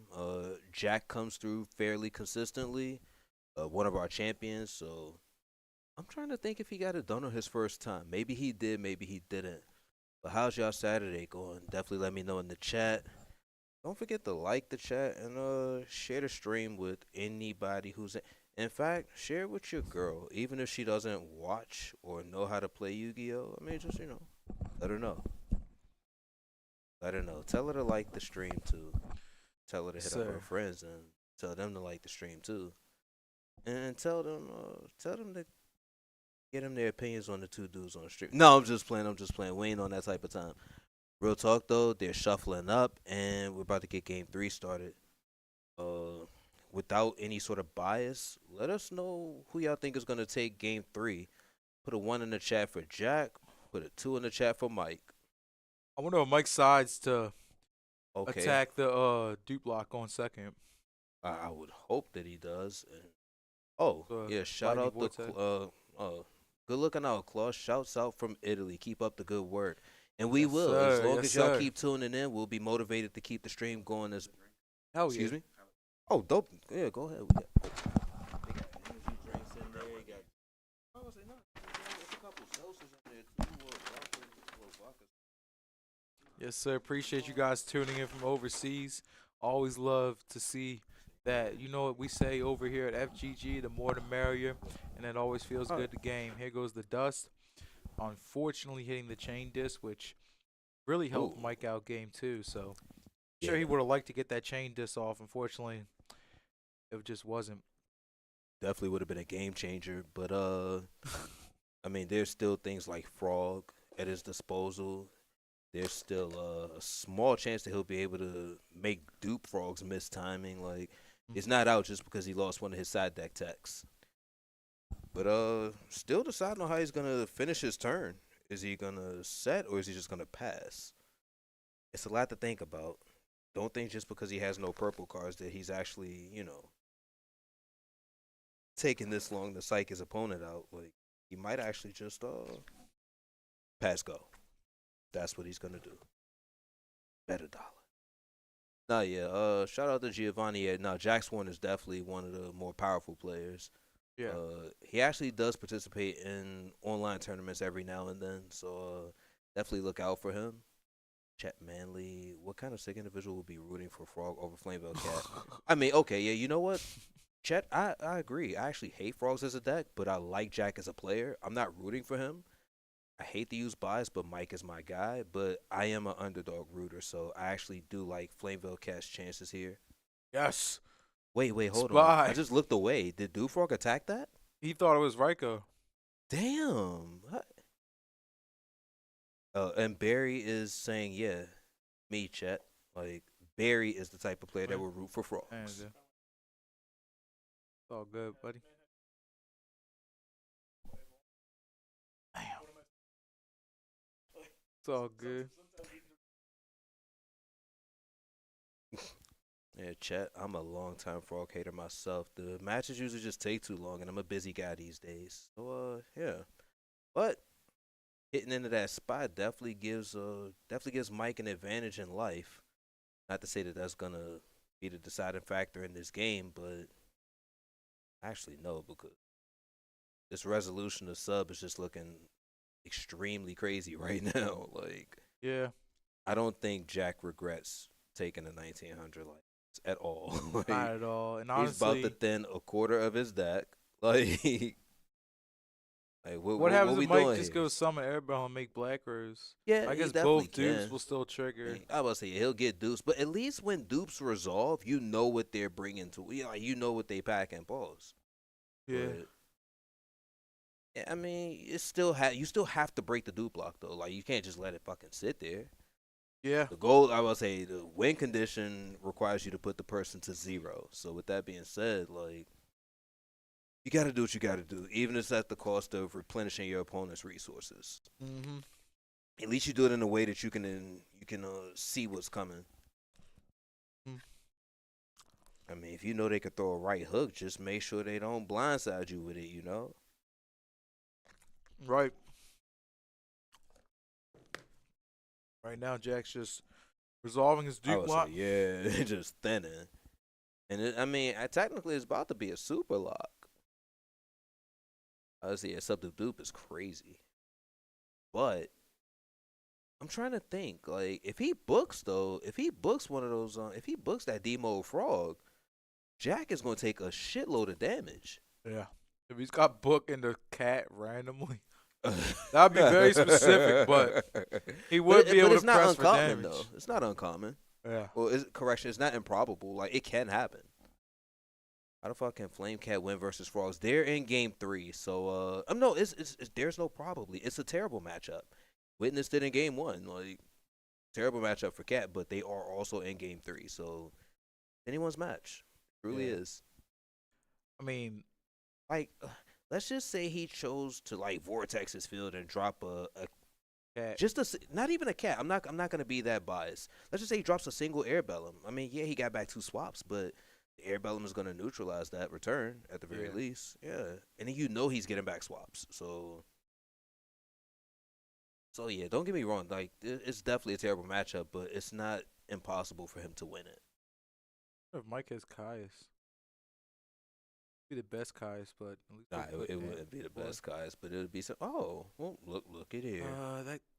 He can make the Black Rose. He's probably gonna have to just do that. He ain't got no choice. Like, Jack's crackback is gonna be crazy though. I mean, will it? Does he have a Monarch in hand? Got Nah, but he got a hero. yeah. He got a hero to turn that damn. What do you call it? He's about to have double. He has a hero to swap, turn so it. What do you call it? Turn the miracle on. double swaps about to give him extension. Got it's looking like Mike's gonna need to follow his Black Rose up with something strong to further stabilize the game.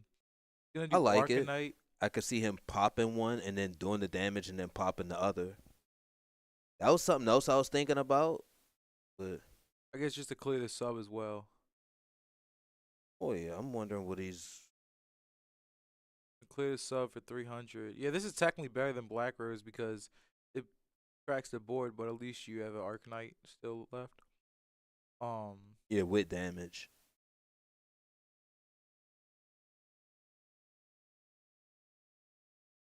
And he's left with nothing.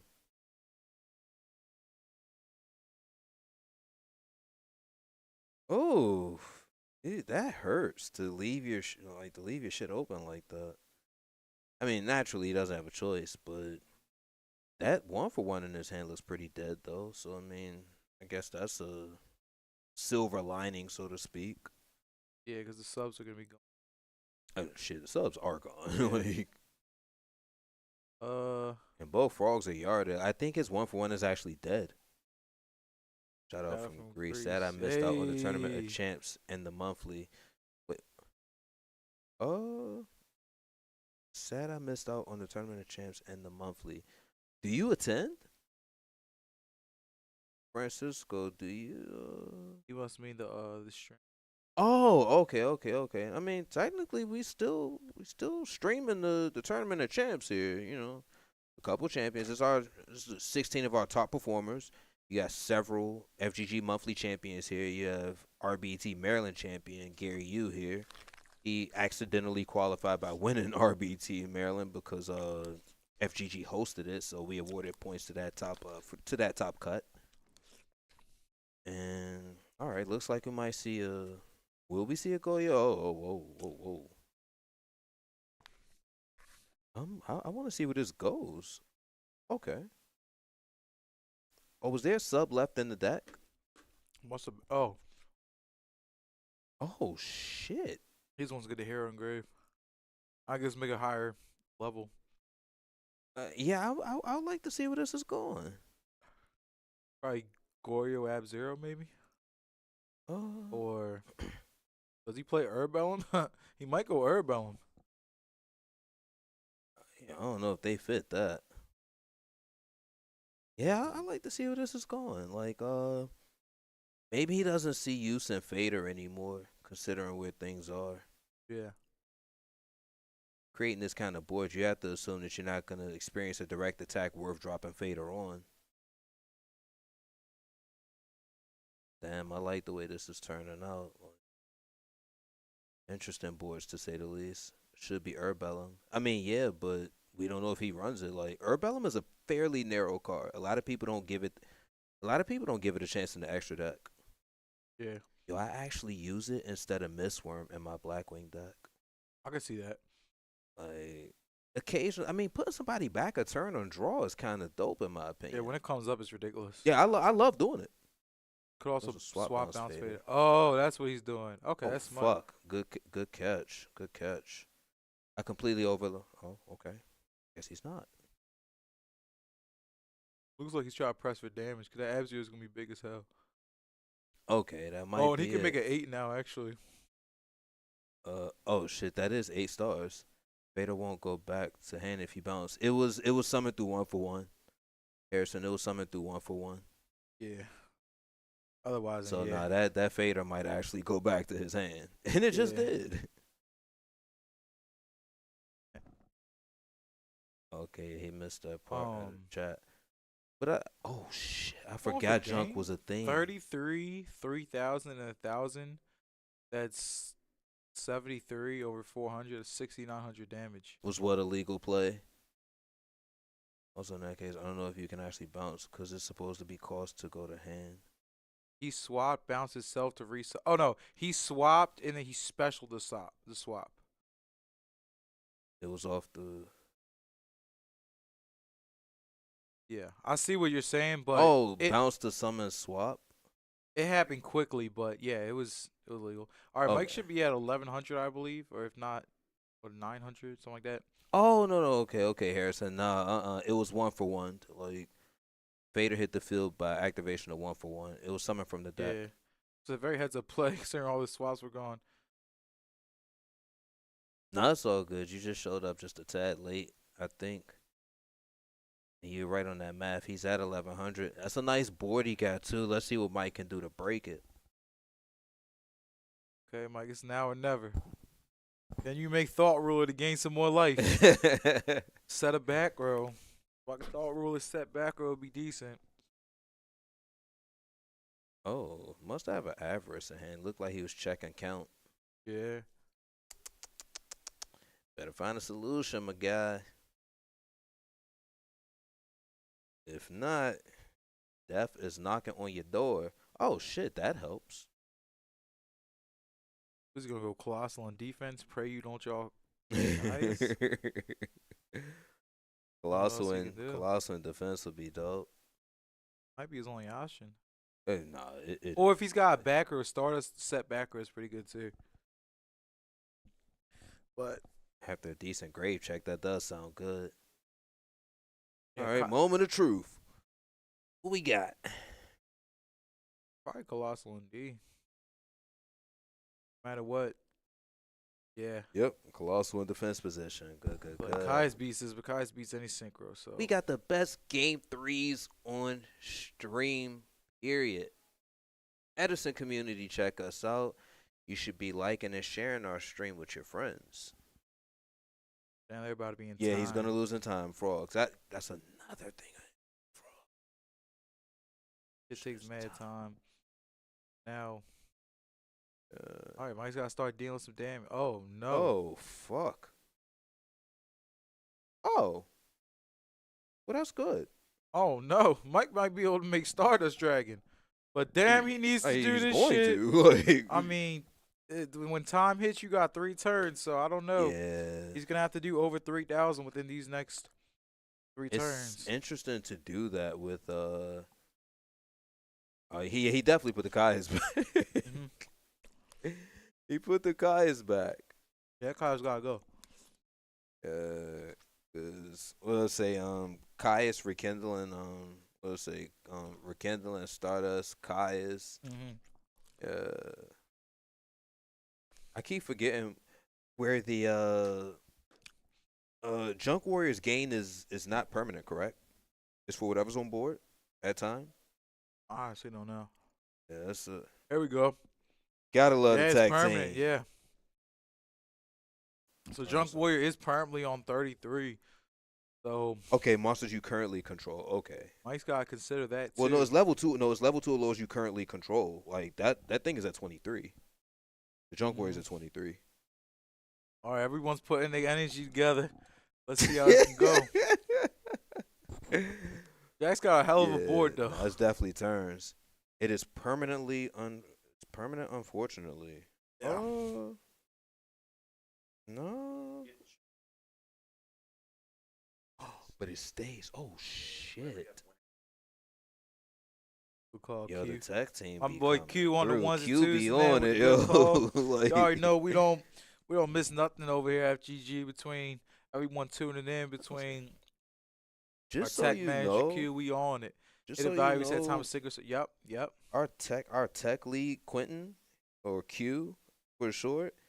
Yeah, he actually comes in and corrects us when we're wrong on the things, then goes back out to finish handling business with all the visuals that you guys see. Yeah, we So try to keep shout out everything to Q. perfect to a T.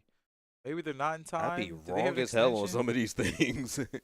They definitely about to go to time, but they're not in time yet. Is there an extension in place? I guess. Why you say that?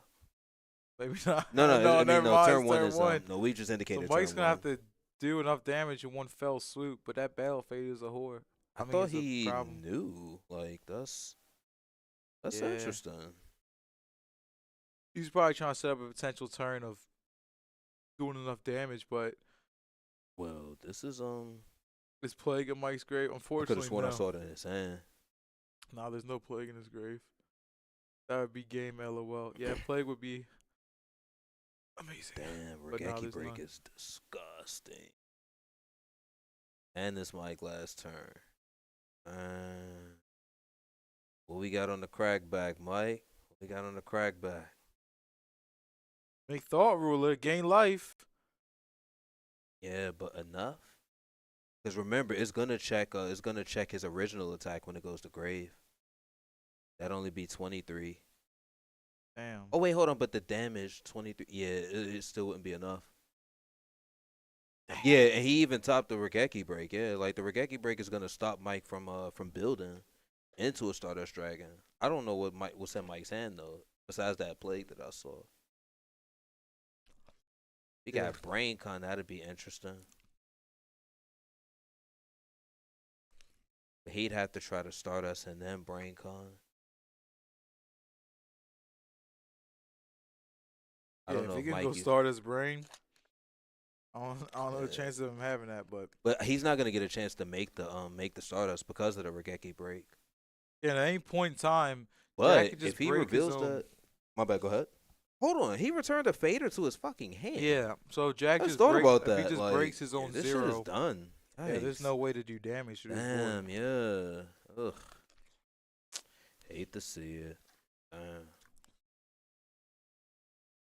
I hate to make it personal because it's frogs and time, but man. It's unfortunate to see. Oh, valiant effort. Like, this is still a tournament that we take extremely seriously. With that being said, there has to be time limits in place. And sometimes it just goes one way or another. It'd be Nothing like to do. that. Not only that, but it's a game that's like professionally played with a time limit. So Yeah. let's be real. You have to take that into consideration when you're building too. So, well, you definitely got the judge hovering over to make sure nothing's done wrong. Shout out to Tyree Tinsley, 2-time YCS champion, deciding to judge instead of play in the Edison tournaments. We appreciate you, Tyree. Yes, sir. Yes, Promise sir. we do, man. Playing one of the monthlies though, man. Jack got this. I think Jack might got this game though, because he can just break his own Ab Zero. Actually, yeah. And then just set up- Yo, it what the turns fuck? fa- He yeah. actually can.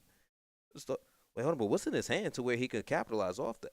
Actually, it's his last fucking Mainly turn. just It the wouldn't fader. matter. Yeah, the time is what Yeah, sucks. yeah, I just thought 'cause about that. It wouldn't fucking matter. Like, potentially yeah. he, might be able to grind out of the scenario, but under yeah, nah, turns, Jack has time on the side. No shade. yeah. I mean, this is oh, that's a Raiko. I'm not mistaken. He put fader back in his hand, correct?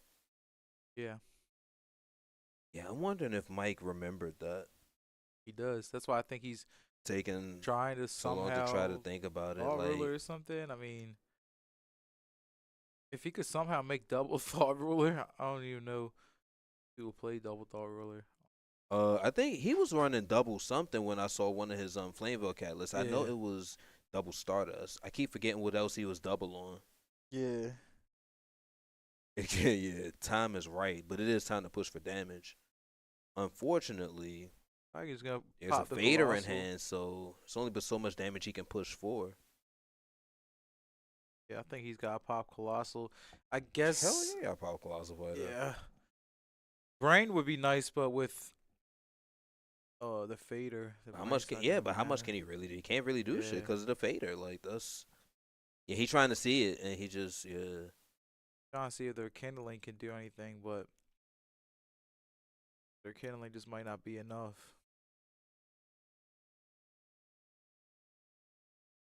nah. Fucking damn, fader crazy. Yeah. That that 1-for-1 fader bounce was dope, yo. He could pop Raiko instead of Colossal. That's also true. Chances Colossal Armory on. Yeah.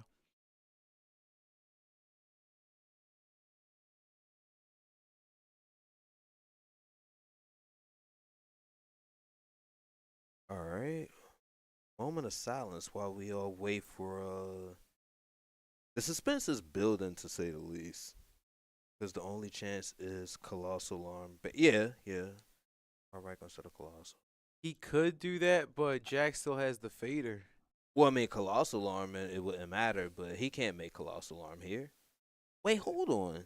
They were saying if he played Plague, but he don't have Hold Plague. on. That wasn't in Mike's hand? I saw some weird little ultimate rare in his hand, or maybe I'm tripping. Why the fuck would he play Plague in this deck though? Yeah. There's no Plague I in the thought deck. I saw it in his hand, but it's not. It doesn't even belong in this fucking deck. So nah. Not only that, but if he had it, he would already did it. Like, let's be real. Like, it's Mike.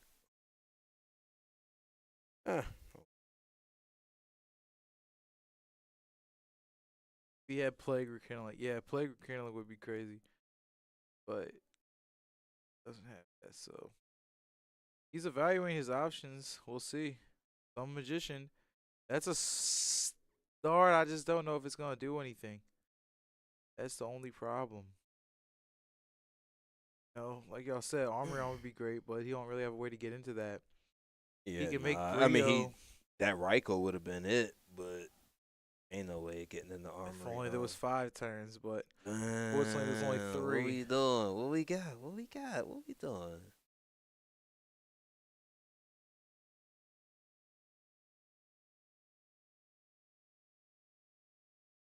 Oh, say I wonder if Mike see something I don't see. He play more, he might. He probably doesn't have enough LP for it. Maybe it's just Brio start. Yeah. But even if it is, then it's still a fader to worry about. Is that a back row? Back ditch, bounce my back row. Okay, I think what Mike's trying to do is see if he can go Oh, like do enough damage without swinging direct and gaining off thought ruler. Yeah, we get that too, Wolf. Yeah, but I mean, it's a hell of a board, man. Like, Double thought ruler. No, you can't. Well, I guess you actually could. I don't think he runs double though, cause I remember it being double something, but I thought it was double Colossal, double Stardust. I ain't think it's double Ruler. It's his final turn. I think you can cut him some slack. Well, yeah, Wolf. Like, we want to. I mean, to be honest, Judge hasn't enforced anything, and it's the final turn of an invitational. Like, we want to see like the best plays possible. He knows the fader's in hand, and he's trying his best to secure the W. I mean, we get it though. We trying to be entertained too. let's see, thought ruler over F-Zero. He takes 2, goes to 39, gains 25, goes to 36. So Damn. damn, because he doesn't run double. Hold on, it wouldn't matter. Double thought wouldn't even matter because of the freaking What Oh do you yeah, that call junk it? is The too junk big. is still at the junk warrior. That's just crazy. The junk warrior is still at 3,300. Damn. Nah, I mean, yeah, he doesn't. Like, it's yeah.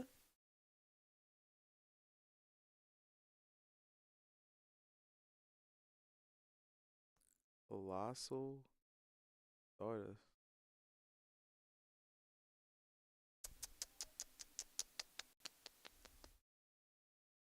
Yeah, he got it. Yeah, but there's no armory arm to there's no armory arm for him to make. He doesn't run it. Damn. Damn, just like Well, the hard fought battle. Both players played very Yeah, well, and he tried. it was a fight till the end.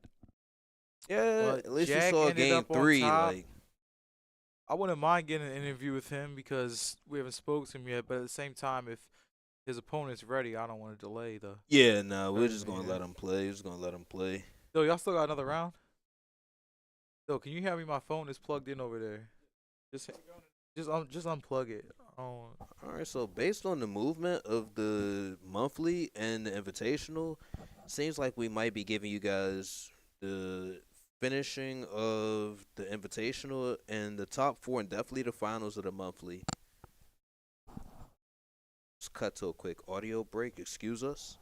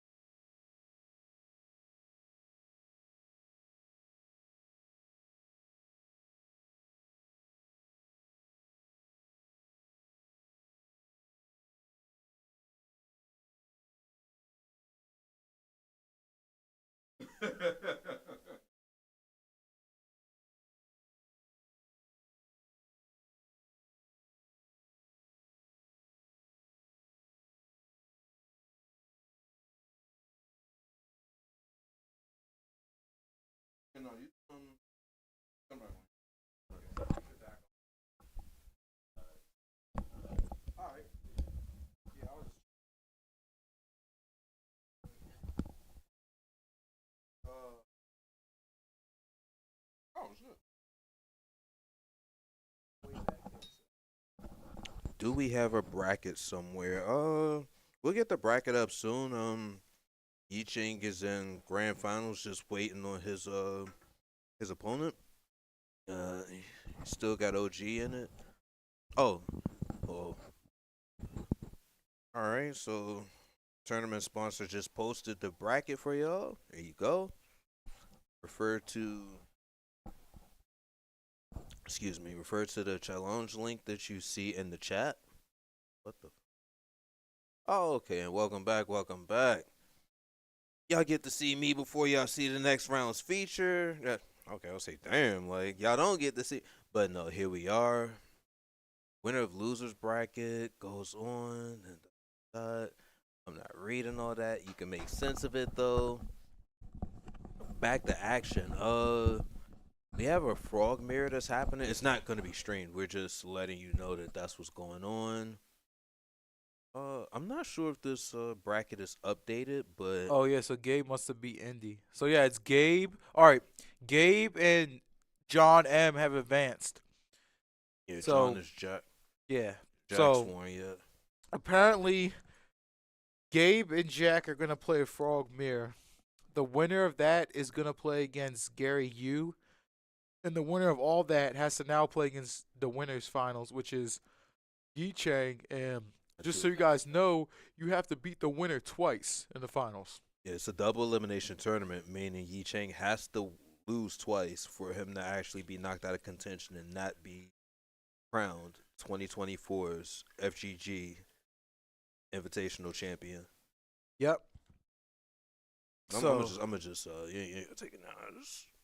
So Top about to one. see the frog here mirror. Their builds are kind of different. I swear I saw Frank play extra Ryzas About the feature that? and We about to feature that? That's what's happening? that's all we got. Right? I think so. I guess. Yeah. Oh my gosh. Yeah. Oh yeah. Technically, that is what we have. Yeah, and although we do have the monthly going on, we're highlighting the invitational. I mean, this is what they worked all season for. So with that being said, in less than 5 minutes, we will be featuring. Sorry for that. Quick. Yeah. It's Oh fine. yeah, shit. I'd love that actually. Yeah, we don't actually hear from you, so yeah.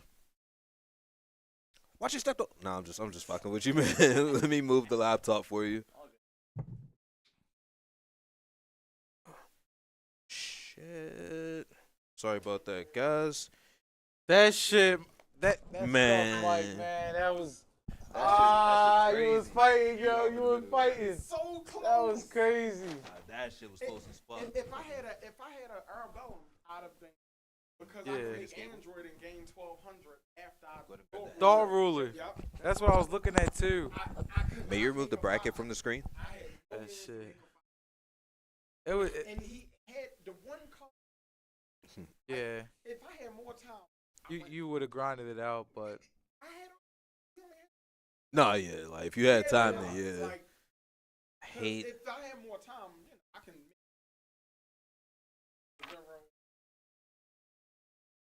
Still got faster, but what can you do? It's all good, yo. Energy drinks in Like, there, you couple played of as far as you vodka could, just- seltzers, blah blah blah. just- I'll bullshit grab out. an energy drink. It's all good. I'll Appreciate say, it. get whatever you want, man. It's all It's good. up to you. All right, we got Trey Naldo Yeah. on the Go commentary. original. Welcome to the circle, real quick. Y'all in for a little treat. We got a 3-man commentary going on. We got the semifinals of the losers bracket about to go down, and we about to see a frog here mirror match. So I seen Frank is playing more discard traps, and Jack seems to be playing more of the standard build. Because I've also seen Frank had 2 rises in there, so interesting to see which build ends up winning. And it's just interested to see if either player makes any key mistakes. So as you see on the left, um, funny to say, these guys actually have literally the same exact body figure. So they kind of look. They really do. They have the same shape. Quick So we have Jack's just a little bit taller. Quick So interjection, real quick. Sorry about that. Did you play against either of them in the tournament? I lost to Gabe, yeah. But I have pretty strong familiarity with both of these players. Gabe is my War League teammate on Krebons, Okay. and Jack goes to my locals, which is The Curio. yeah, Cavern, Curio right? Cavern. Okay. Oh wow, this is a really strong. I mean, this is about the best you can ask for with Hero Frog. Is yes, yeah. It's very good, yeah. No, Stratos Swap Frog, yeah, for sure. here. Oh, has he been there? He goes to Dream Wizards, I thought. Which I thought he was a I- dream. Yeah. yeah. Okay. Okay, so all right, now here's an interesting discussion point. Gabe chooses to bounce the swap. Originally, the play, quote unquote, was to bounce your Stratos, but lately there's been a discussion of do you bounce the Stratos or you bounce the swap? And I want to know what you guys think about that. Is it Swap better? is more useful for the Monarch recycling. Yeah. Yeah, I think if you look at his hand, he's got two Yeah, Rise two Rise in and this Caius, situation, and yeah, so it's- yeah, he's also got Alias, so it's like Stratos' search targets are not as good. They're minimal.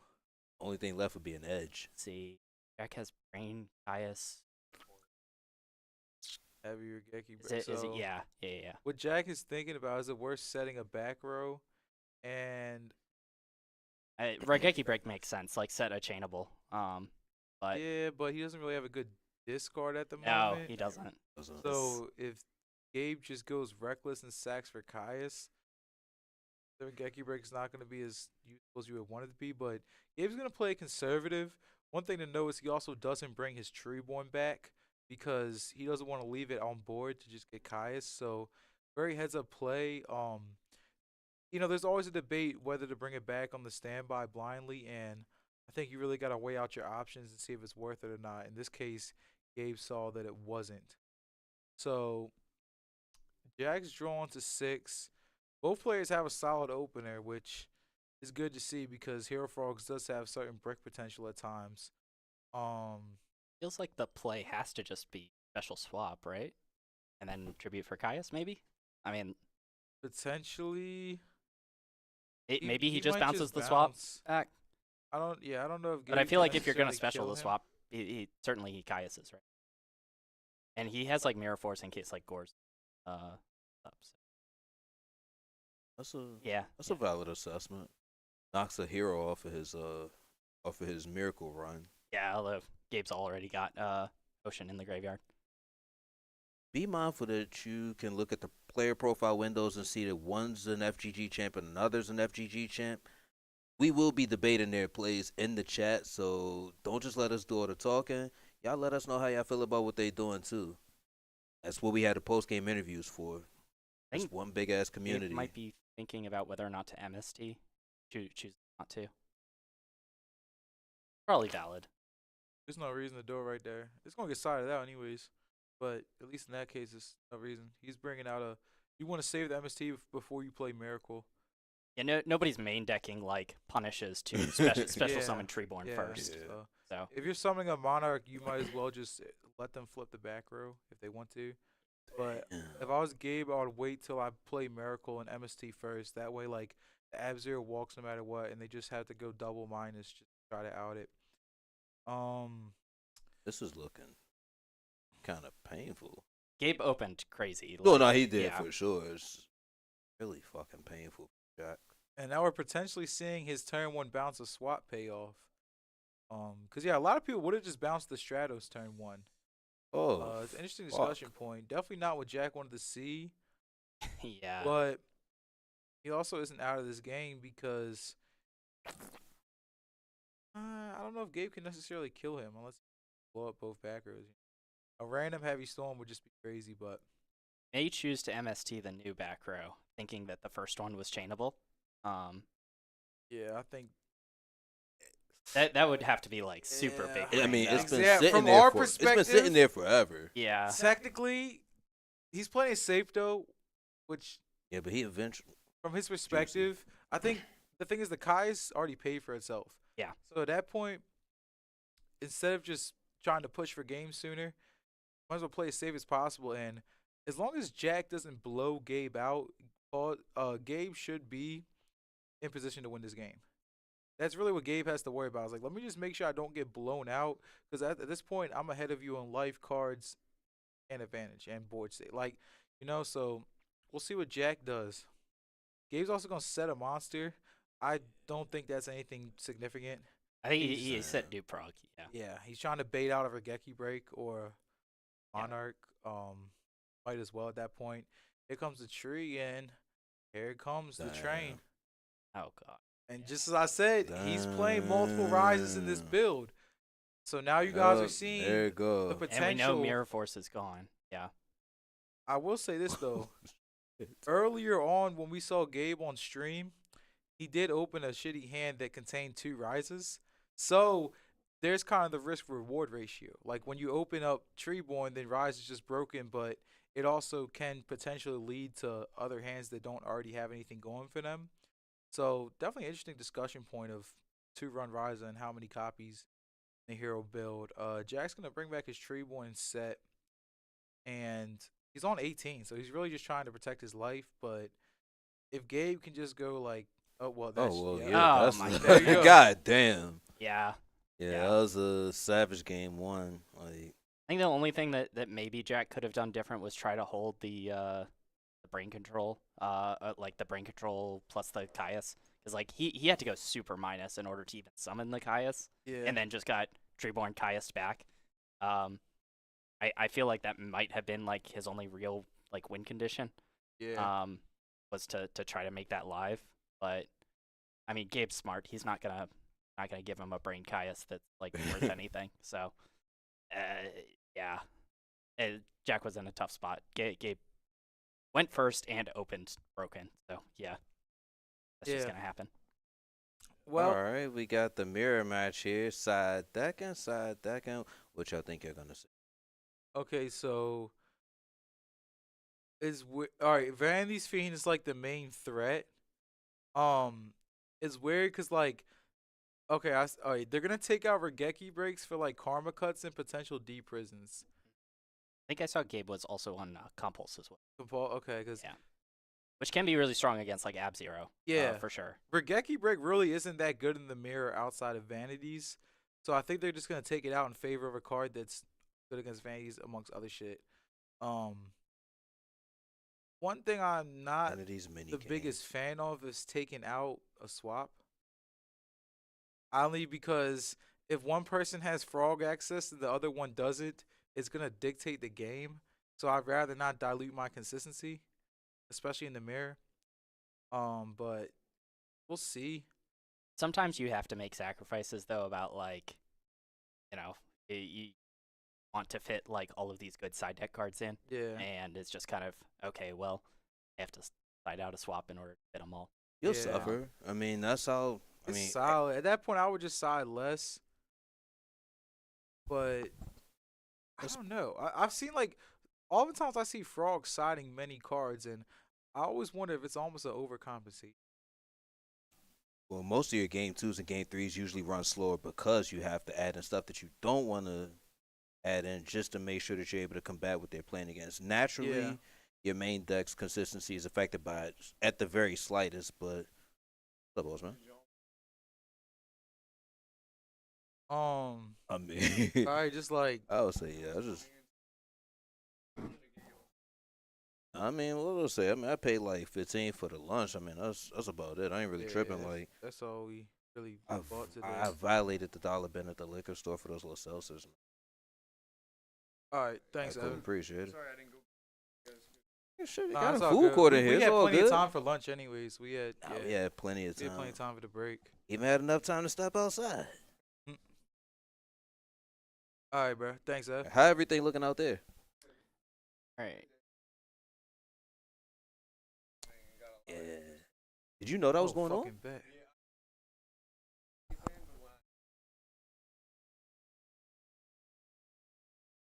Bet.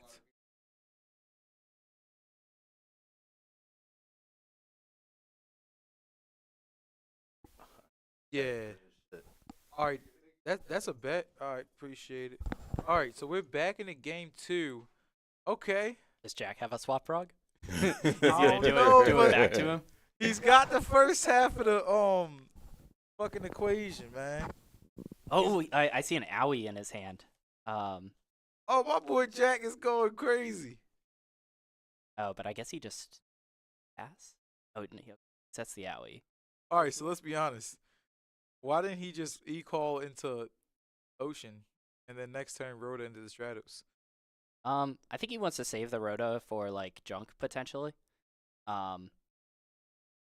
Figures he can deck thin a little bit more by going for Yeah. Stratos first, which I guess is like fine. Would you have wanted to set up the Owie turn 1?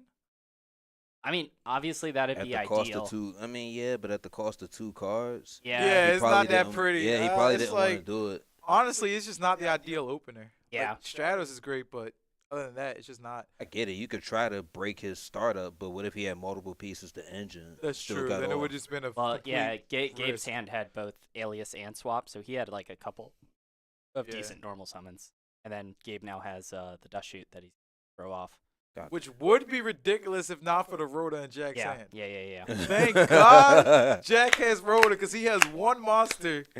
Like, at this Oh, point, he has one shit. monster. So, luckily, the Rhoda's going to actually just going to get that Ocean right back out of the deck. Yeah, pretty much. And he's just going to probably set Ocean, set TT, standby phase Owie.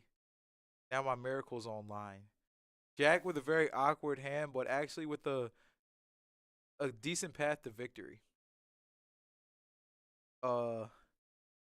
Gabe, on the other hand, Gabe's got what? It was Malicious Edge, swap. I didn't see the cards. The Torrential in his hand? tree one.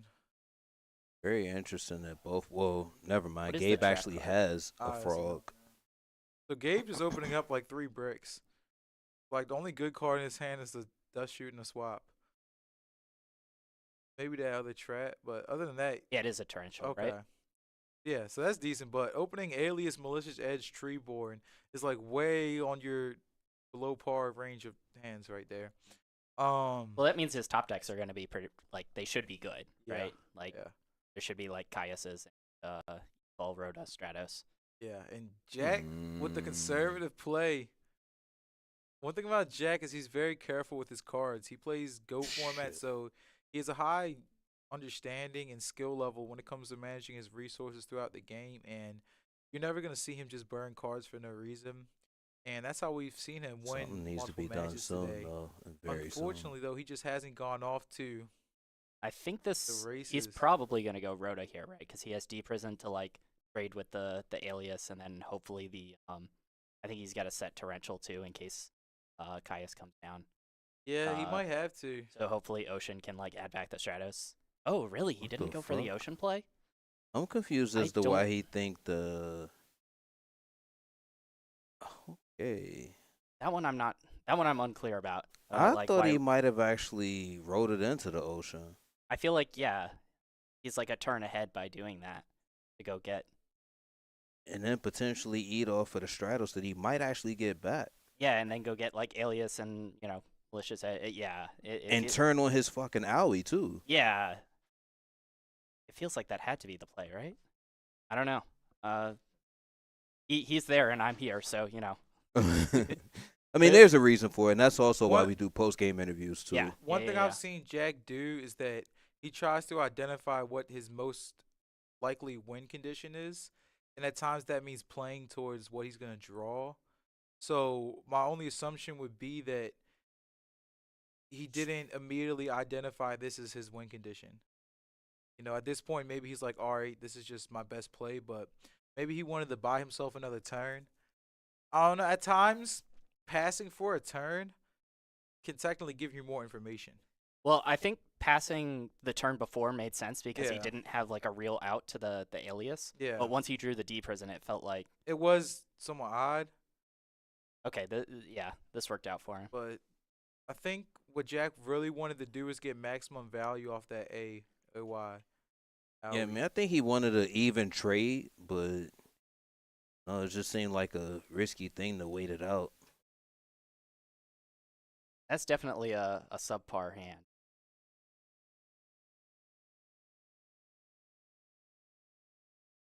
Oh, the camera's not on.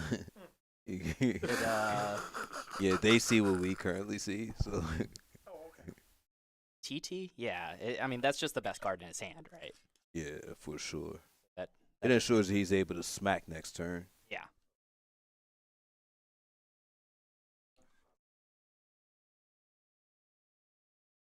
I mean, bro, you was close, yo.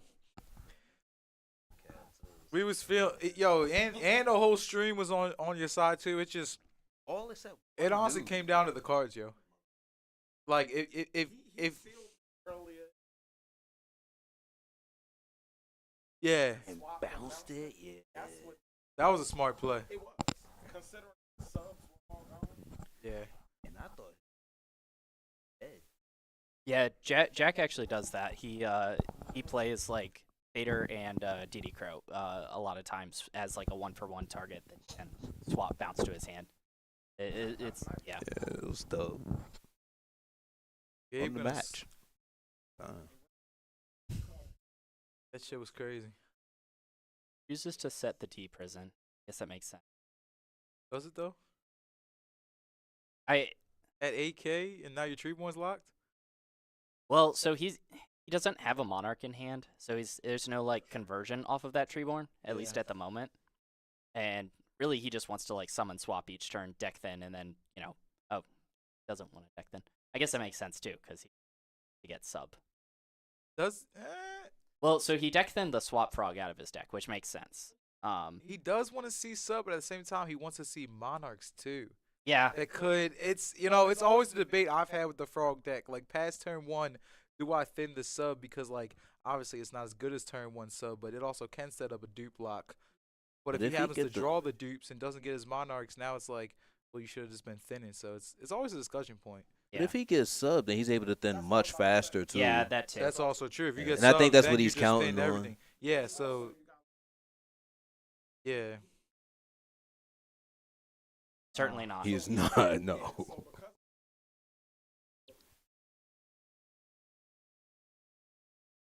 Yeah. I think the other thing Gabe might be reading is that he sees Stratos Ocean in his opponent's graveyard, so he might be thinking Miracle is potentially in Jack's hand, and D Prison's a pretty good answer to App Zero there. F-Zero. Yeah, so That's valid. That's probably That's what it valid. was. He was reading the miracle. because like if he doesn't set the D Prison, then Jack's just gonna get a free 2,500 or 3,000 if he's got a water on the field. I think Damage. given the fact that we know their hands, Jack seems to be in a stronger position. But from Jack's perspective, like he doesn't know what Gabe has. So for all he knows, Gabe might have a bunch of monarchs and bombs. But from their perspective, the game looked kind of neutral. But Well, from what we can see, Jack's ahead. Jack knows Gabe has he owied, so he Yeah. he knows there's no like monarchs or anything. Okay, Oh, he so just drew the has- Caius. Okay. Damn. Well, what did guess- Jack see off the Owie? he off the owie he took the torrential. He saw, He saw what, like- Alias. Oh, he Uh, saw Dupe, Edge. Treeborn, Swap, and Malicious Edge, Okay. and then the torrential, and took the torrential because that's the best card. Okay. Yeah. Damn, this is a close game. Actually, yeah. Despite the life point difference, it's definitely still a close game. Yeah. Hand economy though. Jack has bombs, bro. Like he has bombs on top of bombs. And that D prison ain't holding up too much weight. Hero Frog vs. Hero Frog Spicy. Yes, sir. Thank you for tuning in. Kyle Jin, welcome. We're in the building, Feel Good Gaming, where it always feels good to game at. Your boy Fish in the building with Dream Vision TDR, where we're always turning dreams to reality. We got guest commentator Ronaldo too. in the building, and FGG muscles. yes, sir. keeping the Edison community going and growing with this top tier commentary and top tier play in the match. You know how we getting it. You know how we get to it. So, I wonder if Jack goes for lethal here. I did see Gabe sided out Battle Fader. I don't know Really? if that's like standard. Oh, sorry. Just in case.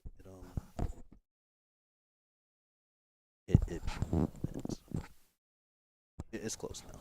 Okay. I just want Yeah, to make sure they can hear you. Tech Okay. would have told us, but I just Yeah, want to yeah, make yeah. sure. I don't know if that is standard or not, siding out the faders. usually you side fader out against deck dev decks and like value decks and stun decks. So, Mm. I honestly would not expect you to side it out in the mirror. Okay. Because a fader into a ab zero, it's called sandbagging, where you let them use their resources and then you bounce back on them with a bomb. So that's my thing about. I honestly wasn't the biggest fan of the side choices I saw. Vanity's Fiend kills fader. That's a good point, Yeah. Barry. So yeah, okay. True. So I And think it definitely his- does come in games 2 and 3. Can't do ish. Nothing. Yeah, I mean, It looks like Jack is going for it though. Oh, he's going Potentially. for the game. It looks like This is it. the first time I've seen Jack go aggressive all day. The most conservative player in the room, but one of the skills is when to go aggressive. You know what I mean? Obviously, 90% of the time you want to play conservative, but yeah, I feel like if he's gonna commit the Raigeki break to outing the back row, it just makes sense. To go for lethal. yeah, might as well. You already want my and here we go. Oh my gosh, Game yeah. 3 in the He mirror. got there. Yeah. just like that. I don't want to see anyone side out swap going into game 3. That was a cold finish. Cold finish, game 3. Oh no. I understand the theory behind it. I just really like having maximum starters. Fucking love it, game 3. Hold on, I'm trying to think. We've only had. Yeah. Every match on stream after round 1 has went to game 3, correct? It was only there was when Justin played Yi Chang and when Gary Yu played Oh yeah, my bad. whoever he played. Other than those two, it was only Yeah, two my matches bad. that So we had was quite a 2-0s, few but game 3s going on. Love to see it. It's all the pressure's on, suspense is building for all the marbles. Yeah, naturally, yeah. When the best of the best are Looking playing, at the like there cards should in be game Jack's 3s side deck, I going. mean, they make a lot No of one sense. should be There's a getting lot of like back row completely removal shut type out. stuff. Back row removal that's like in his side deck that he's just leaving there. Oh makes a lot yeah, of sense. yeah. that's what I would do. Yeah.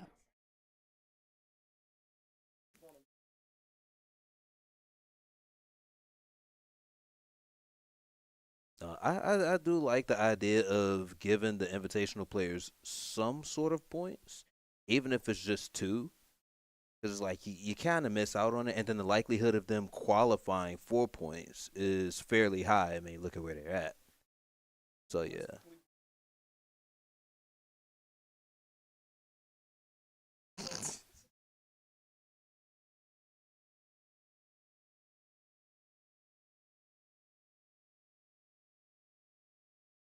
Round 1 Oh was yeah, 3 round 1 games. was 3 games. Yeah, that was McPherson's game. So- They did go to round 3. It So was over only- fast. Only Gary Yu's match earlier. Yeah. Okay. Yeah. So yeah, it yeah, was that just one round yeah. that Gary Yu happened to 2-0, but other than that, Yeah, we've been been all bringing 2 y'all ones. game 3s all damn day. Give us a like in the stream and make sure you share it right now. crazy enough, we haven't seen any critical misplays either.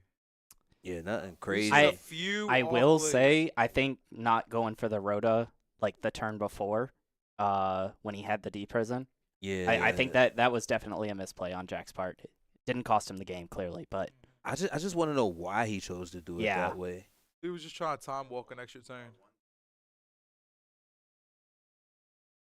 Oh shoot. Okay, so a Yeah. little bit of intel. Yeah. This man Gabe right here is actually the only person to get 2-0'd on stream all day. So this is That a bit of means- this is his redemption arc. Yeah, that being said, Beginning of his redemption arc on stream, and yeah. he still has a chance to take just take the gold home. solid opening with the I think I Stratos. saw a swap in his hand. I too. love the way Gabe approaches the game because he just has such a healthy mentality towards it, and that's what allows him to do so well. He treats it like a marathon. I know there was a TT and a Karma cut. I don't know if he's got a swap as well. Well, if he has a swap, this is looking good. I guess not. Okay. Okay. I like not setting the Karma cut, especially when the opponent's not gonna just normal summon a Treeborn. So Yeah, usually I'd like to hold my traps against for the frog matchup until I see them burn something. Then I'll set a back row, or if I have a border protect. What are the traps in Jack's hand? Oh, Regeki breaks. Not what he Yeah. wants.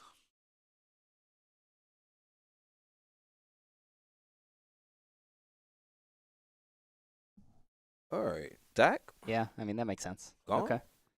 I'm fine with that if I'm Gabe. Yeah, I was say, definitely- yeah, the definitely exchange take was three. obvious, Shadows all you but want. yeah. He had the. I think he. In hand, but Yeah, he has Other the than that- ocean that he searched. yeah, Let's both see. these So he players are basically so nullifying talented the with hero ocean by frog doing deck. that and knocking his hero count off. So no, that was a justified deep prison. So Gabe has Soul Exchange, Gores, Miracle Fusion, and did he set either Torrential or Karma Cut there? I'm not sure. Damn, it's game 3. Is he really gonna bring it back?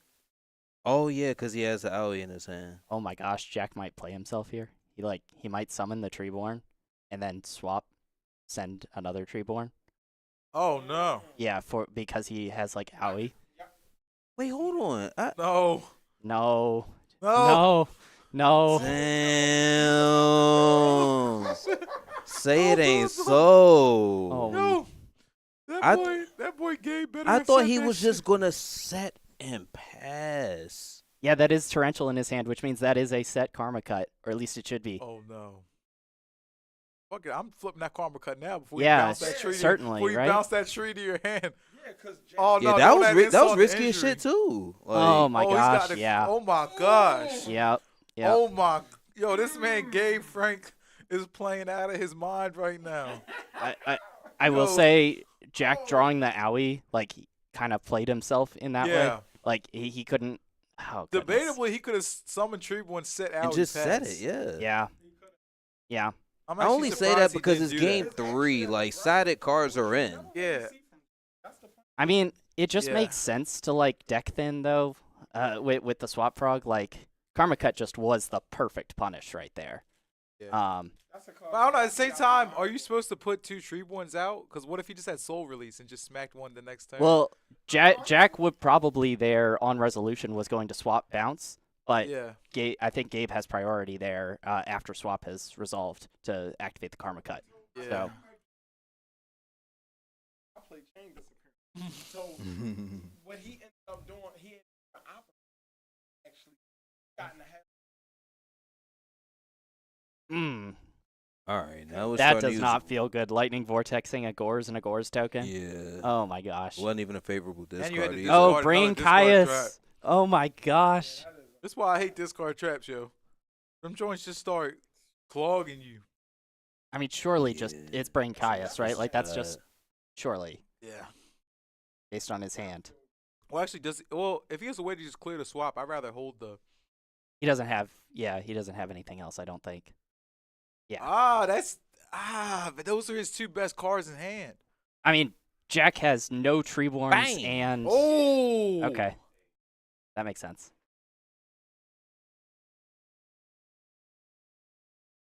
Yeah, turn that on yeah. Yeah, let us know how it sounds. Shit, y'all wanna? I kind of know. We could fit. Mike, you can fit on this joint if you want.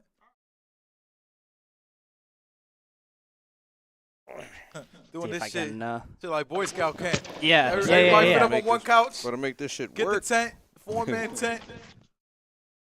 Yeah, don't forget that neither. I wonder if Gabe maybe should have gone for Solex over the For now. BrainCon.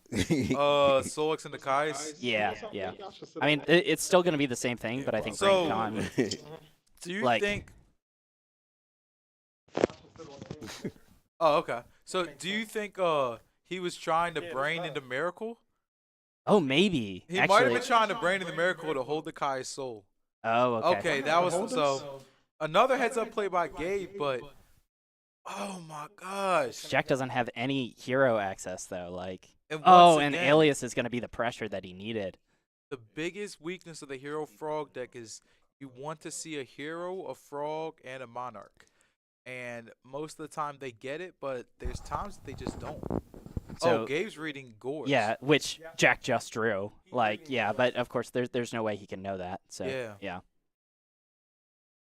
Okay. But now he has Mirror Force, which is an out if Jack has. So I think he just goes for it.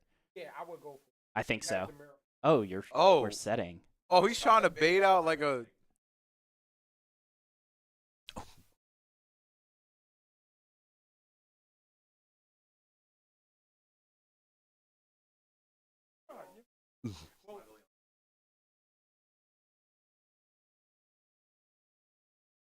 Okay, All so right, Mike, we can hear you. That's all that matters. Shit. so that makes sense. Gabe was trying to like flip the Alias attack, Yeah. and then if Jack has Gorge now, he has Caius, and Jack knows he has Caius. So yeah. All right, so whoever wins this is officially the king of the Hero Frogs. Something like that. King.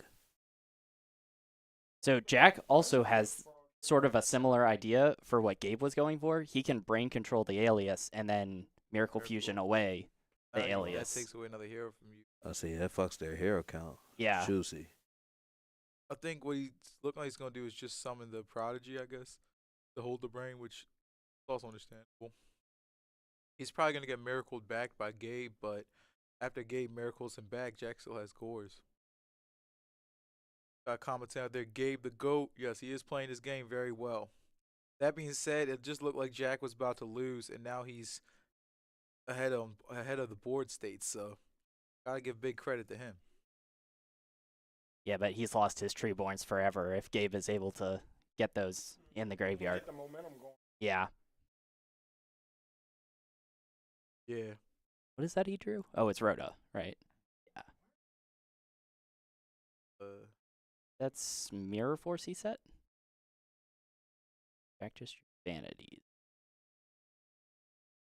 So what can Jack do here? He can. Might as well just keep swinging. The Mirror Force is gonna come in clutch, but it's not the worst exchange for Jack. I mean, it's not like he needed that 0. Yeah, it's not a Yeah. D prison. Oh, did Gabe just open 1-for-1? He definitely drew that just now. That would be very strong.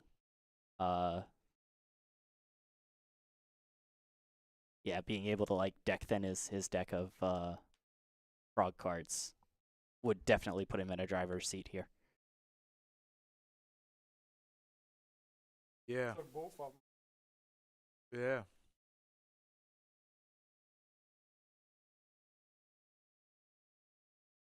That shit was wild. Yeah, Gabe plays the incorrect art of 1-for-1. Yeah, I just noticed if I was looking to see if we had two different arts. Yeah. He plays the incorrect art of Stratos as well. You can tell. I see. Yeah, we make fun of him Hey, for that. man. Hey, you gotta think Very though. much so. He's starting his own wave. Give that boy a couple years. See what he can do with that All-Star Shadows. I love. My 1-for-1 is the. I have this. Here goes the 1-for-1 dish swap, and he's That about to was just not sub bad. combo him. Oh, for sure, and then just summon junk and yeah. So Yep. So Damn. Jack has to do something. Like Gabe's about to start applying pressure, I would assume. So although Jack has a bunch of cards in his hand, they're gonna need to start being used. That shit about to get serious. Yeah, I know, right? Also, has Gabe burnt any miracles yet? I don't think so. Gabe still has 3 Oh. miracles left in station. Some Treeborn. I wonder if Gabe will choose to leave a soft lock on field or In like- this matchup with this deck, I would probably just go double dupe. so do we think he goes for like a swap and bounces the junk back to his hand? Yeah. Okay.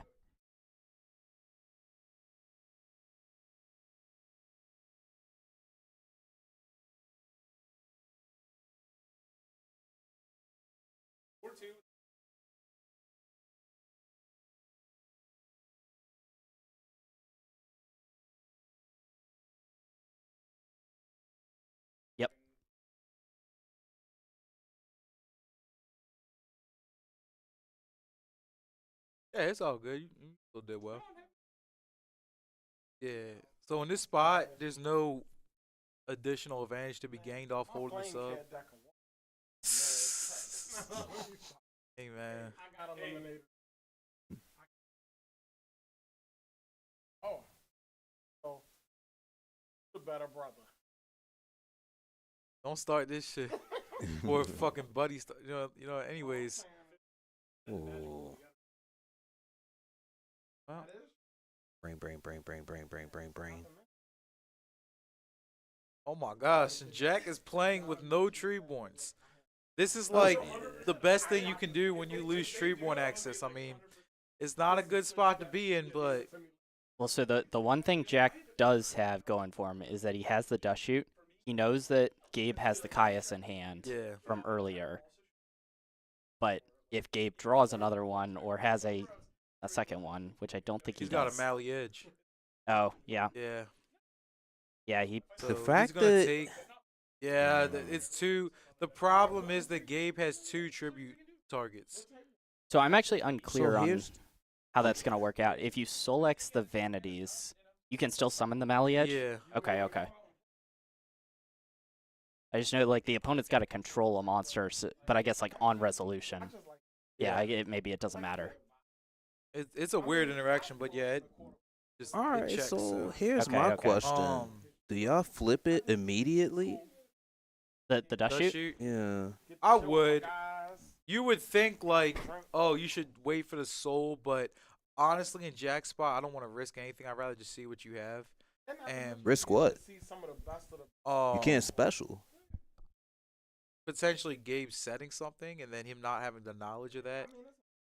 He might have just wanted. Absolute Okay, you mean the knowledge. actual trap knowledge? Yeah, like just the like. that's fair. Maybe Jack just really wanted to see everything he had before Gabe potentially set something.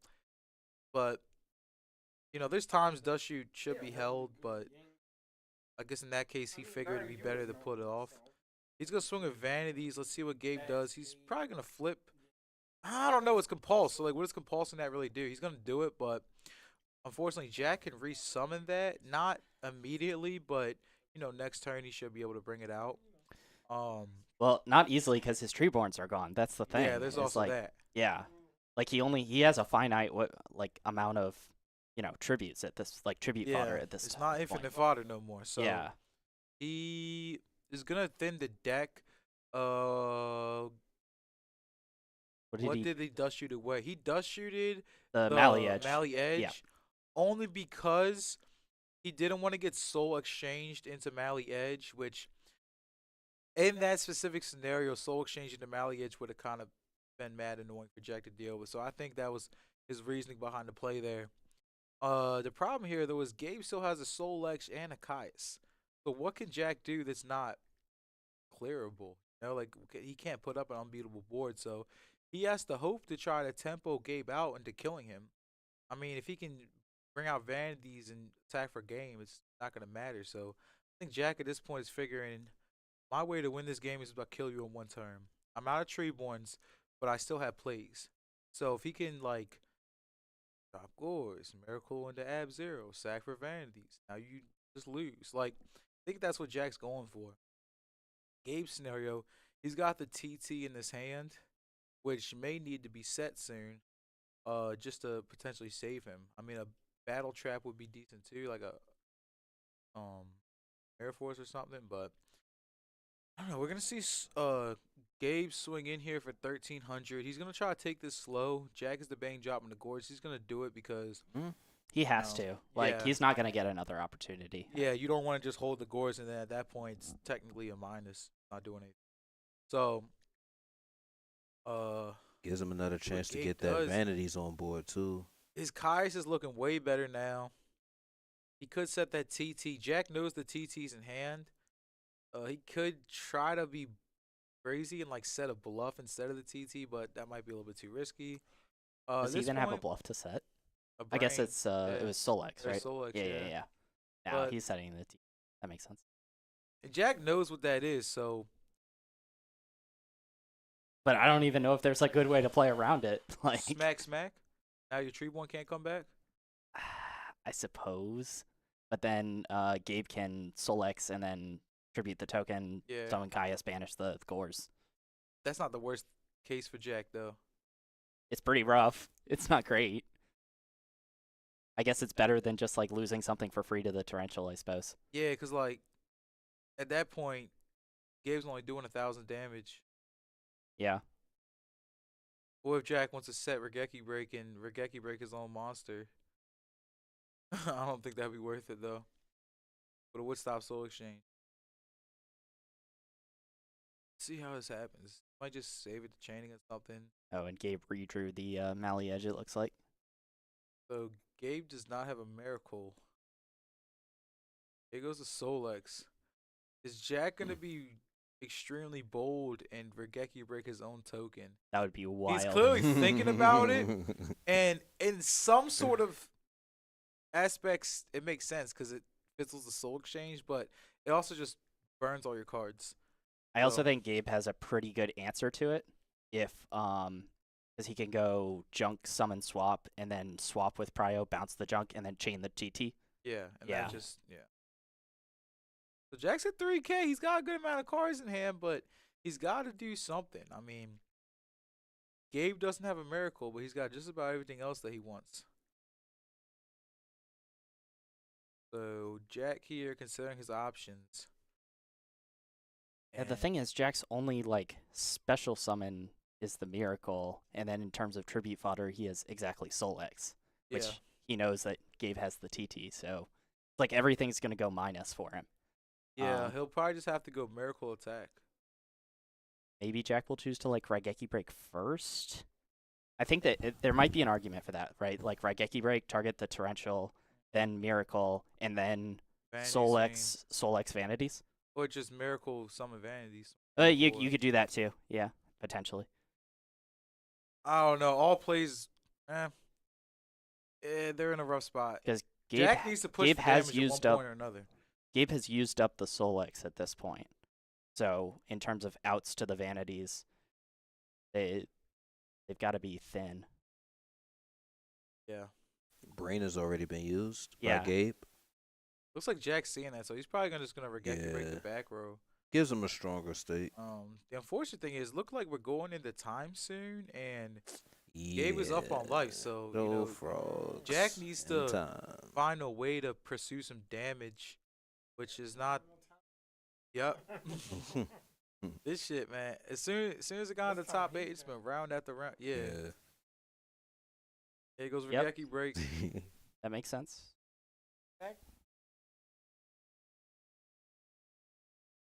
Yeah, Jack No, is yeah, he's playing, been playing fairly well for his This the trees Mary to be is- gone. He is. One of the best. I think you might be right. I think it might be the miracle into the Yeah, into Yeah. that. Jack does. Anyways, It's like it's very few outs to the vanities setting it up this way. all right, Jack's gonna bring out an Ab Zero.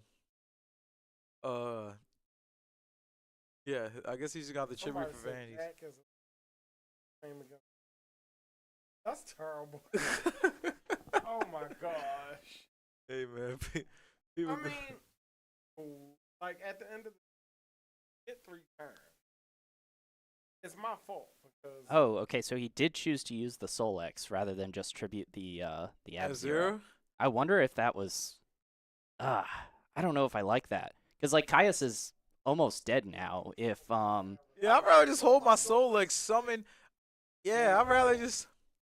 Well, oh, Gabe doesn't have any traps. Oh no. everyone's saying Jake. I think I mean, yeah. I He mean, can take all the time he wants. When you're that good, that's a terrible take, Mike. This is a very terrible take. I don't know. Yeah, it feels like Jack just he can tribute Ab Zero for Caius and then target the monster and swing. Yeah, But Gabe on especially bet- considering the have an position answer? that they're in, time wise. Like at that point, Gabe has to basically top deck Lightning Vortex. I think Mirror Force is already gone. Yeah, Vortex would be the Stones right now. I mean, it's definitely time. Playing it conservatively though, Yeah, yeah. I guess it doesn't matter to drop him that low when Brain is already gone. Although we are going into time, so you know. Yeah, true. I'm I curious know too. Lil Omar top. XO last one. Yeah. It's an auto I top. think he lost, but playing for play. Here's That's like 4K. I went.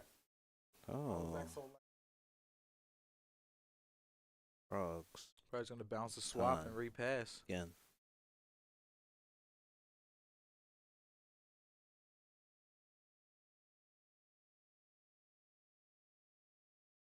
To be fair, Gabe did not draw into his frog half of his deck for Oh wow. yeah. He really did.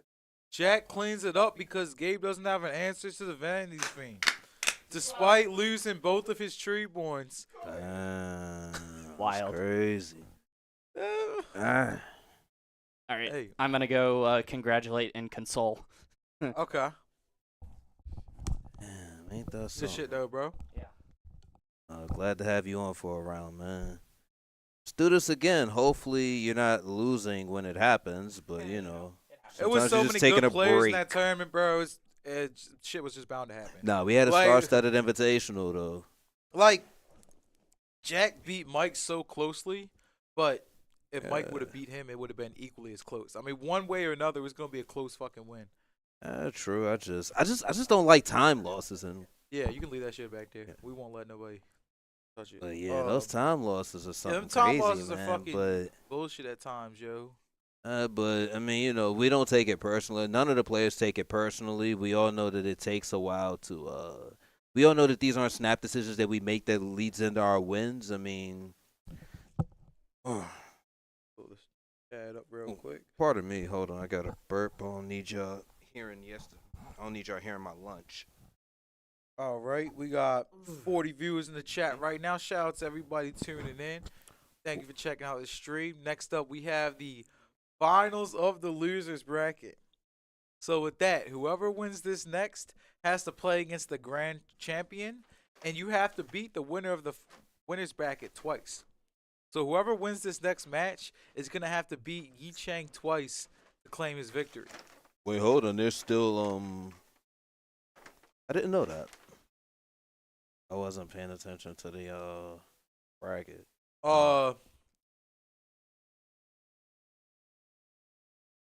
Oh, okay. What? They might end up doing a 3 out of 5 instead. I mean, it's not that. It's just that we won't get to cover the we probably will not be able to cover the monthly if the grand finals are 3 out of 5. Actually, I should.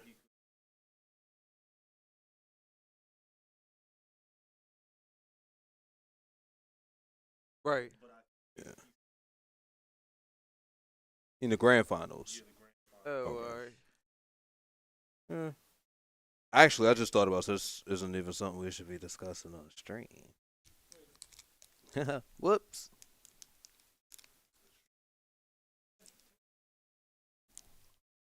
Sorry. Anyways, what you guys got coming up next is gonna be Gary Yu against Jack McCune. So Jack McCune is known as one of the best Hero Frog players around here, and he's also known for being very intelligent with his plays and considering all his options. Gary Yu is known for being very consistent with value, and he's known for just spiking random tournaments. I mean, he's the type of dude that can just hop into a tournament and take it over. So, what we're about to see is a very good match.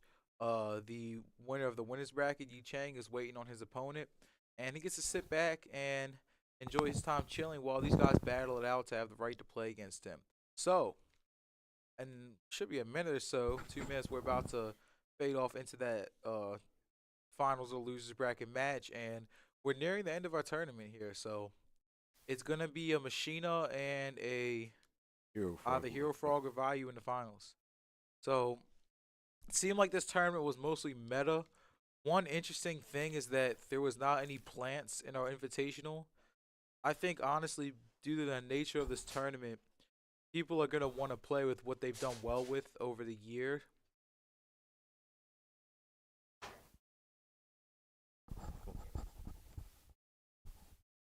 All right. And I think we're gonna have a little post game interview with the winner of our round five. The winner of our quarterfinals match is gonna come in for a quick post game interview. So, you guys got any sort of questions for him? Anything going on? Um, let me know.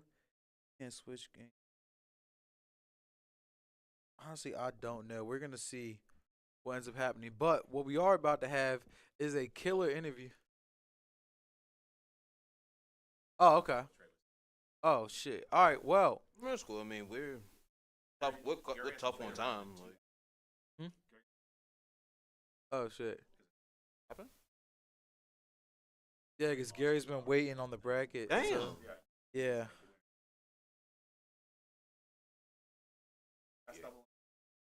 Oh yeah.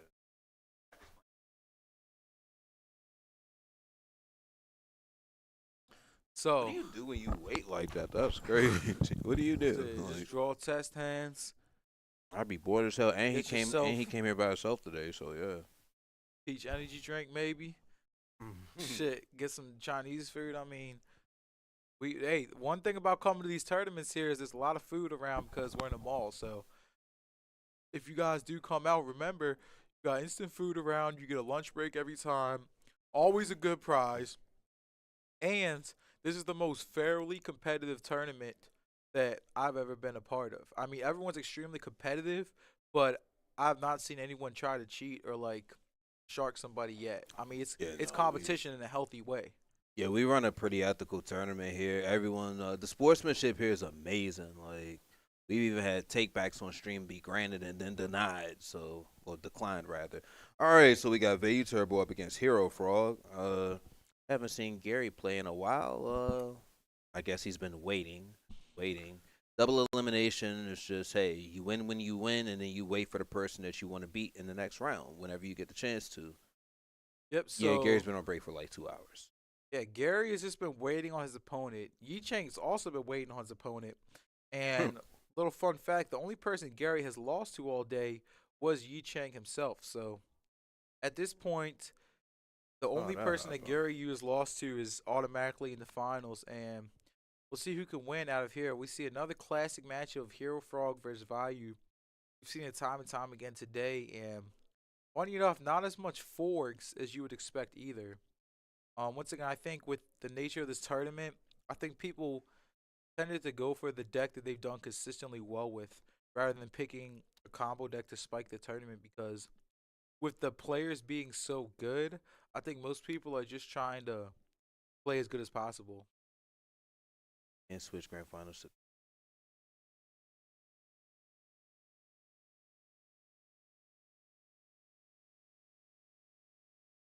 A little bit of adjustment on the string, getting that perfect angle think for you guys. does it? You know how we keep it over here at FGG, Feel Good Gaming, where it always feels good to game at.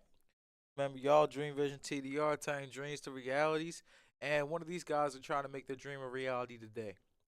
Um, Yeah, I mean that's a decent point. Asking like, yo, you can't switch grand finals to 3 out of 5. Uh, it's all good though. yeah. Me personally, I like keeping them at 2 out of 3, but with this being an invitational and the best of the best, I guess it seems to be like, I guess in our best interest to see like as many games as possible. Yeah. I don't know how it's gonna turn out. We'll have to wait and see. Yep. So Think it should be decided very soon, though. To say looks the like least. Gary won the die roll. It's gotta feel good.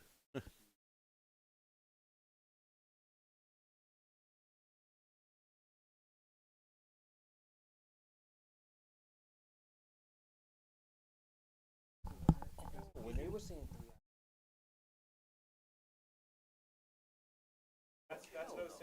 Yeah, you switched the.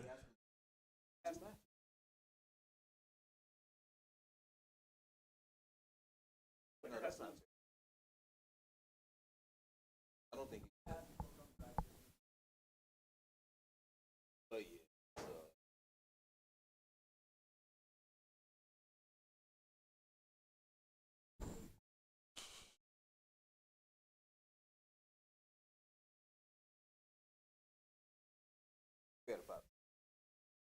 I'm surprised Gary you set 2 back rows turn 1.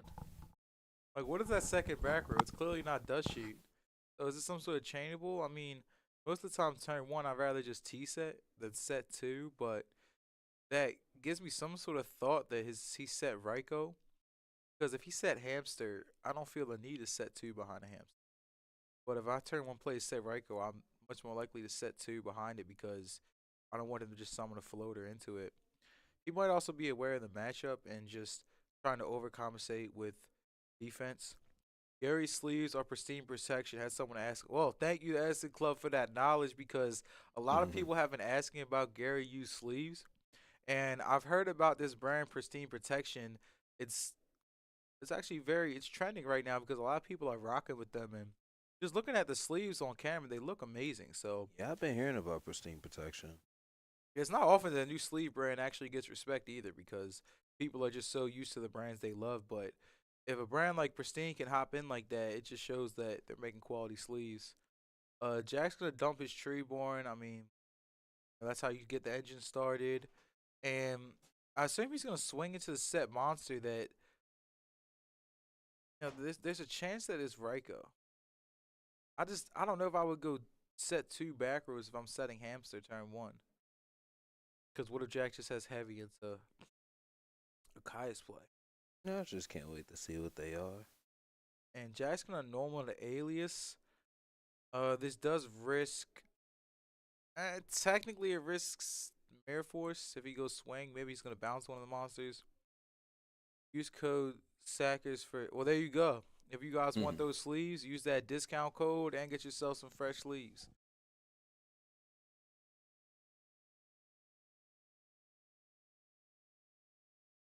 All right, so Gary bottomlessing that alias just.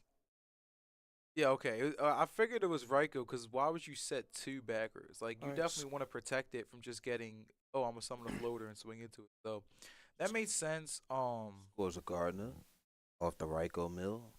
That was crazy. But that's Gardner just and a Dark. free. Yeah. Call it what it is. Gary definitely knows his matchup well because Hero Frogs have been so good for so long. I'm sure he's played in Astronaut. Okay, these mills are starting to look better and better. Right, he's missing one piece, which is the value, but that's bound to come soon. And Monarchs like Kai's can just wreck value at times, but Jack doesn't seem to have seen a Kai's yet, so we'll see. Gary's gonna grab the Lila. I wonder if he's gonna risk the Gores.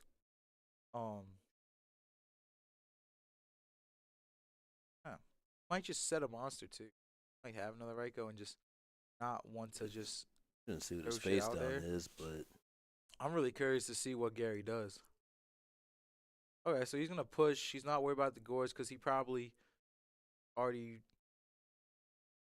I don't know. There's a chance that Jack has Gores.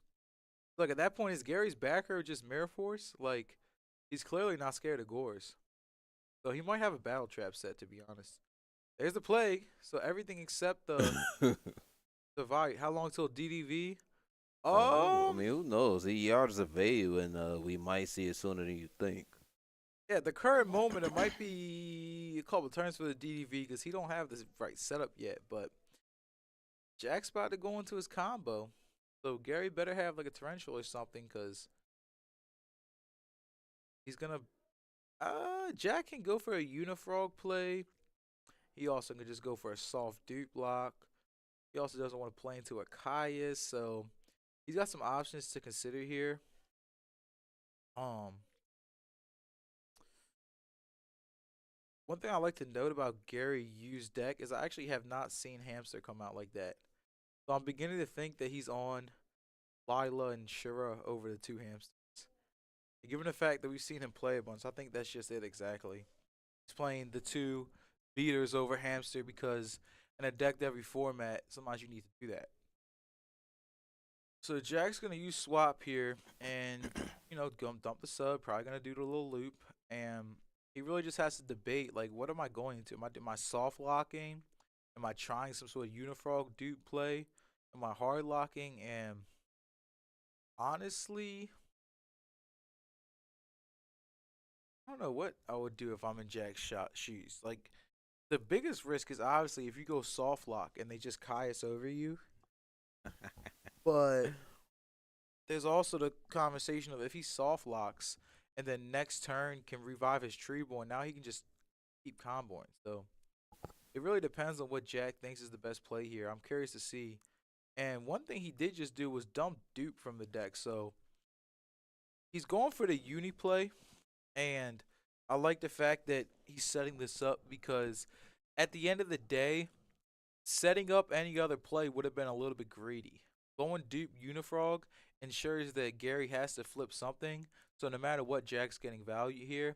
He doesn't have to invest any additional cards from his hand. So, it's definitely the safest play, and I think it's the least greediest, which I think is smart. So we'll see what Gary has here. He has to burn the Necro, which Jack doesn't love to see because now those back rows are just intact, but at the same time, at least the Necro is gone. Gary also doesn't have Dark Arm Nexus anymore, so he's going to need Caius and Values to really kill Jack, but, Gary also has Plague Engrave. So, really curious to see what he does because he kind of has to clear the Unifrog this turn. Otherwise, he just wasted his Necro, and he's going to get one of his back rows pop next turn. So, he's got to out the Unifrog at some point this turn. And, Jack can still fight back with stuff. Definitely very interesting game. There is a plague in the yard. Not sure if the commitment needs to be that heavy to clear this, but it is an option. Yeah. That's something I haven't seen or I haven't noticed about Gary's main deck is that there's a cold wave in there. Oh, okay. So he just is playing a True Heroes build then. He's got Shura, Lila, and Cold Wave. And he's doing this play to push for damage, which... Oh, okay. Woo! Had me nervous there, Gary. Had me nervous. Yeah, that definitely want to swing with the Kai's first. Yeah. Now he's like, oh, what happens if he gorges? But, like, I don't know. He didn't have gorge last time you swung correctly, so... Yeah, you what's the can't odds play of as draw? it. Was that It Cold was Wave? cold wave, Yes. yeah. Yeah, he's like, let me just swing. It's like you would have had to draw on it that turn exactly because he just swung last turn and there was no gores. You can't keep playing around Gorge. You'll give him enough time to actually fucking get it. Yeah. So. Oh, and Cold Wave actually is not that good in this matchup outside of preventing Miracle. So Yeah. Gary has no problem stacking that for Plague for it to get milled because I think Gary wants to top deck a good card here. I mean, he's controlling the board, but he has no cards in hand, so he needs to draw something. But I don't see it being in his deck games 2 and 3. And we see he plays Hamster too. So we've seen Shura, Lila, and Hamster in his deck. So he's definitely cutting down on something. I swear we've seen a Shura in there earlier. Here goes Miracle, and here's the Oppression. Just what Gary needed, and most Vayu builds only main one Oppression. I'm curious to see how many he's maining. One thing we haven't seen from Gary is he definitely doesn't main 2 deck dev. There's a chance he mains 1, but I damn sure have not seen 2, and I don't even remember seeing 1 at all. So it's clear that Gary's made some slight changes to the standard value build, but only just 3 to 4 card differences. Jack's gonna get his Mally Edge because he doesn't have another beater right now, another boss monster. He's gonna be able to crack over to Lila, which is good, but this would be Usually you don't want to deep-person Stratos, but in this case it's actually justified. Yeah, plus that hero count. Yeah. Yep. So Gary U's gonna draw for turn. Let's see what he's set got. Card. Is it really a chainable? He's probably like, let me not play in this torrential. But yeah, it's a Really chain. a Like chainable? I don't know. I don't. We'll see. Let's see what he does, cause Gotta love Yu-Gi-Oh! And the mysterious I think he just has to pop it. Cause what about the off chance that it's torrential? You don't want to pop it. Yes, like Jack is a smart player, so you'd expect him to set a chainable, but at the same time, you never know. Could have You don't been wanna either just or. play. A torrential always keeps you honest. So let's see what Gary does here. If he doesn't have a way to press for damage, he's honestly just gonna have to pass at mill 3. Ideally, get some value food into the grave, but he really hasn't managed to see them yet. But yeah, I'm surprised to see Lila, Hamster, and I swear I saw Shura in his deck. I don't know if he sided it, but he's got all those in there. So Probably mained. Yeah, Even if it's just one copy. Snatches out Bayu and Gale. yeah. And 1800 honestly, is still solid. that Machina deck is more of the Hamster Raiko Kai's deck anyway. Value plays it, but you don't need 2 to 3 hands. Hi, Gary. I'm your biggest fan. Well, that boy Gary got some support going on from the chat. So shout out to Edison Club Mike Boyd for tuning in and showing some love. Let us all know who y'all think is gonna win this game. As at this point, Gary seems to be in control because he's got oppression and 2 monsters. That melee edge might come into play, but I mean, as long as Gary has anything to out that, he's just fine. Um, but Penetrate. definitely a hell of a game one. The Frog deck is favored game one, but it's not looking like that at this current moment. Oh, but no battle trap. Doug says he wants Gary. Okay, so we got some support for Gary in the chat. Definitely glad Oh, to see glad people showing someone's love. speaking up. Yeah, No, I'm fucking around speak with y'all them. mind. I mean, But nah, yeah, we ain't gonna hold it Oh. against you. Vote for whoever you want, man. You know, we not gonna tell them. yeah, whatever you feeling. Y'all scared. So Scared they gonna find out. quite possibly. Nah. So Gee, what do we got? Oh, okay. Gary, you better have some way to clear that 26. Yeah, 26 go a long way. Like strongest easy access card they got is Armor Master. And you still got to build up to that.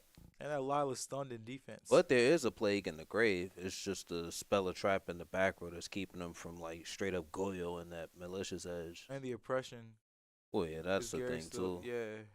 So realistically, Actually, if it's not a Kai's, he can't climb over the fucking edge. I just thought about that.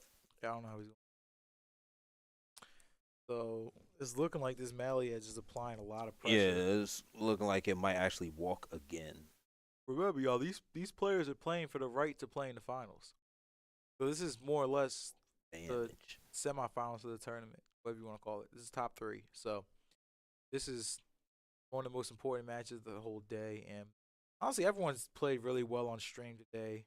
The Invitational was 16 amazing players. I mean, somebody was bound to make it all the way. So big ups to both of these guys, and big ups to everyone else that was in the Invitational. Sorry, that plague is removed. Yeah. Okay, I always get the piles mixed up. All good. So he Jack really needs to just keep pressing for damage because I mean, look at at certain Jesus point, he's got laying tempo. down, ready for it. about to swing for 24. He knows that back row's nothing. Gary's gonna have to drop to 4,600. Just not comfortable to be at. Draw for Let her turn. Let's have see it. what he's got. Crazy. Well, I mean, his hand isn't looking that. Jack's hand isn't. Jack's one's hand ain't looking that strong, but still in a hell of a position. His grave is thick. Grave. He probably got like 8 cards left in his deck. Might be gassing it a bit, but he's I don't know, that Lila running was low on burning a lot of cards. Yeah. I bet see the Oh. back row. Oh. Ain't that something? Better change that shit now.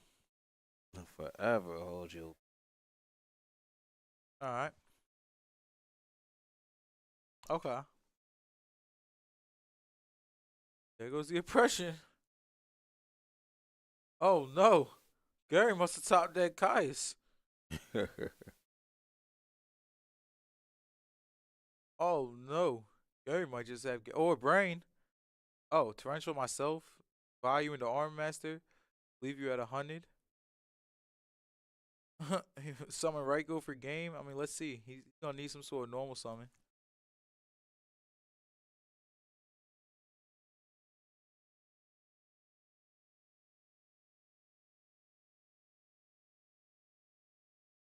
There goes Arm Master. Summon Oh Gruffer. crap! Clutch fader. Wonder if Gary Yu has returned down with oppression. Guess not. Ooh. I think it was the TT. Yeah. One thing Jack doesn't run is Light and Darkness Dragon. Say that for sure. I've not seen that yet. He might just double sack for Gores here.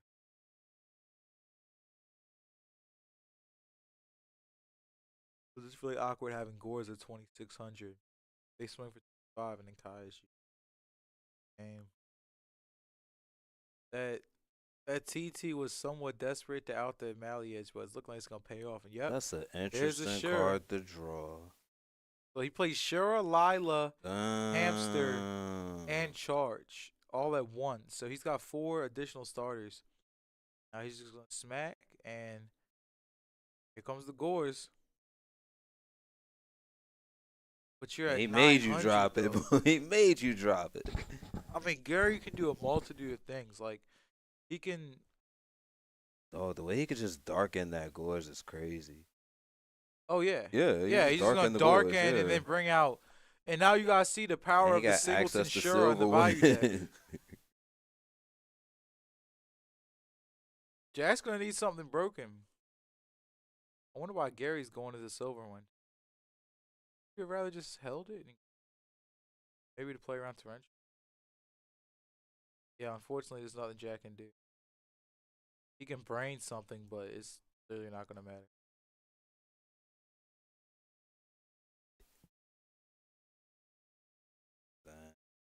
Oh, looks like Gary's about to clean up game 1. That man has been. Oh well, yeah, I think he's gonna clean up game 1. Unless I'm missing something. Obviously not going. Oh, that's why he brought the silver wind. He had solemn set, so it's like screw it. Oh, he only did that for information. Knowledge, yeah. Yeah, smart, but unfortunate for Jack because we've seen Jack make good plays all day, but Gary's made good plays all day too. So when you match a good player All with a good day. player, sometimes the hands are gonna evolve, and that oppression on that Miracle was just the biggest blowout.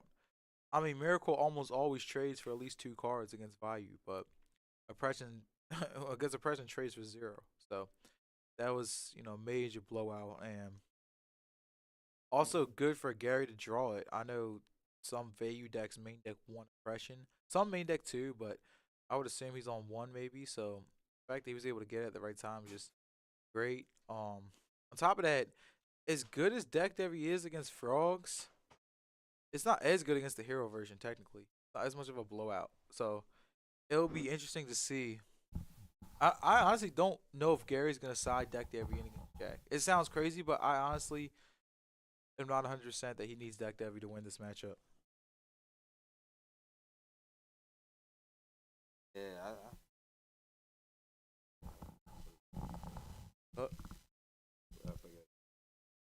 Shit.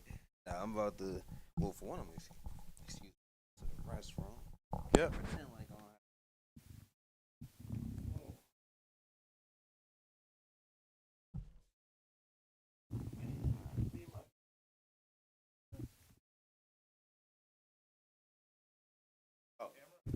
Nah.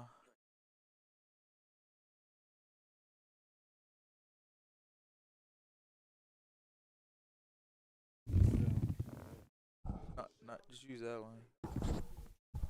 That one's not turned on.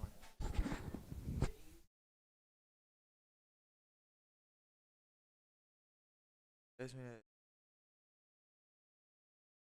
Sorry. Yeah, just leave it on the player cams. So rough game 1 for Jack. However, funnily enough, usually he wins game 1. Hero Frog is just has such a good game 1 against most other decks, but Gary just had the right value hand and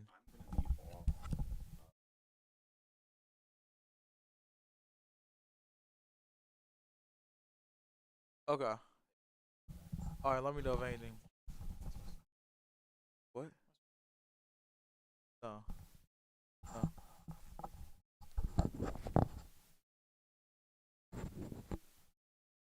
All right, so everybody shuffling up here. Jack's gonna go first. Keeping composure as always. Jack's a very composed player, and Gary's like a very focused player. Jack is that like chill, composed focus. Gary's that like part of a killer focus. I love to see it from both players. Honestly, reminds me of like Kawhi going against Kobe, and Kobe rocking the yellow and gold, obviously. So Jack's gonna set. T set in the frog deck is not the ideal opener. That being said, that's like a dupe and a decent trap. I mean, hey, he can make a lot of that. But like, obviously, his ideal opener is swap or Stratos with a Monarch for follow up. I mean, I feel like it has to be a dupe. If not, his hand is not that good.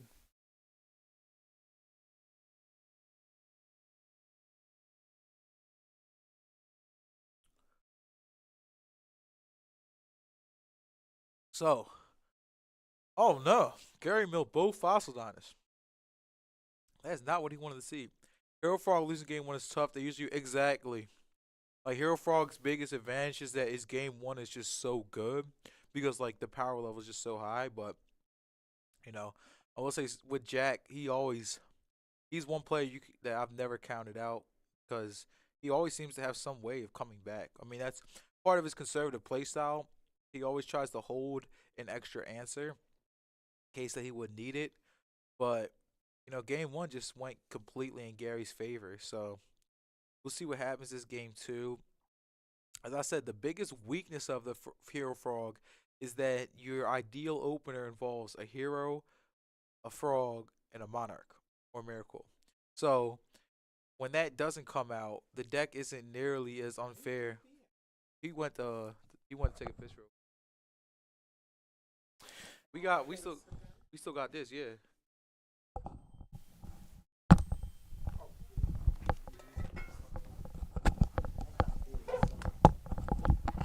Yeah, I mean, Jack draw on the second mirror. I wouldn't play you on Oklahoma. He said nope. And I will Gary put you had down. does shoot, so insult to injury. Don't forget to subscribe. Yes, yes, yes. Feel good game where it always feels good to game. Okay, so Gary, you up Everybody one. like the stream. Oh shit. Oh, you want your seat back? I mean, the fact that Jerry had the dust shoot, Gary had the dust shoot too, so that he can see double miracle, not really do. Kind Damn. of just shows that even if it is a dupe, he's not really going to get anywhere. Best case, he gets a swap. Yep. And then I mean, still he can't. Hero, a Stratos would be insane at this point. Access. Yep. So Gary is October FGG champion, RBET Merlin champion. Look at that. yeah, it's cool how they got the little Mm-hmm. they knew your DB name earlier too. They did. Yeah, probably cuz Flame Cat, I mean. Pretty sure Mike is that. They didn't put me as, October FGG runner-up, did they? Nah. Nah. Nah. They just put top 16 finalists or some shit like that. So Gary's gonna go into a 6-star synchro. Goyo take tree. Yep. Now he has no tree-borne access. He knows that his hand is dead, so it's up to if Jack draws a hero here or not. We've seen what Gary likes to do. He likes to play the odds. He knows how to play the odds well. So at this point, he's banking on him not drawing a hero. But he did draw substitute, so that's pretty good. Could buy him some time. Then the deck out.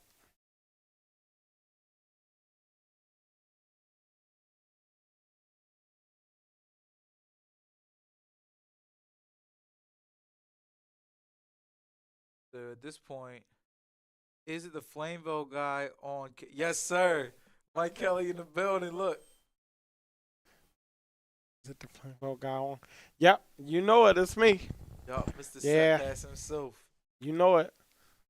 Yeah. So, man, y'all got any questions? I lost to about the Jack, Flameville deck? but, it was a very close game. Very good match. Jack's hell of a player. Really good.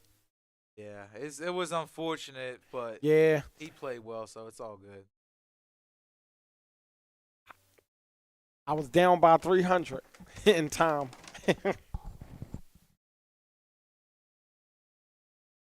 Yeah, if you had a little bit more damage. But I'm like, yo, either way, it was gonna be a close match.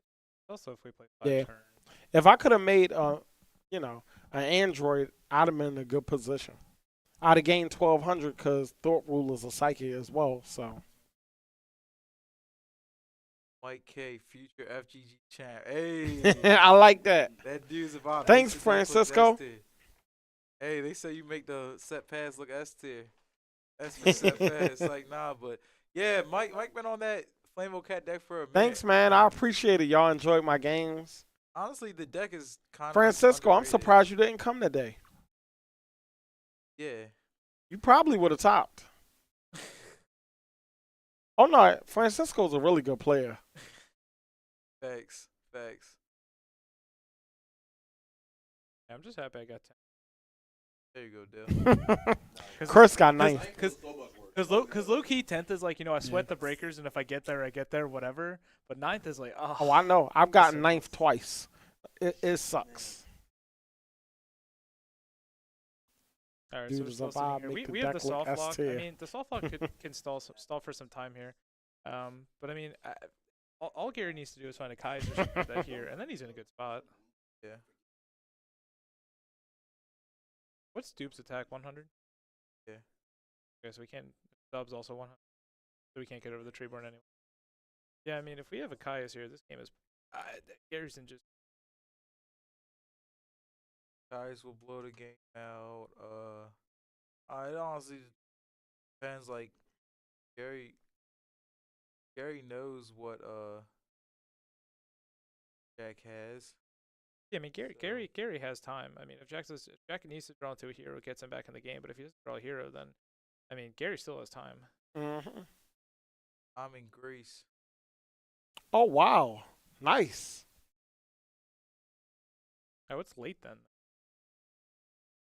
Yeah, I was about to say I yeah. think they're either 5 or 6 hours. Yeah, ahead I of us. think you're like 6 hours ahead of us or something like that. I've never been there, but what I heard about 5. So it's almost 1 o'clock, and you're watching us play. That's a Saturday night.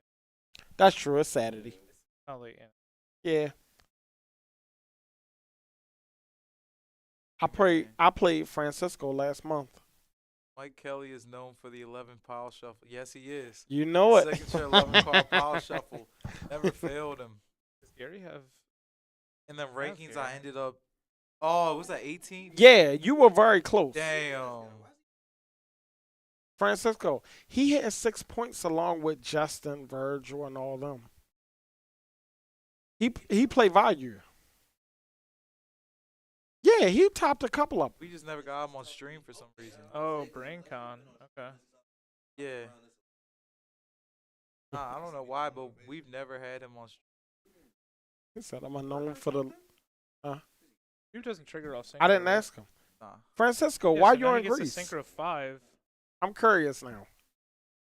Maybe family, I don't know. I mean, this is crazy advantage right here. Gary took away the dupe search. Yeah, he's Gonna a get really to good attack player. over I'm the pretty substitute. sure he'd have Jack topped really needs to this. draw Stratos to have any or a hero to have any chance in this game. This Because is crazy. in January, Yeah, he Gary bubbled knows that out. too, He 'cause played knows me what and Jack lost has. and So at bubbled this out. point, So It's hero or He wouldn't have bust. played me I this mean, week. a Kaius would also be great, but if it's not a hero or a Kaius, it's going to be a bust. We got 52 viewers right Oh. now in the chat. Shout out everybody for tuning in. For Feel Good Gaming is where it always feels good to game at. Losers finals of the Invitational Top 16. We got the man himself, Jack McCune, versus the man himself, OG, a.k.a. Gary U, a.k.a. RBET Maryland, a.k.a. the biggest RBET ever champion. yep, facts. You couldn't come up with more titles. Ever. Oh, I have more. Keep going. I'm just playing. So, Anyway, Gary, Gary's you probably- multiple tops. I didn't see what Jack Yeah. drew. I mean, I feel like again, if it's not a hero, yeah, it has to be a hero. Why does it say 15,000? That might have been a mistake. Clearly. is Quinn At this point, I think Jack loses at is Quinn at the 15,000. table? Yeah, I think he went back.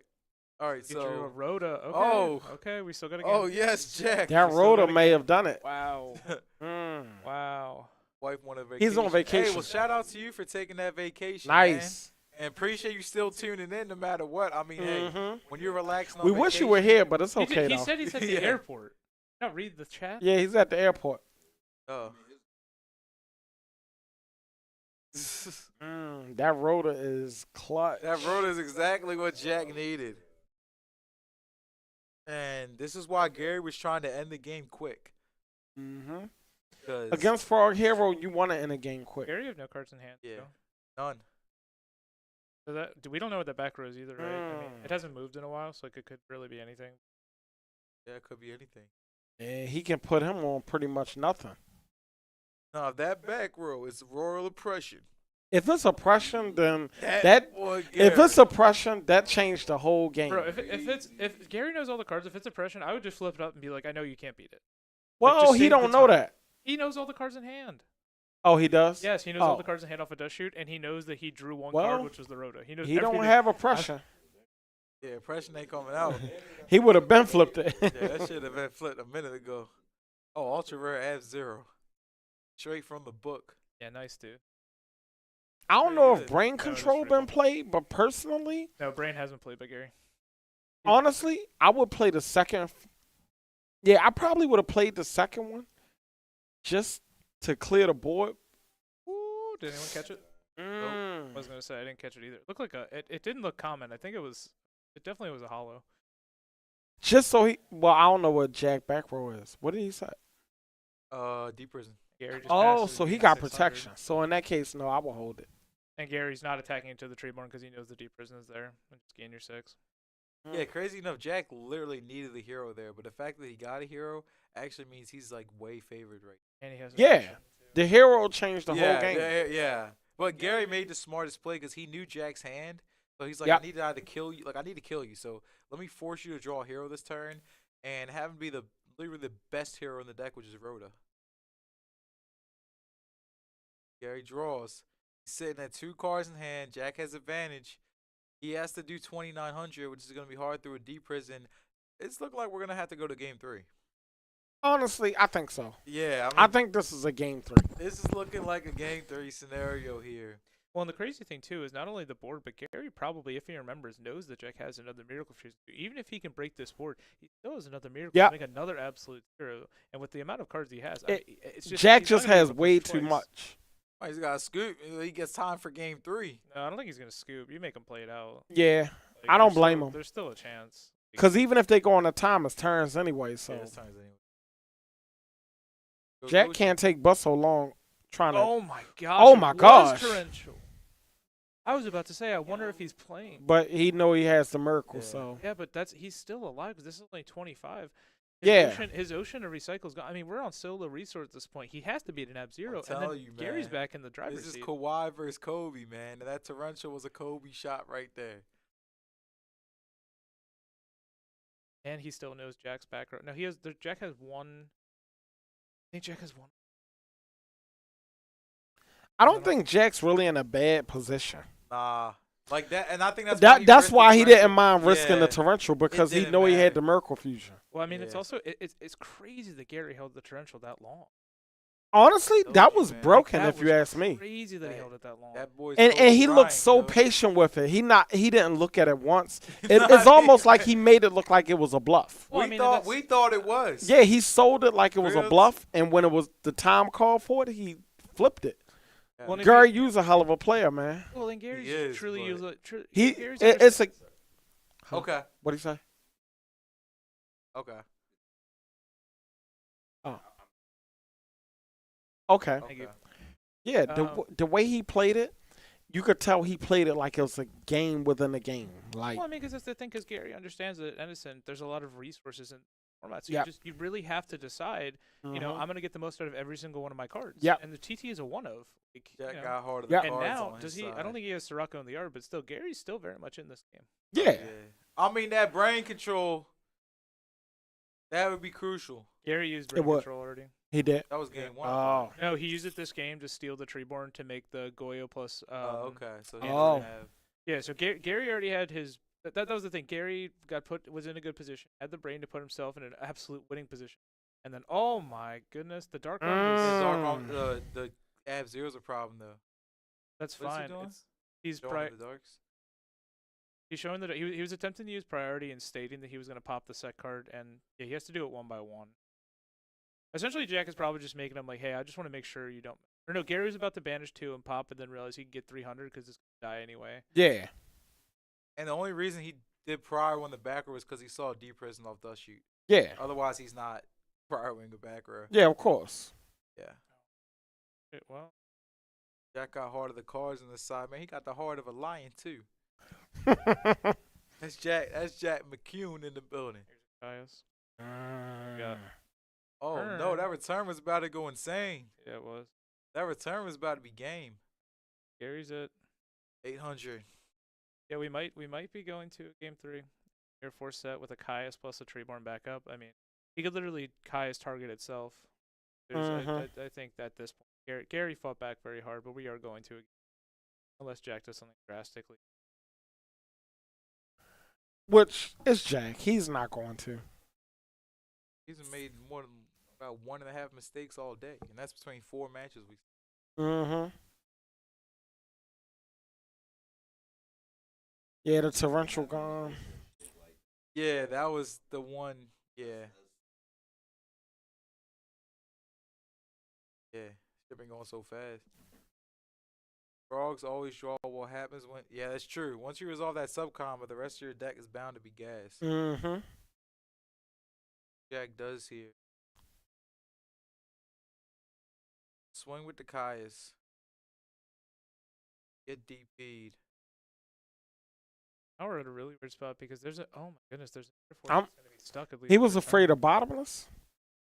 No, Because he has no, a yeah, Caius he in was, he hand. was afraid of bottomless. Yeah.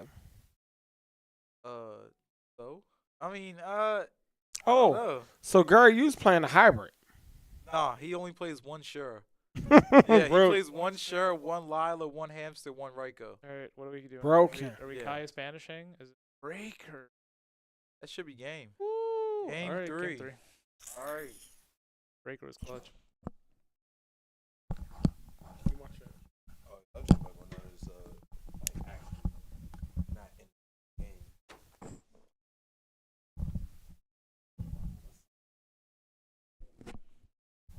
Giving us space. I know I'm a big. I'm trying to make sure I don't take up too.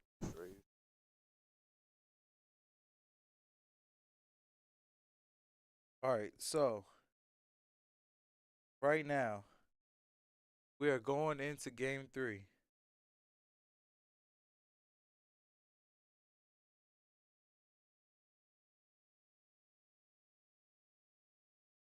All right, I want to know everyone out there in the chat right now, who's y'all picks for game 3? Game hasn't started yet, so I guess the only bias you can really have is who's going first. Obviously, Gary's going first, but other than that, who do you guys got game 3? Personally, because it's a sided game, I like Gary's odds because Frogs just smashed decks game 1, but it's gonna be a sided game, and he gets to go first, and he's fully aware of Jack's build now. I mean, he's seen what he has to offer him. I mean, Gary also has the opportunity to open up Dust Shoot again, and at that point, like, just if he opens up Dust Shoot going first, I mean, Jack's hand has to be very good to beat it, but I think Gary's got it in this. Definitely favorite. It all depends on how they draw here. So, I'm sure The other thing that's being affected, so I started to cut you off there, Fish, is that we are at under 5 minutes on the clock. By the time, if someone pile shuffles, we are going to be under 3 minutes, probably starting game 1 after they shuffle, present, and cut. So we are going to be, we are going to be playing this game in time. So Yeah, I mean he's aware though, so he's trying to go as fast as possible. yeah, no, nothing against the pile shuffling at all. Like I get it, you want to randomize your deck, But just, it's still real. Like, yeah, 5 minutes is still kind of serious. Yeah, under 5 minutes. I mean, you got to randomize, but because I saw it, I was like, yeah, it's if someone does decide to pile shuffle, we're gonna be under 3 minutes for sure. Hydro Pump, what's going on? Thank you for tuning in to this stream. Once again, welcome back to FGG, Feel Good Gaming, where it always feels good to game at. Let's go, baby. Appreciate the support you showing. And let us know who you think is going to win this game, as well as who you guys are rooting for. Personally, I really can't pick a side here. Both players have played so well. And, as I said, I feel like it's a battle of all-stars and it's a battle of titans. One thing both of them definitely have is that they know this matchup in and out. I mean, these are two of the most commonly played decks, so I'm sure they know exactly how they want to side in against each other.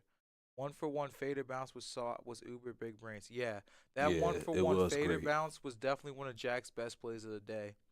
And it did save him. Dang, 51 viewers, but hey, good point, Hydro Pump. Everybody, let's get a quick like on the stream. Por favor, much appreciated. It's the Appreciate everyone 50% we tuning was in. asking for, but realistically, we bringing y'all that top tier shit.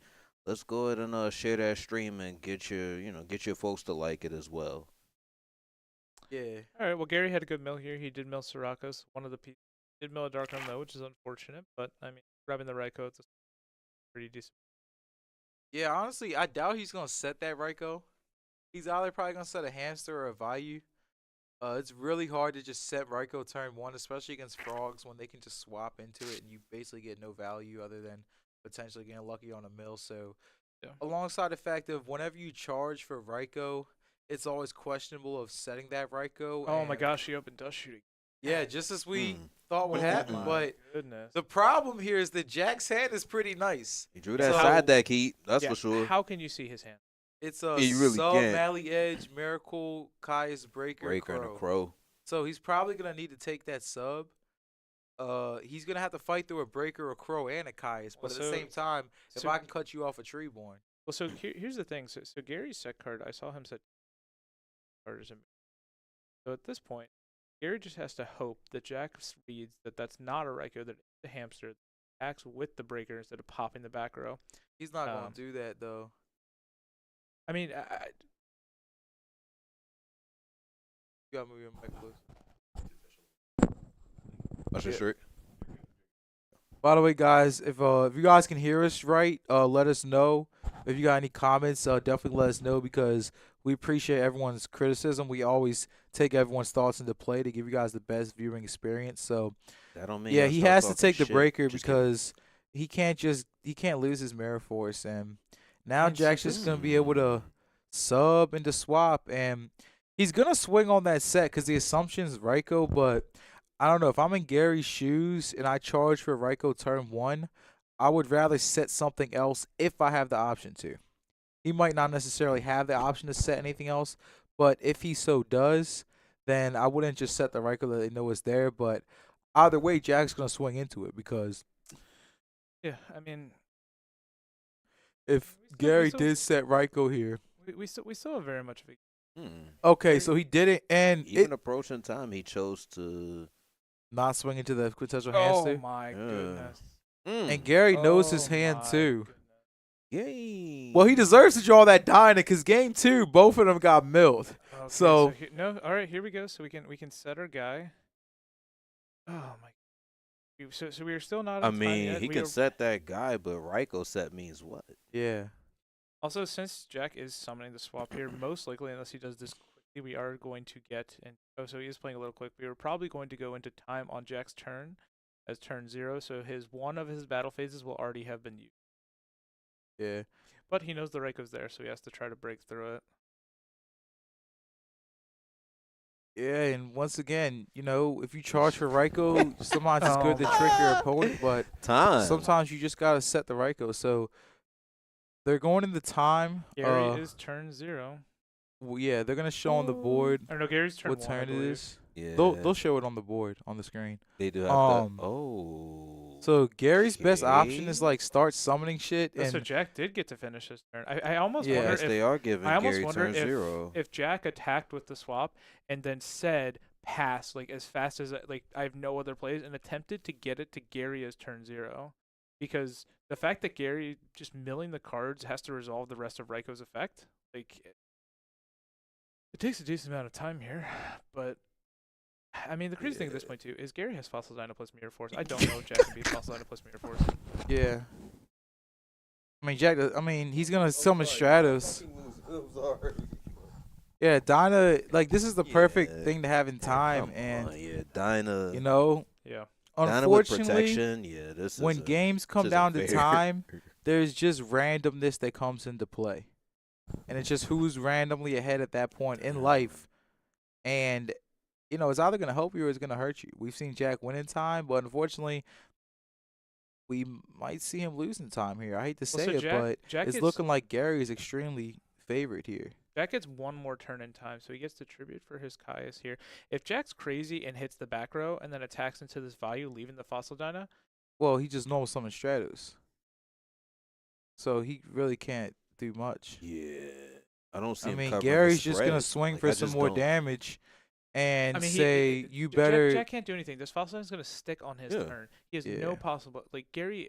And here Oh my comes God, Gary Fossil has, Dyna. Gary has Serious? backup Fossil Dyna.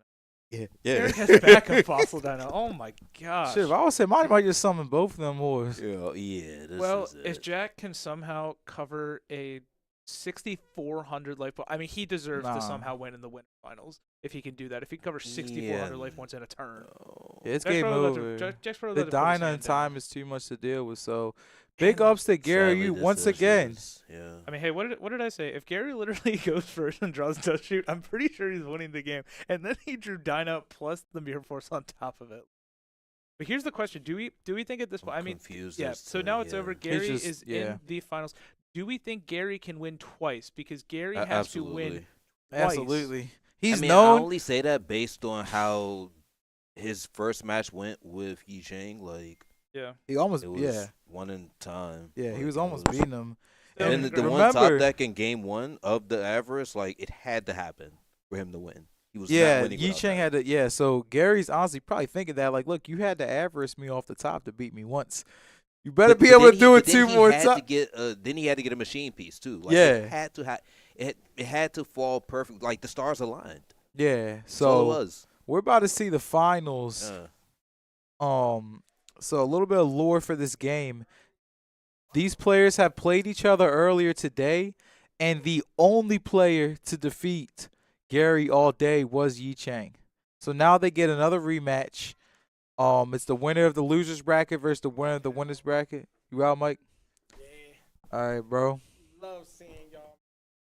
Yeah, good shit, yo. Good shit. Yeah, true. Be true. safe, yo. Good job, Mike. Hey, that's why It's we're all gonna good, make yo. it back. You represented though. I mean, Yeah.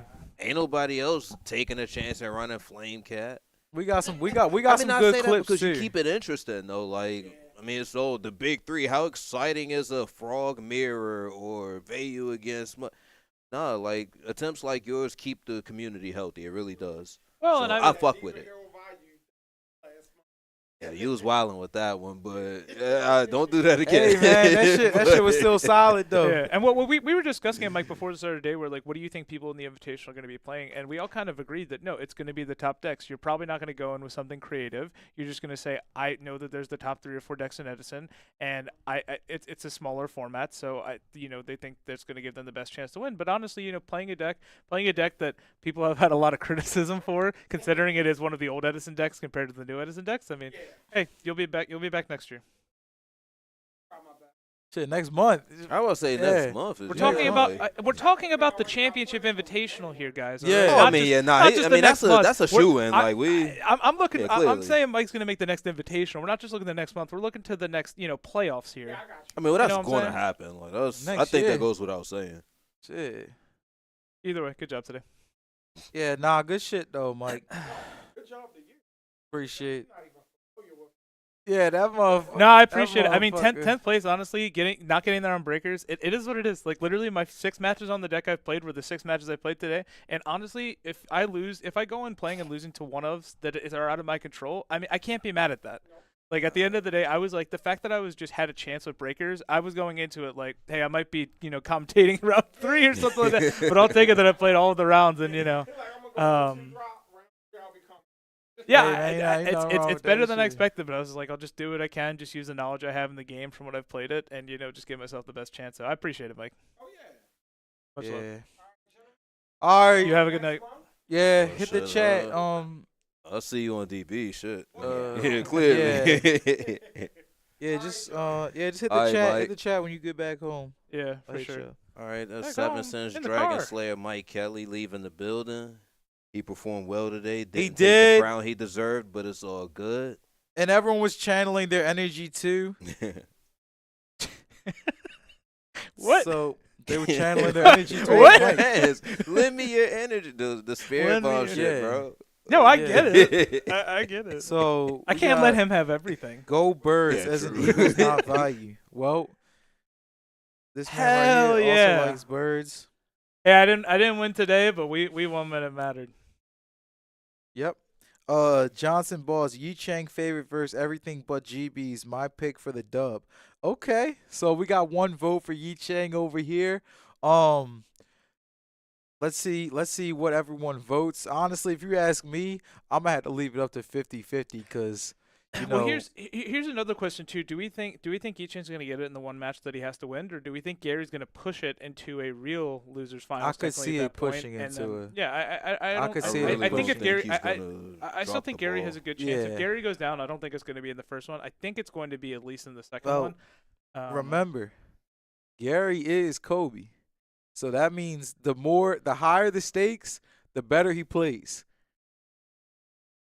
So who's Yi Chang then? Because we just had Kobe versus Kawhi. Who you got for? Yi Who's Chang. Yi Chang is LeBron. He's been the most consistent player. He was first in Swiss. He was first out of all the points. Yeah. Yeah. That's Yeah. fair. Okay. Can you hear me better? Is this close enough? Yeah, please.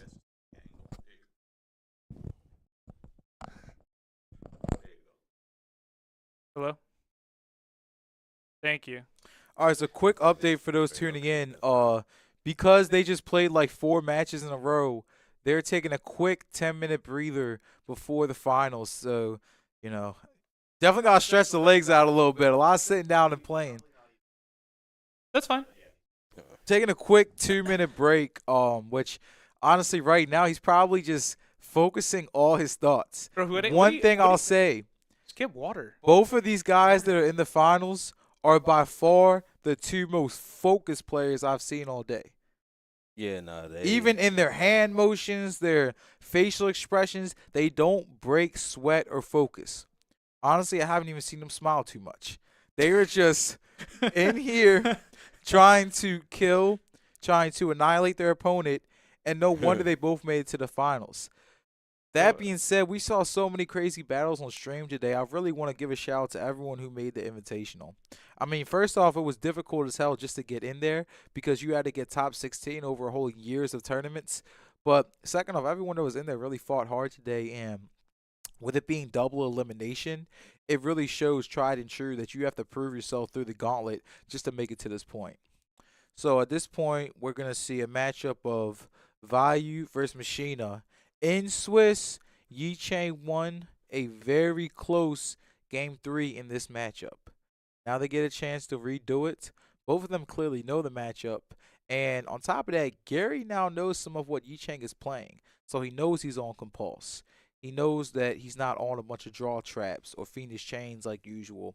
So now Gary can approach this with a little bit more knowledge on top of the fact of, as I said, certain players do better under pressure. It's just a certain character trait that some humans have. So I really want to see who comes through with this match, and I pray to God that nobody bricks.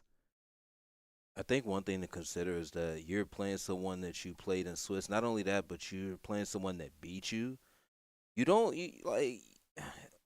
remember your losses more than your wins. Yeah. So Gary's definitely fucking prepared for this game. To be honest, and I'm not playing favorites here.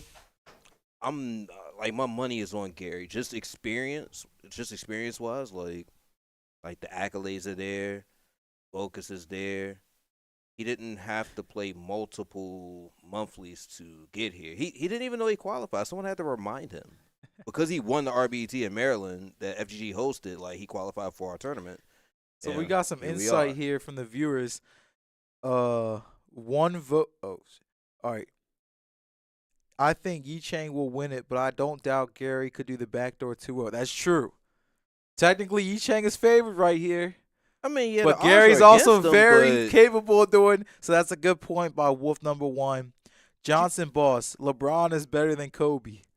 So in his mind, Yi Chang is favored Well, the thing is, based off my comparison. If Yi Chang can come into this tournament, I mean, honestly, being the number 1 seed, and win the whole entire thing. I mean, that just shows the domination of the year and just consistently playing well. It will be deserved, yeah. Yeah, I'm not but knocking then it. you also have Gary, who, I mean, he won the RBT. Like, he didn't just win a regular, not to discount any He's regular won 2 win. of them. Yeah, not Yeah, to 'cause he discount any won- regular he win, won but the he's had a online lot of one, too. success Yeah. in bigger tournaments with more rounds. So the crazy thing too is, like, I mean, I get that Gary has to win twice here, but like, it's not like this hasn't happened before. I would say, yeah, when he it's won not- when he won his RBT, he had to play top 16 and top 8, right? It's the same as this now. Yeah. It's just the same amount of rounds. So It's Well, not there's unheard one of. big Like, difference, and that's the mental capacity.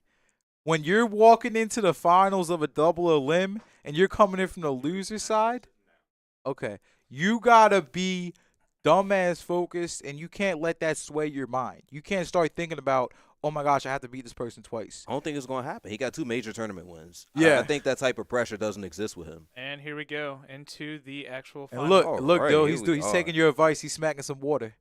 I mean, It's a crazy- great way to stay That's focused. the thing. So The crazy thing in this tournament is the thing that everyone forgets is hydration and sleep. If you sleep, you get a good night's sleep before. That's a very important thing. But also hydration, because caffeine can only get you so far. If Yeah. you're not hydrated, you cannot make it through these big tournaments and think through everything. Because at this point in the rounds, I mean, you're tired regardless. So you have to give yourself the best chance to stay as focused as you can to win these matches. Because this is when the real money is on the line. This is when the biggest prizes are. So we got some other comments. My boy Dougie Fresh talking about he got Gary. Okay, we got some votes for Yi Chang, some votes for Gary. Mayberry Picker, gotta go with the NC guys, but both are very talented. I can't hate nobody for picking the home team. I mean, if you're from North Carolina, obviously you're gonna love the NC guys. But all right, for the first time today, Gary just sets a monster pass with no back rows. And Trooper, what do we got here? No matter what set, it's okay. Yeah. That's fine. I mean, the Trooper's gonna. one thing that, yeah, no one nowadays, you don't set Raiko turn 1 with no protection, so we could assume that that's a hamster. And Yi Chang chooses to tap on the cut, so he's leaving it all up to the gods here. We'll see what Gary can do. He's either gonna try to Caius over that or just swing over it. Oh my Oh gosh! my goodness! Connect. The one So of Gary Yu with the clutch Shura. Oh my goodness! Once again, he runs 1 hamster, 1 Shura, 1 Lila, 1 charge. So he has the full sway of starters. Edison Club. Let's go Yu Chang. Also rooting for Gary. Maybe they'll draw. Hey, you never know. You know, I'm gonna be honest with you. I'm pretty sure we're gonna have a winner, but I Draw? appreciate the fuck? thought. Yeah, no, we're I crowning the appreciate champion. thought. Maybe they can cut it in half, whatever the prize is. We're So crowning a champion, period.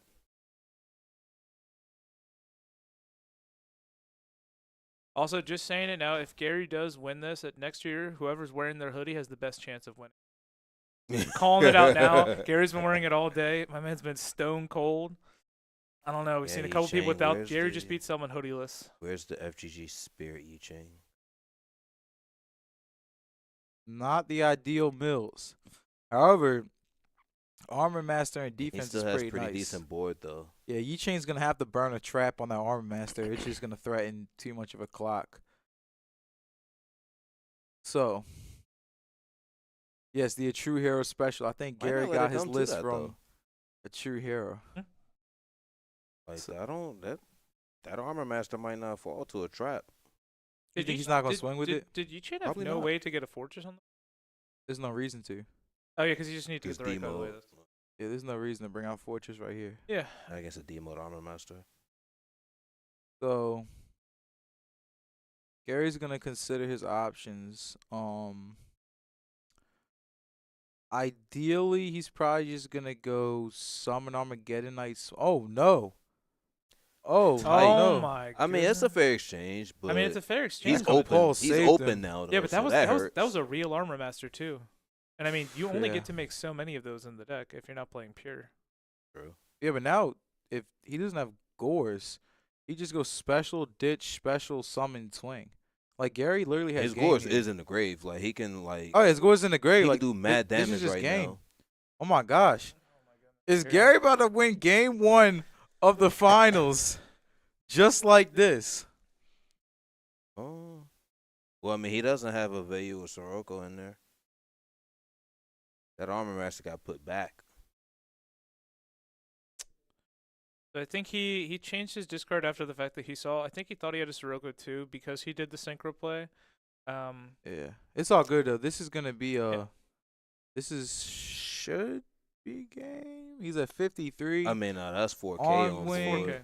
Well, he's got plague in hand or a trooper. Oh, Okay, Trooper. well, there you go. Yeah, that's So, game. Yeah, Game that's one. 59. All right, Gary wins game 1. Made that seem a little personal. Notice how Yeah. there's no clock at the bottom I of the told you. screen. Okay, thank God. Finally, cause yo, I saw we had 4 rounds going to time in a row. Yeah, like crowning a champ on time is crazy. Yeah, and I love time and all, but having 4 rounds in a row go to time is like, oh, I'm tired. Well, of that the shit. other thing too is like, so if we have match 1 go to time and then we have to do another match go to time, Oh yeah. I that's mean, Yeah. I think I at mean, this point, like, and the at this players are point, playing at a reasonable pace. they're at in this well, bracket, like, so we're yeah. gonna see. So Gary just going off to an extremely quick game 1 win and the what? two Oh, two hell out of yeah, 3. yeah. Okay. Yeah. That makes Well, sense. unless Yi Chang wins, right? Yeah. Yeah. Mm-hmm. Oh my God, Yeah. we have another Gary fan coming in. Where? Quentin, he said that the sets 2 out of 3. He said there was guaranteed to be 2 sets. Quentin wants to be here for another match. I appreciate that. Listen, man. I'm just here for that. I mean, I'm entertainment. glad that they decided to do 2 out of 3 as well. I think, you know, if you do 3 out of 5, it's weird to do that for the finals. And you Yeah. definitely had to do 2 matches because you had to make sure that It's supposed to be a Gary double still has to elimination win. Gary tournament. Gary has to win 3 more games. Yi-Chen still only has to win 2. But the crazy thing here is if Gary wins, he evens it out. They're on an even playing field, and Yi-Chen's advantage, you know, it's gone because I believe they still die roll for the second match, right? Because Yeah, it is- yeah, it's a die new roll match. for yeah, each so match. like I mean Gary won the die roll here. He did what he needed to do, and he had that Gale. He had that he had Shura into Gale, which anytime you see a Gale win out of that deck, I mean it's such a fast start. If I go to a FGG, I'm going to wear a hoodie. Well, Hydro Pump, listen. Everyone's welcoming over here at the FGG, so if you come out, dude, the more the merrier. I mean, like, we love having fun over here, and as you can see, hoodie is aura. I mean, both of these guys have hoodies on, and The I, don't know, FGG I swag love seems the to way give you both the these edge. guys plays. Yeah, what are we gonna do when we have the summer FGG? You said what? What is gonna happen when people get to the summer? We all just gonna be wearing hoodies and sweating. They got the AC on. I mean, shit. And I guess Chuck will have to pay the extra bill. Yeah, mine's You gonna be on the draped finals, over my right? shoulder. Like, Good shit, yo. Hey, quick update on the regular tournament. Omar Jones in the finals with Machinas.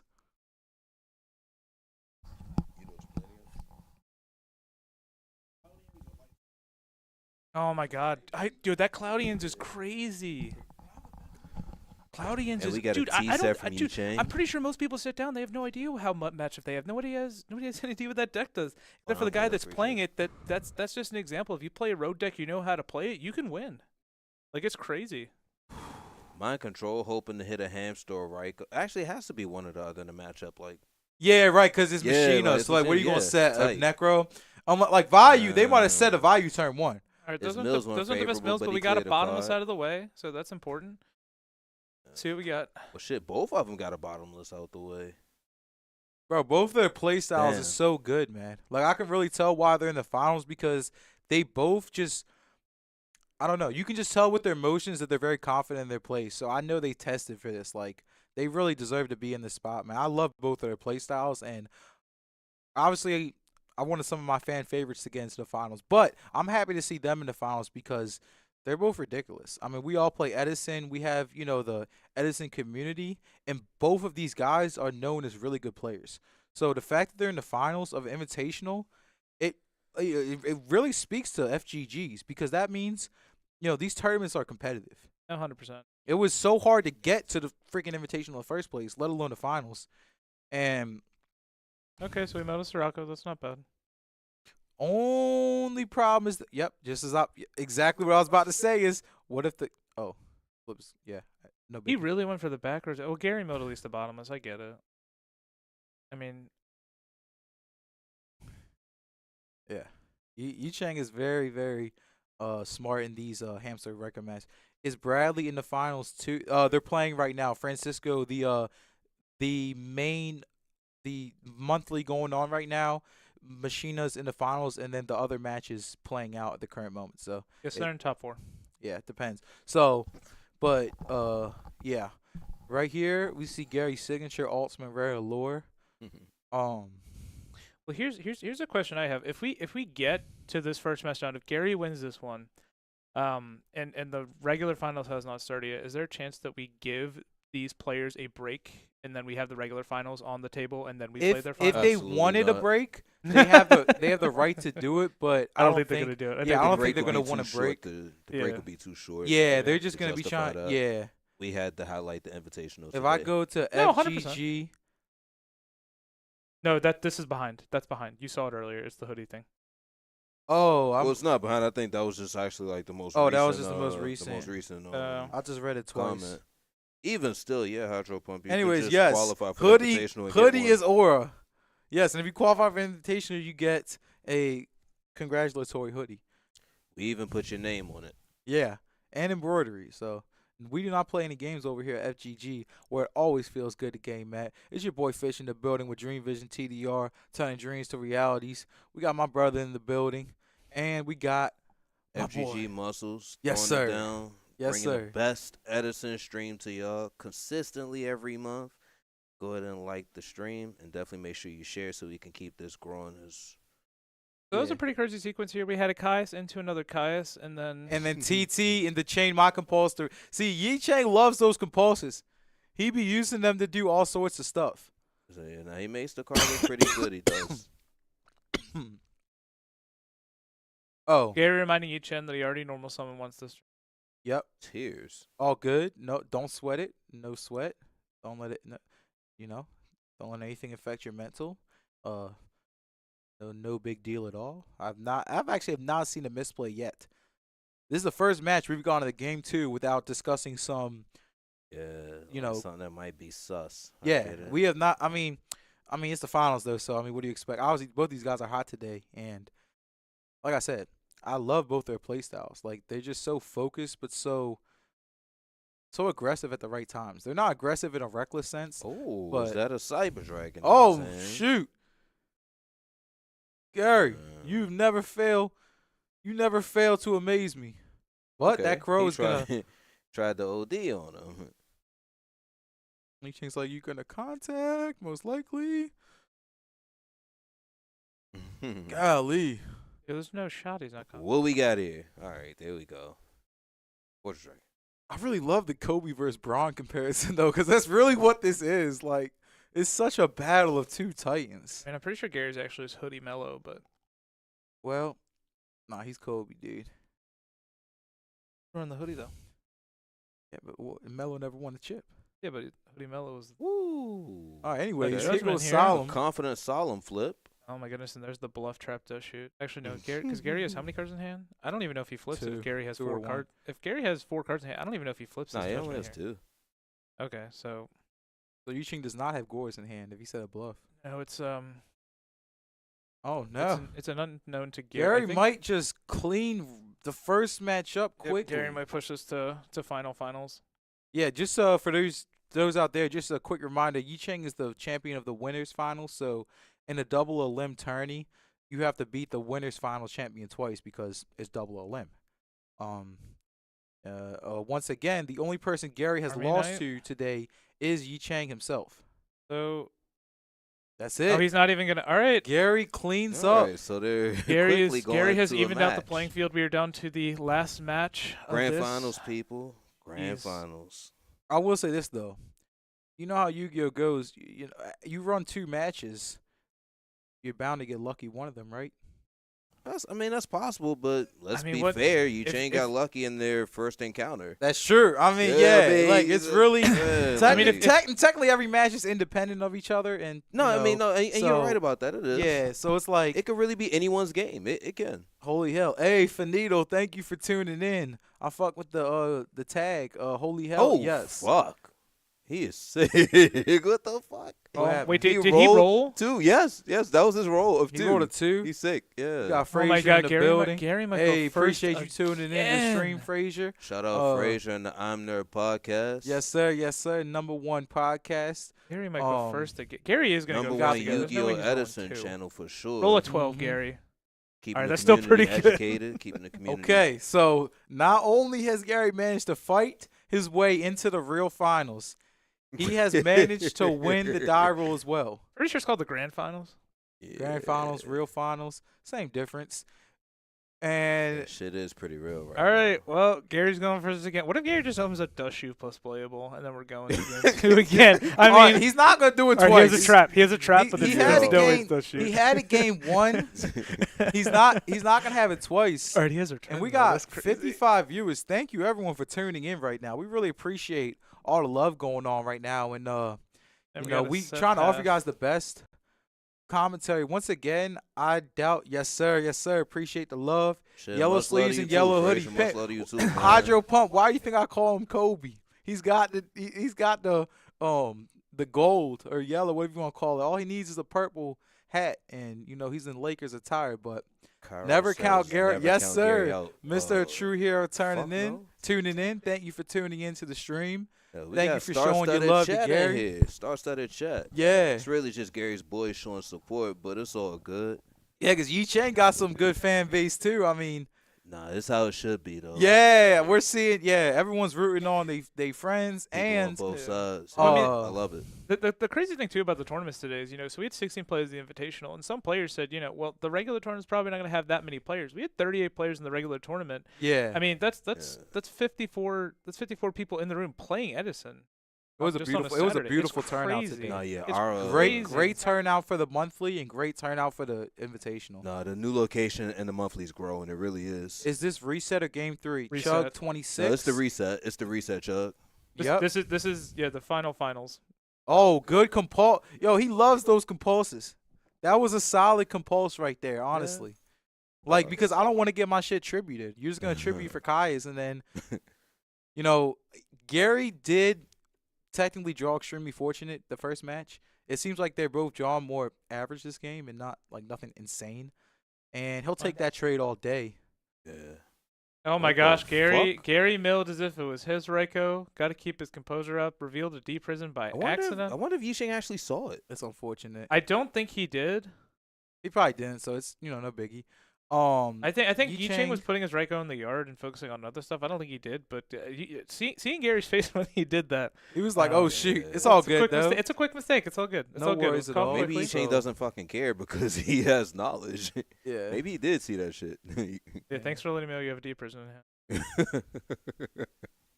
So Gonna comfortably set this Raiko. He's Like, good though. He's good. It's not like he wasn't about to make the play.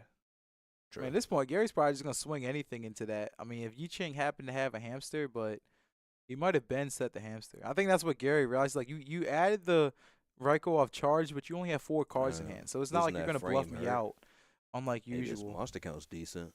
And a DD Crow in hand for you is gonna be good, for sure. He just said hamster though.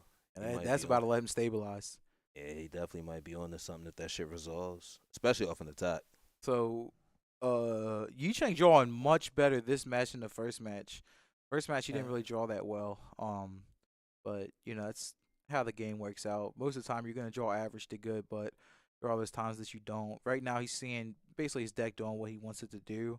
Obviously he would like to see an average at one point soon, but at the same time, if he's playing and he's staying ahead of the game, bracket reset. Yes, sir, Dougie Fresh. All right.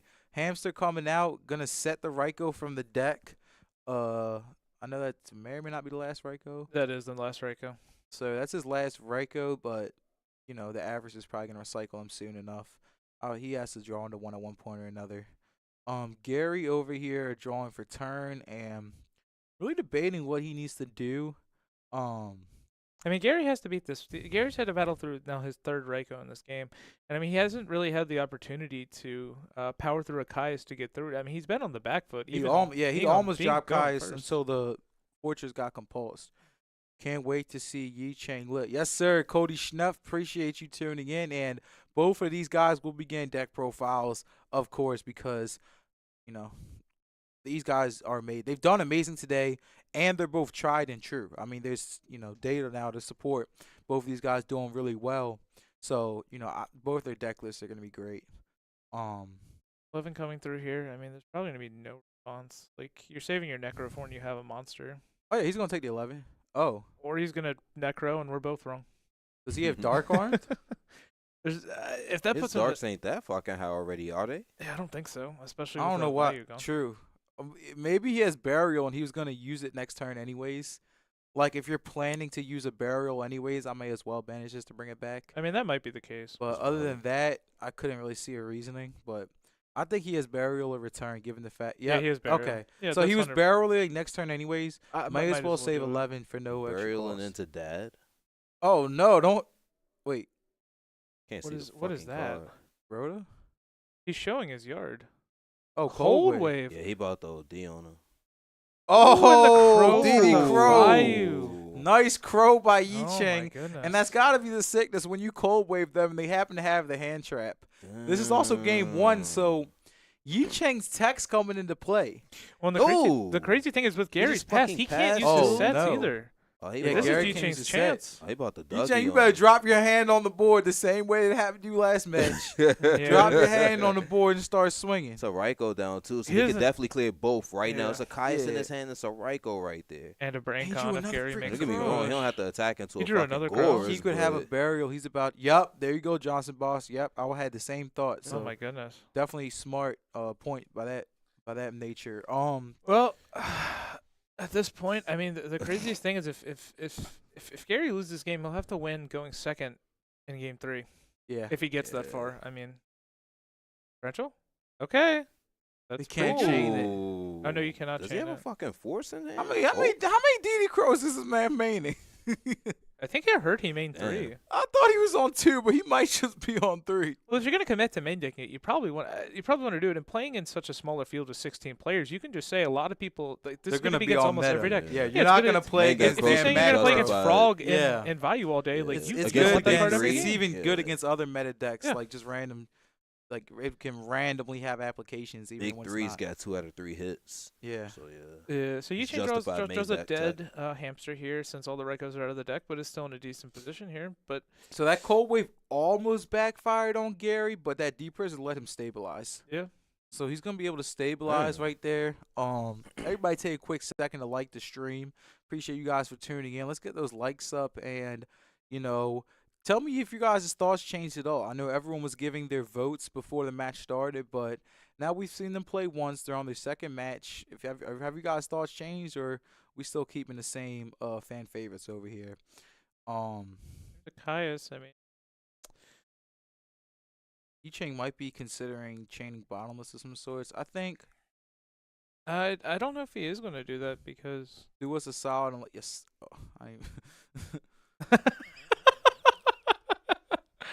Oh, Anyways. I think he's gonna lead that B because he has the brain con, so he might try to push. he about to sack the hell out of. He about to summon that Caius. It's Yeah, after insane. brain con. Yeah. Here's the crazy thing though: if he brain cons and summons Caius, then his only card is a crow, and then if Gary has something, like an army knight that could start pushing, start dumping stuff again. I mean, Gary's in a weird spot. I mean, he might top deck for Plague here, or Gary might be trying to wait. He is gonna top deck for Plague. Yep, and then that's gonna get crowed. He's not crowing. He's gonna let that go. Well, he has brain Caius, so he wants to save his crow for a value play. Yeah, but Gary might just play Thought Ruler. I don't But think he- Stardust is right here. I think Thought Ruler gets through more stuff, especially with one back row. Yi Chang's backer might be bottomless. Yep, Thought Ruler. Yeah, I would have made Stardust because the way Yi Chang debated flipping that back row on a summon of Caius, what else could it be? Yo. The Edison Club. Top deck's been How are the nutty. tub beans? No idea what that is. What the Oh, well, he's talking to him, so Must be an inside joke. I would say, yeah. I'll something understand he one knows day. about. Tub bean sounds kind of. I still think I would have made the Thought Ruler here because Yi Chang. I'm not against the Thought Ruler. No, Even because- checking the grave, I mean, it's multiple deep prisons. Brain control hasn't been used. He's on compulse. Like, Yeah, that's probably why What- he made it. He I think seen it's, it I wasn't think I think compulsive. the Thought Ruler thing is justified. It's Well, just here's the weird crazy because thing, usually he- when people have backers, they'll protect them with Stardust, but like, is that backer return? Like, this is kind of making me think he has return set. Has Especially the way Heavy he kept already been changing milled? his. Oh, we knew he had returned. We Okay. saw it in his opening hand. Well, that We saw it in his opening Adds hand. I up. completely forgot. most approved. Hey, thank you for hopping in the chat. Most approved. I Let's think go that's Yi his Chang. girl, Another vote for yo. Yi Chang. I swear it's 50-50 in the That's building. his girl, yo. Oh, It's gotta- shit. I mean, I don't know. It has to be, yo. stop leaking. All All right. right, yeah, they have an inside thingy going on. Apparently, somebody's got some Lights One text. It could be the dog or some shit. I mean, Oh, I don't fucking care about that right now. I'm trying to maybe see they're Gary checking the push Lights this One into dog. I a. mean, I don't know. Let's go. All right, Dark Angel Yu-Gi-Oh showing love as well as Chug 20. So shout outs to all you guys showing your opinions because we do appreciate that. I like to see like what the poll is on the votes just because I don't know, it kind of reminds me of sports in a certain way. Gotta rep the NC crew. Okay, well, Oh shit, that was just like the turn. Okay, yeah, that okay. return wasn't as impactful as he wanted it to be. Yeah, this is an interesting fucking match, bro. I'm loving it. Yeah, I figured he had returned though, given the thought really play. Can't let people know about the Lights One ritual. Yeah, y'all Look, want man, the only some, secret Lights One tech I know is the dog. But back to the game. Gary's gonna dump an value of Armageddon. He's trying to see the grave because he's like, do I use this value? Like, what if you have TT still? Or what do you have Mirror Force still? Like, he checked the grave though, so he saw what the risks were. So obviously he's seeing right here that it's best. When On the y'all gonna do a hat bottomless. tourney? That's actually in the works. I can't give you an exact date, but we are working on doing other formats. It hat actually tourney. might Ooh. be beyond just hat. We might mess with goats too, but that is getting planned right now. I think we will touch Um, goat before hat. To be honest, I mean, I agree. just giving you the heads up right now. Ooh, the bottomless. What? What? Yeah. Oh, Braycon steal the army knight get the back row. Oh, away, he Kai's attack the for back 14. row. Yeah, because he can Obviously, Braycon yeah. and he crowed the Necro guard. Necro now. on end phase. Yeah, 9 times out of 10, you don't just Kai's the back row, but in that case, it's just a shared game. But All right. Well, Gary has to win game 2 and win game 3. Not going. it's all good though. He 2-0 Chang the first time, so all he has to do is do it again. And Machina's favored in this matchup anyway, so the side deck's always gonna come into play. I mean, now he gets his oppressions and his cyber dragons in. And Looking good. This is premier entertainment right here, people. Yes, sir. Yes, sir. Premier entertainment. 62 viewers. Thank you all. We have peaked at the highest number today, so thank you guys for tuning in. Let us know how you feel about the stream. Appreciate everyone telling us who you voting on in the chat. To me, it makes it interesting. It's a little fun, competitive rivalry going here. And as I said, both these duelists are killers, but they're extremely respectful in the way that they do it. So I got love for both these players here. Just watching them play all day, they've really earned their spot in the finals. And sometimes it comes down to what cards you draw. You know, they're both playing extremely well. So, sometimes one or the other is going to get lucky. We saw when they just played the losers finals when Gary just had the right cards game 1 and game 2. That game 1, Chang had the right cards. So we're really going to see what comes into play this game 2. As far as side deck options, what are y'all looking towards for Gary? Just Cyber Dragon, maybe Dust Tornado? Yeah, probably. I mean, Sydra's just the blowout card. Chain knows that's coming in, and definitely Yeah. Dust. I mean, that deck does play a lot of back row, and you see Gary had to fight through a lot of the back row and just invest his. Dust his is values gonna into be his plays. good. Dust is gonna be solid. But at the same time, I'm curious to see how much Gary has to take out because Well, the funny thing about this Machina Turbo deck is usually deep prisons and bottomlesses get blown up by Rykos and hamsters. However, against Machinas, deep prison and bottomless is really good. So there's not that much you can just auto side out against this deck. Well, I mean, going first, Gary's been siding out his dust shoot going second, which makes sense. So he will have another slot if he makes it to game 3. Yeah, I don't really know. I mean, Cyber Dragon has to be better than some cards. Dust Tornadoes has to be better than some cards because, with Gary being going first, he's probably gonna have a couple more chances to push, and those Dust Tornadoes blowing up back rows are better when you can use them to push through than having to sit back and play the reactive traps. Yeah. I will say this, though. In this matchup, Gary's technically on the defense. I mean, you're Like, not wrong. Machina's the aggressor here, so maybe he wouldn't do the dust, like, for that reason, because his main concern is stopping Yi Chang's pressure.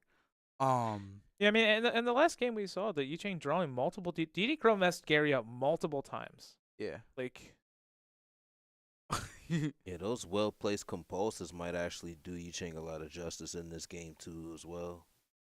I'll, I don't think those are coming out. Like, damn, this is the first time I've seen them crack a joke and out of 3 matches they played each other, which just goes back to my point. They are uberly focused. They've cracked 1 joke within 3 matches, yeah, and now they're just right back to focusing. I get it. I don't really like my opponent until we finished anyway. you Yeah, know? Like, I don't got no jokes to crack like for you. fuck man. you Yeah. until we're done. Like, Motherfucker, gotta wait. Yeah, hearing Yicheng being respectful. All right. That was a funny moment when that happened. I'm not gonna lie, but I still got credit to my boy in the finals. So let's see who can come through on this. All right. So Gary is over here making his side deck selections. This is also the first time I've seen him question his side deck choices. I mean, Gary's really thinking about it here. This might be his last game of the tournament, and Yeah, but at the same time, never second guess yourself because he seems to be very adept at just I mean, constantly making the right play. at this point you're seeing, I mean, you can see the gears turning right now. He's really trying to think through every single side choice right here. It might also be because this is untimed, and even if you have your side deck plan, technically an untimed match would be the one time that it just is fine to just think about it twice. Yeah. Obviously, in a timed match, you want to side as quick as possible, and you want to know your plan. Gary clearly knows his side plan, but I think because this was untimed, he's like, you know what, I'm going to take my extra time to debate my choices because I have that liberty right now. And one thing that you want to do is use every resource in your advantage possible. So, let's see. Oh, my gosh. how does he open? All right. Let's see how Gary opens up. Ideally, set hamster, set D prison, but that's easier said than done. He has no traps in hand. He has 5 monsters and 1 spell. Yeah. Well, But he has a side draw. I mean, Value does have pressure, you know what I mean? So it's one of those decks that, like, it can play as a trap deck or it can just play as a tempo OTK deck. And Yicheng having the set here, so not going to push through whatever's there. I mean, probably Please assuming tribute it's a that for Raiko or Caius, Hamster. Gary. Tribute for Caius. Does he have one? I don't know. I don't know. We're about to see. Might be a hamster Might be that he tribute set. for Sirocco. I see a Caius. I can't see that card. I just know that I don't think Gary would have set a turn 1 Raiko. Trooper, okay. No, Gary's had a Necro. Yeah. It's just, like I always say, unless you have back rows, turn 1 Raiko with no back rows, it's just not really the greatest use of the card. And, Well, Gary has the best answer to Hamster plus Raiko. yeah. Oh yeah. However, if Yicheng flips Raiko and sacks for Caius, I mean, he's in a strong position. And he's already up a game. Yeah, So that would Gary's be fighting heavy from as behind fuck. against That the would be heavy. somewhat bad matchup.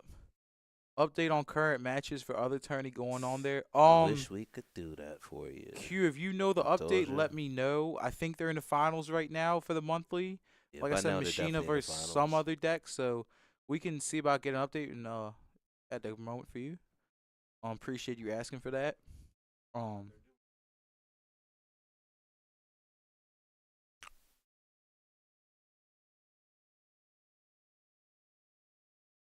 Oh, okay. So the monthly finals are delayed because of- Anyways, I don't know if you'll pick that up on the mic, but just some difficulties. anyways, we are going into a set monster from Yicheng. And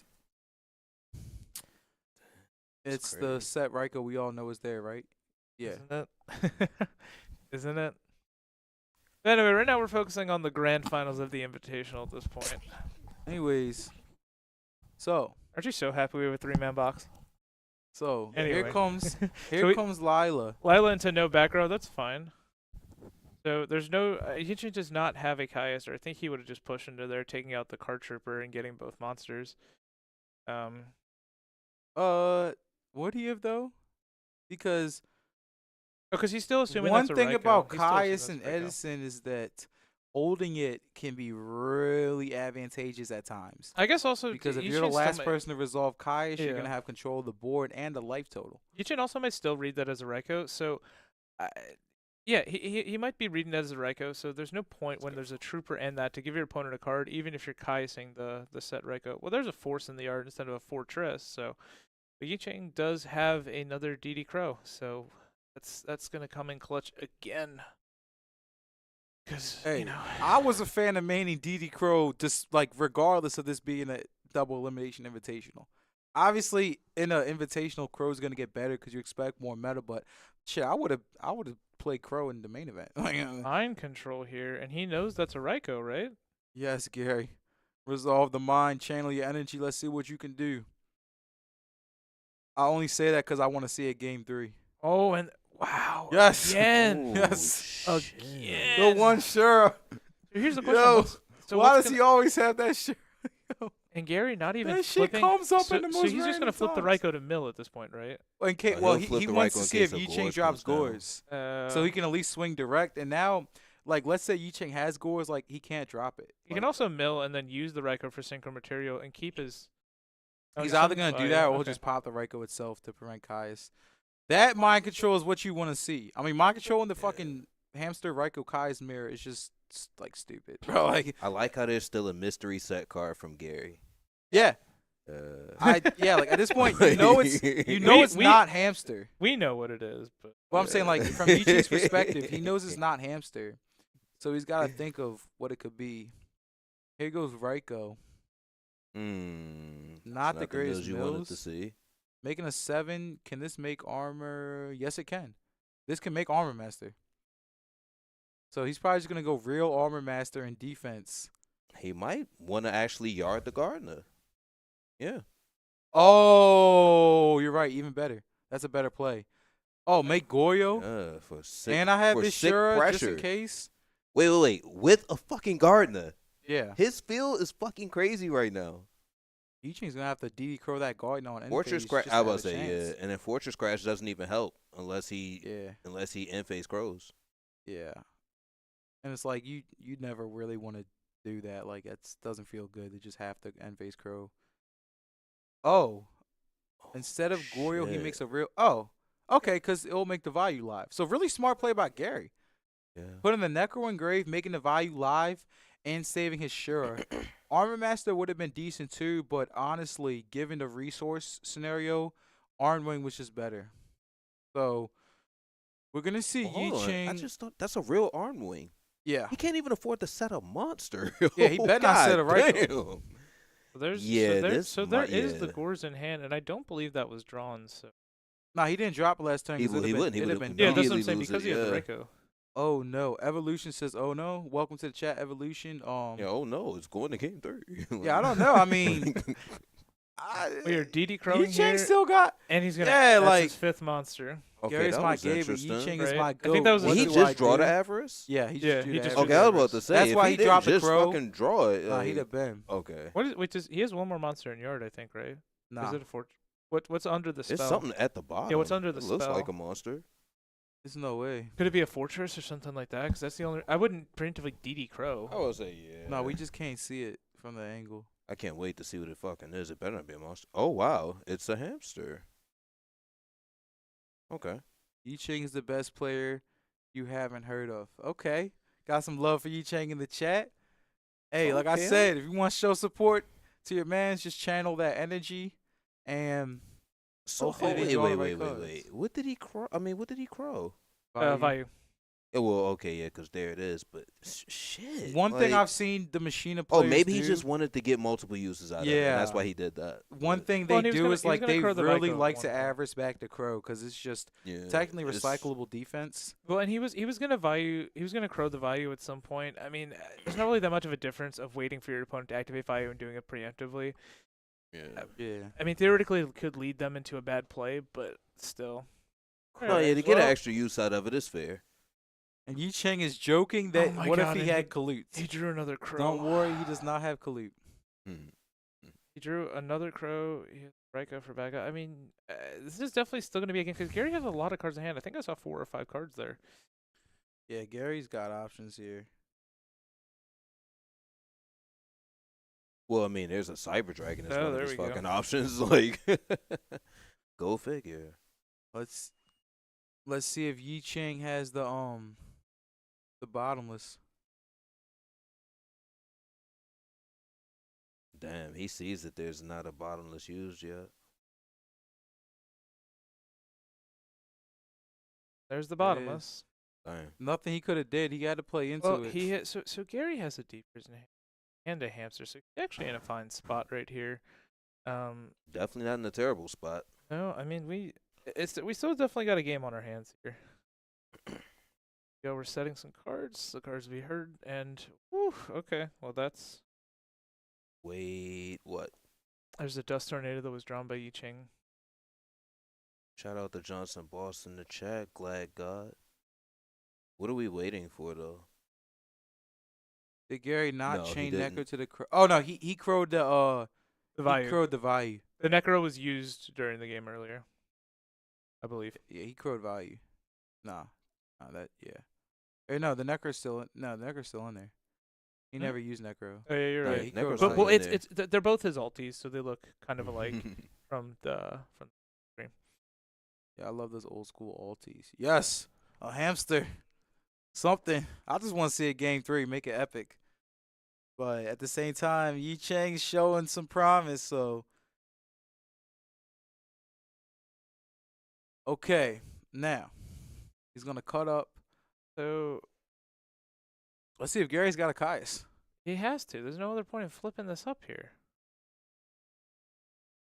There has to be something. Or he might be attributing for... Yeah, it's a Caius. Yeah. Caius. What are we targeting? Here comes the. That's pretty good. You must have like a deep prison set We or do. something. There's a no deep prison set. From Well, who? we know about it, but his opponent has a dust tornado. Not out of this yet. And another Avarice. Not that many monsters. And Fortress. Oh being yeah, one Yi of them. Chang's gonna dust the hell out of that back row. Yeah. And that would that hurts to see if you're Gary because that deep prison was about to be clutch as hell. Yeah, but looking at and he doesn't really have that much going on right now. I mean, he has a Gores that, but and he had, Damn. so there's the Necro, and this Gorge is gonna have to ride it out for him at this point. And even though if the Gorge if it's somehow, allowed to happen in his favor. yeah. Well, I mean, and also having the Gores, I think that would put him up to.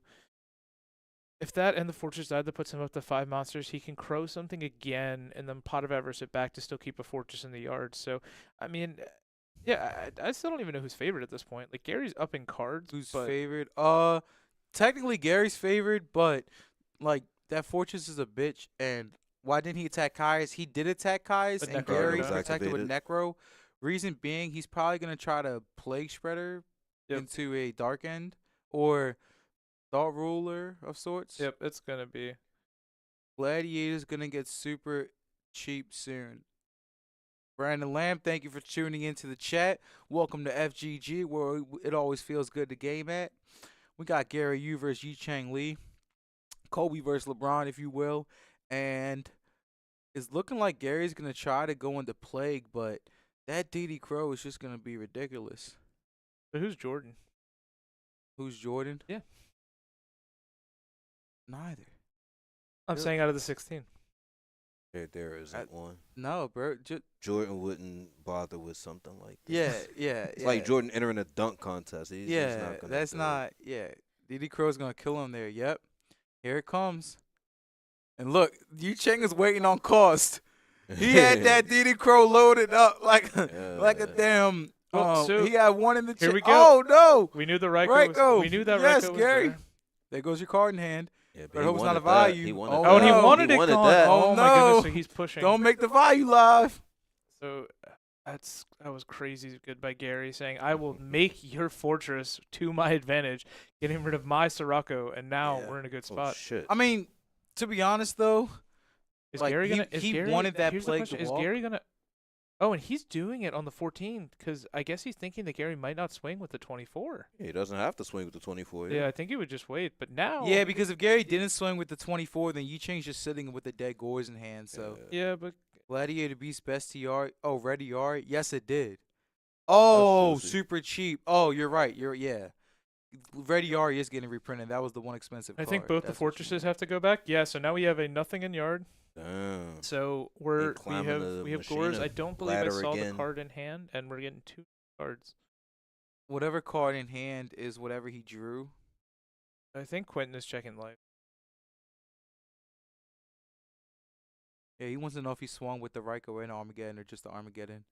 Sometimes people will just do Armageddon first, but Nah, we get nerd 200 in there.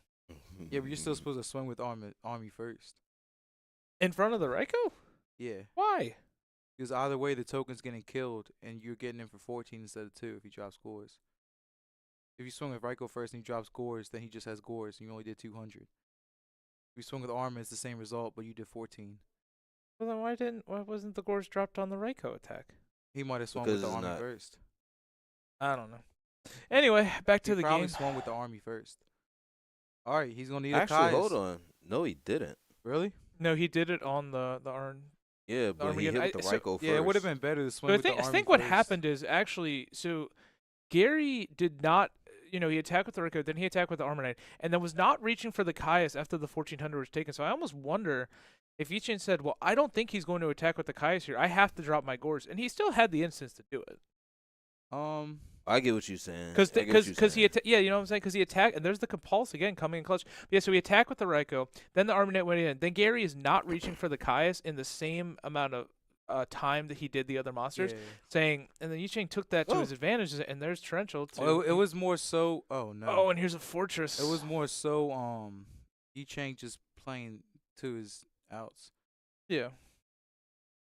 You prison? All right. cheering for Gary to get it done. Let's go, Robert.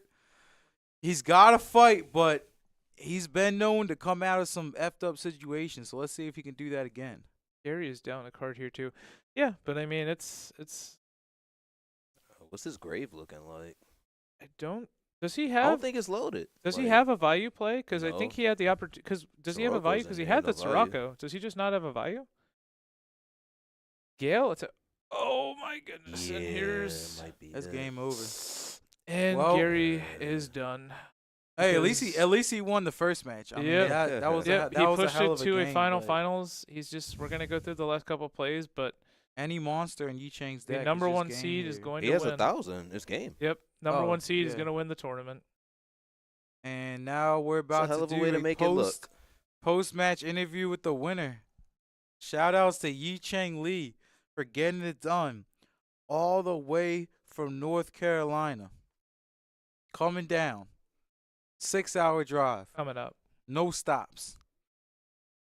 I think they I stopped. don't like Edison. So for I real. doubt it. But The way was that actually man was very fun. focusing Like, on I- his matches, he probably was that was just a good match, driving, guys. same speed the whole Hope you all enjoy it. All right, that was Chang. Focused. Listen. Either way, Buddy snatched himself a dub. Oh, That was a great invitational. Yeah, does Q, Had does our he want to best hop in the players of the booth real season. quick? I'm sure some of the fans would want to talk to him. You said what? I was saying if he wants to hop in the booth, Chang. 'Cause I Oh think yeah, some of his fans probably want to hear. Let's see if We're we gonna can try to get a back post here, yeah. interview real quick if you guys are down. But shout outs to both players in the finals because second place actually gets a prize too. It's not like it's like first or nothing. I will It say, just yeah. it just we goes take down care of first. the top is performance the top, here. yeah, but Yeah. you still get something good for second. So honestly, that's probably also why they were looking. Okay. well, and also props to Gary too. I mean, Gary, he lost the second match, but he knocked the person in the winner's spot to the losers finals. He gave himself the chance that he needed, and sometimes it's just not in the cards. Those DD Crows were crazy. I Yeah, mean, especially I think, in an unfavored matchup. Yeah. And it doesn't Yeah, even it's help really that hard he had for to Vayu make to that deal heat with for it constant too. fortresses. well, and there were so many. I'm pretty sure there was 3 to 4 DD Crows activated at least in that final match. I mean, Yeah, that's that was a crazy. lot. When It your was a plague lot. is not, when you have to put a card back for plague twice and you don't get it, when you have to use a value, you just have a Sirocco sitting and you can't get another one. I mean, that the value deck at that point is just monsters. It doesn't do that much. So I mean, those DD Crows are clutch. Yeah. All right, though. Good job, yo. All right. Well, Mr. Champion in the building. Everyone stay tuned because we got an interview. Second interview of the day, actually. All right. And Elephant in the room. I fucked my own hair up. I know it. Y'all are roasting me in the chat. I cut my own hair, and my razor literally broke. That's why it looks like complete dog shit. But Hey, Shit, honestly, they in the honestly, chat. you're good, it's bro. funny because Gary was all like, he had the professional cut. I'm just over here looking like a bum. Hey, look, man. That was very fun. Hey, you cleaned that up, Yeah. but not easily though. That No. shit was close. All right. So the first set I got destroyed, and I don't think there's too much I could have done because it was like, I mean, he just had like mind control, like game 2, and like it was just kind of rough. Dust shoot. But Yeah. the set 2, I feel like I played my ass off. Like there was many times I would hold bottomless knowing he had mind control, like on my Lila Raiko. Mm-hmm. I just held bottomless, and like I was just making some reads here and there. It really did work out. I can't remember everything because it was kind of a long mismatch, but that was the one thing I think I did. And dropping Gores on the 14, so that I knew he wouldn't attack with Kai's because like he's a good player, and like the good players they're just not gonna attack like that. Did he swing for the 2 first? Yeah, 2 then 14. I knew he wouldn't swing a Kai's because like all the good people just don't do that. Would you have debated dropping the Gores on the 2? Just the 14. Oh, I mean, the thing is that does make sense, but I figured he would probably, yeah, just in case. Like I don't know. I felt like the 14 was like the safe middle ground there, cause yeah, but I just knew that I can't wait for Kai's. Like that's just not. Yeah, well, fuck no, you're not gonna take the Kai's. Yeah, because otherwise you'd have had a Gores and the Avarice in your hand. Yeah. And just been chilling. So Yeah. you had to get it out. You got a lot of support from everyone back home. Yeah, is And your girl's in the chat too. Yeah, that's my lovely fiance. Next Oh yeah, you morning. mentioned your fiance. Respect, earlier. man, Yeah, respect yeah, for that, man. Absolute game changer. I love her get to my death. girl up in yes, the sir. chat. You got shout out from the Edison Club too. Sean Yeah, dude, Love those guys too. are dude. Bunch of Michael other Boyd, guys. of course, man. He's the man. Yes, sir. So how long was y'all drive down here? It's like 4.5 hours, but it's. I mean, I had to do it for the invitational, right? So, Yeah, I mean you got to. Yeah. You got to. I mean you definitely cleaned up. Yeah. My question is, I think the biggest note for your deck was Crow and Compulse. Right? Yeah. That was Okay. your biggest. So like, Yeah. I used to be playing like Fiendish and shit, and then I realized like I just need to play more monsters for Avarice. So I want to play 3 Avarice. So I just want to resolve it, and Crow just helps you fuel that. Like there were a couple of times that I would just use it, get some value, hit a value, then Avarice, Yeah. and that's broken because like you're turning like you're stopping their play and then you're drawing 2. Right. And I figured he wasn't siding Crow because I played him in the winners finals, and I was just kind of reckless with it. And most value decks, I'm not sure. I mean, some of them do side Crow, but like you just kind of have to go for it. It's hard to side Crow against Machinists because like it could just be nothing. Yeah, unless there were a you- couple, really only like, catching the Avarice. most Yeah, of other the than time. Avarice, like you could just go Raiko Kai's Fortress. Like, Right. Yeah. But, So was that a call for the Invitational or like was it just a general? Yeah, for call? sure. Like, I had been playing like testing like numbers of Crow, but I decided to go with a 3. Yeah, because like I figured there'd be some like crazy stuff like Gigavize, yeah. which I mean it doesn't stop it. They have DDR, but Yeah. you're at least stopping the Giga plant and forcing them to commit 2 more cards in their hand. That's true. And then if you have another Crow, that's just wraps. And then the Frog FTK, which I saved Crow for Fishboard when I let him Avarice, salvage, all that stuff. Mhm. I saved it for the Fishboard, and that won me the game. The game one that was usually unwinnable against that kind of deck. Damn. But yeah, the Crow is just super good. I've been playing 3 Compulse forever. I think that card's insane in this deck because Compulse Gear Frame is just insane, and then you can just have it like if you're not afraid of set. People don't like the set 2, right? Yeah. But if you have Compulse, you're not afraid of heavy because you just hit their monster, and it's like okay, 2 for 2, that's fine. Like, I gotta Wow. take your power card and I hit your big synchro, and like okay, I lose 2 cards, but fine. Seemed to work out. I mean, you played flawlessly all day. I mean, you really didn't lose. I guess other than The first before set, the it was finals. kind of. But other than that, yeah, you didn't lose a match all day. So you played flawlessly. One thing we always like to ask is, since you just won the tournament, everyone in the viewers chat wants to win a tournament. We want to win a tournament. Everyone here wants to win a tournament. So what everyone's wondering is, what's one thing you can tell someone, whether it's just a statement or a piece of advice that goes towards winning tournaments?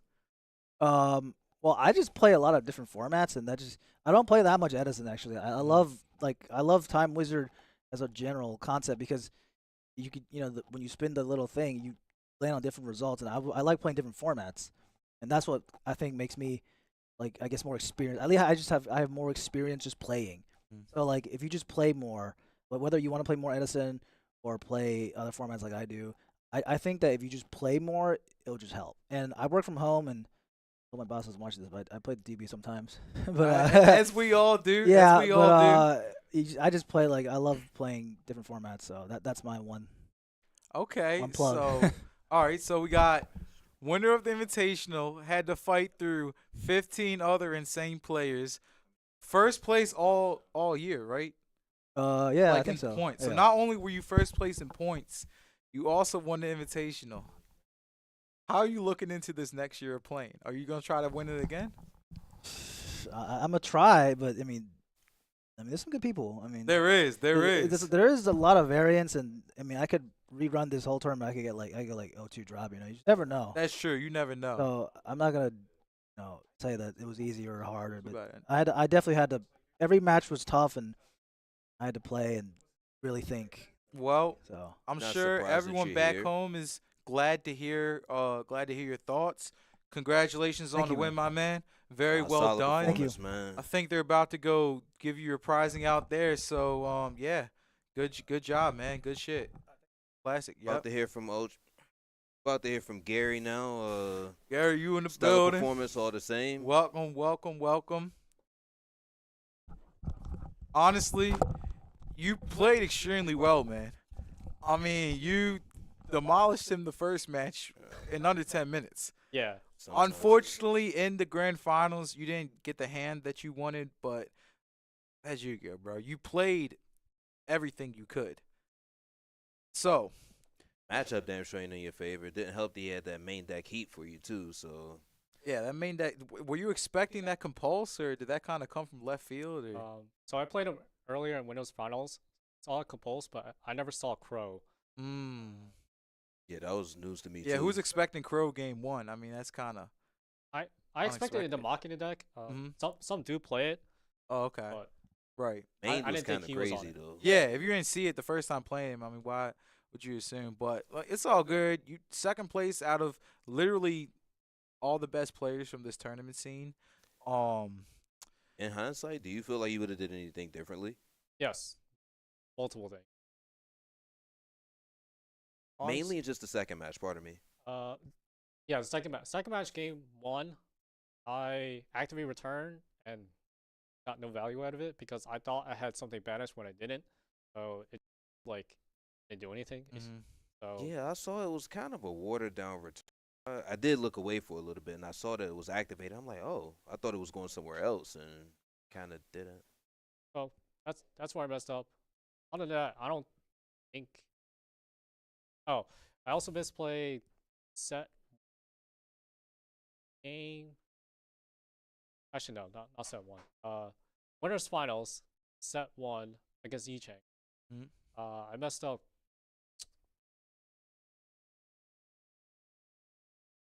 Basically, I made Stardust when I should have made some other level 8. Because he went Pitch Machina Fortress. Oh Pitch yeah, Machina we were Force, talking about that. Summon Fortress, crack over Stardust. So Summon Fortress, crack over Stardust, activate effect, pop Dark Arm, and I was like, oh well, I should have read that. Make Colossal, right? Or Thought Ruler? Yeah, Thought Rule is better. Thought Ruler. Okay. Well, it's all good. We saw you on stream multiple times today, and you were playing really flawlessly. One thing I noticed is you and Yi Chang are extremely focused. Like when y'all play, you seem to be very much focused. Can you talk about that a little bit? Is there a tactic you have, or is that just your natural? Here to win. Yeah, like are you just naturally focused, or do you have a strategy that just keeps you locked in? Yeah, so I play to win, no matter what situation I have. I believe that whatever cards you can get, you can play out of it no matter what. Especially with Vayu, it gives you all the tools you need. That's why I like the deck. And even then, with an Edison format, with most decks, you can play out any situation. No, that's honestly true. So piece of advice for everyone out there: pay attention to that because that's how you stay locked in, no matter what the scenario is. Even if something goes wrong, I mean, best thing to do is stay focused. So you're RBT champion. online champion. I would say multiple RBT champions. We Sec- count the online one as well. Right, second place at the Invitational, which is some of the best Edison players in the area, and I know you've done well in other Edison tournaments. So everyone out there watching, everyone that's played today, everyone that plays Time Wizard, we all want to do well. What's one thing, whether it's a piece of advice or just a general statement, that you would tell to people? Because I will tell you, a lot of people were showing you support and love today, so I know a lot of people are excited to hear what you got to say. Yeah, the house was in the chat for you. Yeah, they obviously. were. Yeah. Shout out to everyone who supported me, and also these guys Yes, for sir, commentating yes, for such a long day. But in regards to that, stick to one deck, literally one, and play it. It doesn't matter how long it takes you. You will get results as long as you stick to that one deck. If you keep moving on to the different decks over and over again, you'll have to relearn new skills, relearn technical play for that deck, and it may transfer over, but you won't progress nearly as fast if you just stick to that one deck. And as you see, like I've stuck to like Value for like pretty much my whole time, except for various other turns where I just want to try new things. Right. Because I personally reached that point where I could experiment with other decks. Mm-hmm. Well, definitely good piece of advice, and I'm sure everyone's really happy to hear that because we play this game to have fun, but we also play to win. So It's a game. congratulations Like, on the win. I'm sure they would, if you're down to do a deck profile, I'm sure they would want to get it. I know people would want to see. I don't want to hold up too much of your time, but definitely good job on the performance today. Congratulations. Any closing out comments? Shout outs to the house. Yes, sir. clearly. Shout outs to these guys again Yes, for sir. hosting Yeah, such a for great sure, tournament. For sure. Appreciate you. Appreciate it. Uh, Well, man, you did great. I'm sure you can go claim your prize, get your deck profile, and take your celebratory ride home, man. all right. Thank you. Yes, sir. Job well Appreciate it, done. OG. Yeah. And that was a hell of a finals too, man. I mean, y'all really were playing back and forth. Like, that shit. Star-studded Like, invitational. we were happy just watching that shit, bro. Star-studded invitational. Not sure if we'll see Gary back. He accidentally qualified for the tournament and almost took it down. Yep. Love to see it. And I believe we're going to transition to the monthly finals. Yeah. Okay, we Oh, are in okay. game 3 Of the of the monthly regular finals. month. You Ain't wanna hop back that in, Dill? something? All right, and we got a couple comments from people that was talking in the meantime. Gary played insane, truly a GOAT. He Thank you, really Edison did. Club. Yes, he did. There's a reason I nicknamed him Kobe, and I think that's still true. Frazier probably Definitely is should Gary's post all 16 of the individual deck lists. Good point, Robert. Thank you for tuning in. I know they're getting most profiles, so they should be getting as many profiles out as possible. Setting Card Trooper earlier today blew my mind and making me question everything I knew. That's funny, but it is true. Damn, I should have asked him about that set Trooper. Well, we did earlier. We got watched the earlier match on stream. Well, and you also have some good questions. I mean, not just about the plays, Yeah. but also just the mindset in Edison. Because a lot of times in card games, your mindset, Yeah, and your preparation mindset sometimes matters carry more than over your a deck lot, at yeah. times. But yeah, stick to Diva Hero. Cough, cough. Hey, Diva Heroes. I like Diva Hero. Hydro Pump. So I feel you on that. And it was definitely solid advice from Gary about sticking to one deck. I mean, look at Josh Johnston. Glad Beast, like Yeah, that was- Glad God. Glad man. Hate to run into him on Army. DB ladder, but he knows that shit inside out. Like, but yeah, stick to one deck, and yeah, you will not fuck up. You will have results. We Like those are got- two people that are like living proof of it. We got my boy Drado, aka my main man Drewski.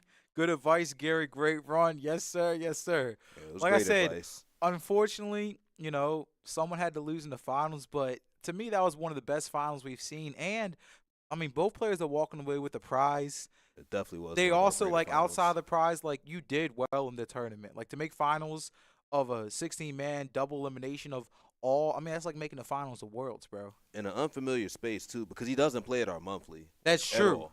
He Like- qualified from winning the RBT in Maryland because, well, that's just going to give you a bunch of points. So the fact that we saw that finals and I don't know. Honestly, I would keep both those players on your radar. And And here we speaking go. of the We're in finals, game it's 3 of the actually- finals. All right, so yeah, Bradley. I could have sworn that guy's name was Bradley. Yeah, who Either knows? way, we Malcolm have Genzo Machine. We have I know- Genzo Machina versus Lightsworn in our monthly finals. We're in game 3, I believe. Yeah, this should be game 3 as far as this Quentin is said game, 3. He 3. just hasn't updated. Okay, yeah, the match counter just hasn't So- updated. Oh, good. Oh, I love to see Lightsworn in the finals though.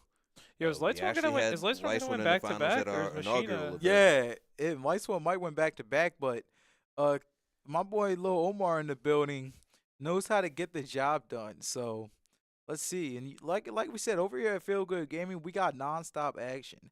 As soon as Invitational ends, now you got the finals of the main event. And one thing I can tell you about these players here is that they both been playing the game for a while.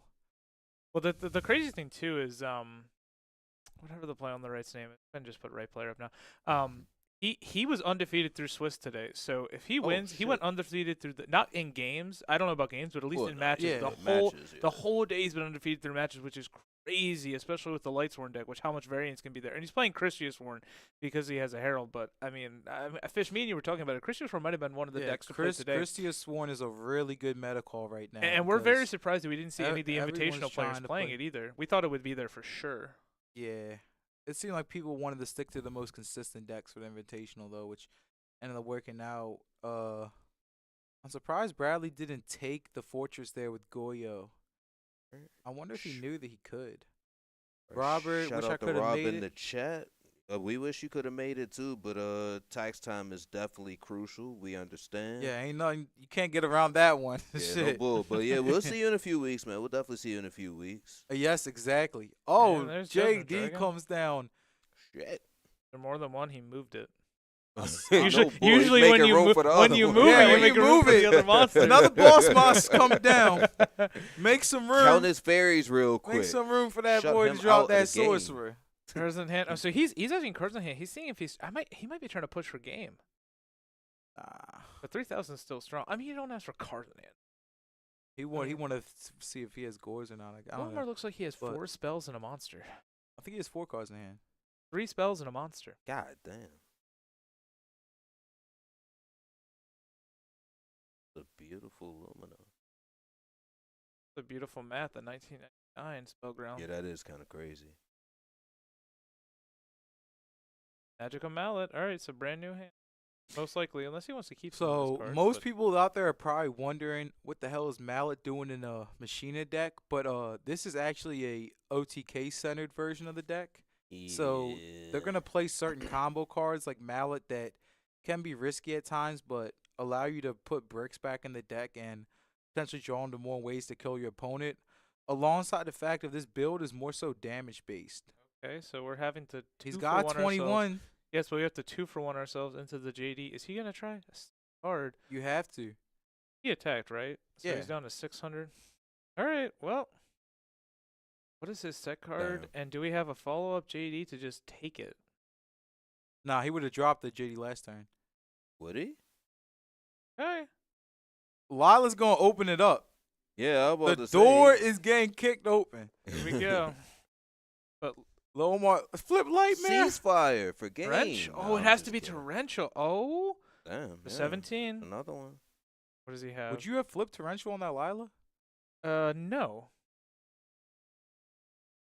Yeah, why'd he flip torrential there? I don't know. He probably wasn't thinking that. Oh, because he JD's probably gonna thought he pay could 1,000 anyway. JD's gonna pay 1,000 anyway. He's He on couldn't. 600. He on 600. He couldn't. Oh, he can't. Yeah. Real?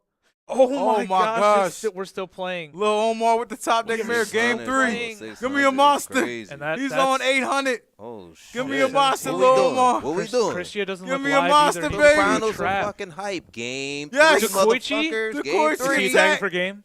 Attack. Is this it? Is Gardner yarded Attack. or no? Is this it? Okay, hold on. Why didn't he just normal the deco last turn? Good question. I mean, he had face downs, right? I guess he thought, I guess he probably. Well, He probably read the He might have roar. also seen threatening roar as well, and knows that at 1,700, that's like that's possible. still not much life. I don't know. If I'm on 17 and you're on 8, sometimes I just summon the deco like we about to see. Okay, so he's summoning out a fortress here. Well, both. Yeah, what could he possibly top? Like his, yeah. Oh, and Omar takes it. Lil Omar, my main All man, right. winning the tournament. Omar with a monthly crown. And Brad Love to see was it. one away from the undefeated through the day. I mean, still a good result, still second place, but hey. I'll give you Yeah. guys a little bit of lore going into this. It's not often we get undefeated champions here for our monthly, but I think we have two. Yeah. Yeah, we have two, Chang and Shogun. Yeah. So Bradley almost going I all the was way. say, yeah, nice try, Brad, for sure, man. Like, He's been a consistent Lights One player too. sorry that shit didn't happen today, but I mean, it be like that sometimes. Let's go, Omar. Yes, sir. Drewski, Lil Omar taking it all the way with the signature magical mallet for game. Yeah, that's kind of crazy. Shit like that usually be folding. Probably on a asking him why he motherfucker. flipped TT Like, there. I don't think he probably should have flipped TT, but he probably really didn't have the life points in mind. or maybe he Or was maybe he thinking really like just, my cyber's gonna die, so let me at least get rid of your Lila at this time. That was definitely it because, Oh yeah, true. it's the JD was. Here goes. Why let D. him get the mills? Yo, yes, That's fair. sir. All right. Well, he wins the ulti JD and he wins the card. See, this shit is still alive. Weird that he beat an ulti Hey, JD. yo. He beat an ulti JD. and got Imagine an he ulti just JD. took the ulti JD out of his deck. Like, here, you deserve this. I guess we could get him in for a post interview. Hey man, he won, so you know how it is. I didn't misplay, I won. No matter I'm what the loving games were. I'm loving the new trophies. No, they the are very wooden cool. card They're trophies very are Yeah, cool. they That got shit. trophies. He gets his card in. Yeah, make me want to jump out of commentary and try to get one. I know, right? Them shits look amazing. Yeah. And hey, Lil Omar, first Edison tournament win. Been talking about it for a minute. Yeah, he's Now come he close. done put it down. So he, there he, you go. he, Finally. he had a second, right? He lost in the finals with this deck. Nah, it was top four. It's top four. Okay. Yeah, but still, No, but he's been I on mean, the he's top strategy 8 for a and little top while. 4 like 2 other times. So Yeah. third time's the charm, and he was able to clean up. And everyone out there is probably going to see that profile too. Also, there's a new turn. It's not a new tourney, but while the Invitational was going on, we did our regular monthly. That way, everyone that came through could play. And this was the finality of our monthly. So this was our regular monthly tournament that still has an amazing prize. It just wasn't the Invitational. I left for a few, thought it was over, but it's not. The finals of the It's over now. Invitational's over. This is also over as well. This is the And- finals of the regular tournament. Yeah. So the finals of the Invitational is over. Yu Chang ended up taking that, and now Lil Omar ends up taking the finals of the main event with Machino TK, and it's looking like he's about to do a profile. So No, so yeah, more frankly, Should no we- time. are we about to sign off? Q, are we signing off, or How exactly are we carrying this are we deck? doing more interviews? Or I think Omar's probably just going to do the profile and call it a day. I mean, it has been a long day. BRB, don't mind the delay in audio. yes, sir, we're just getting an update. Probably gonna get a deck profile for you guys. Solid effort today by everyone on stream and solid playing. It's truly an honor to make the top 16. So I'm sure everyone that even got the chance to play was happy about that. And now we get to see a unique version of Machina win the monthly tournament over here. So Machina winning the Invitational as well as the monthly. Clearly, machines are very strong in Edison. Yeah, I mean, they truly just utilize Machine of Fortress, which is a very, very powerful card. So, I mean, both strategies utilize it. The machine build that Little Omar is playing a little bit more utilizes Future Fusion and Jinzo and other stuff like that. But still, the Machine of Fortresses are the final damage and to push through. So, I mean, it's just showing again that even though it's not a synchro, it's not an extra card, it's still one of the most powerful cards you can play. So, having a lot of success. And so we had a good day. Invitational was won by Yu Chang Lee, runner-up OG or Gary Yu, RBT Maryland champion. We had our usual monthly. We didn't really feature it. We had to prioritize the Invitational, but Lil Omar Jr. finally got a W with his Jinzo Machina deck or Jinzo OTK. Yeah, it's a fucking OTK deck, right? Yeah, no, 100% is, but it just shows, that if you play Edison, if you were in one of the close states, we have people that travel from South Carolina. I think I heard today from up north, from some locals that live here. It's just if you play Edison, if you enjoy it, definitely come out because as you can see, normally the top 3 decks at this point are Frogs, Vayu, and whatever the other top ones are. But you can play Machina, you can play other stuff and still have success. You can play Flame Cat, a deck from the original Edison format, and still have success. So regardless, just like Gary said, if play one deck, if you know your deck, you can do good. So we have always come players out. from And always 4.5 come out hour, till the next 5 hour month. drives. Yeah. That come here for our monthly. But with that being said, we're super glad y'all tuned in. Expect the same thing next year with the Invitational. Try to get yourself one of those top 16 Invitational hoodies. Yes, sir. Check these out. We got the drip in the building. Yeah, and with that being said, don't forget to like the stream. Next time, make sure you share. We gonna make y'all keep that shit over 50%. But with that being said, I'm FGG Muscles. Your boy Fish, Dream Vision TDR, FGG, Cryptic Fish in the building. Find yourself out. And Dylan Orlando Fisher's older brother. And we appreciate y'all tuning in to the FGG monthly stream per usual. Probably be bringing y'all the next one with even more improvements. See y'all soon. See y'all soon.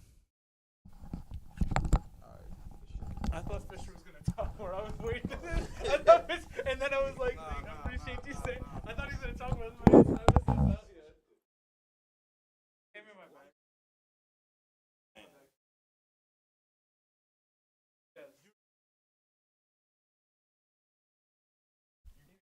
Yeah, I was wondering why you just special something to change call priority. Call the trooper. You go up for the other J. You know what I said? Oh, he has another.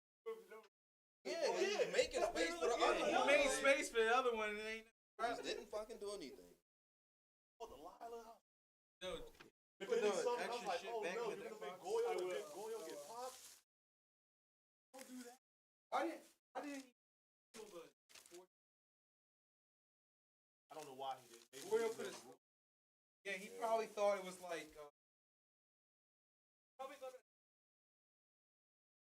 People get that stupid Not confused Reiko all the insurance. time. They trigger at the. It be like that though. Puppies The be JD trade was phenomenal. All this. He went into the. I'm trying to say. really find out who's who.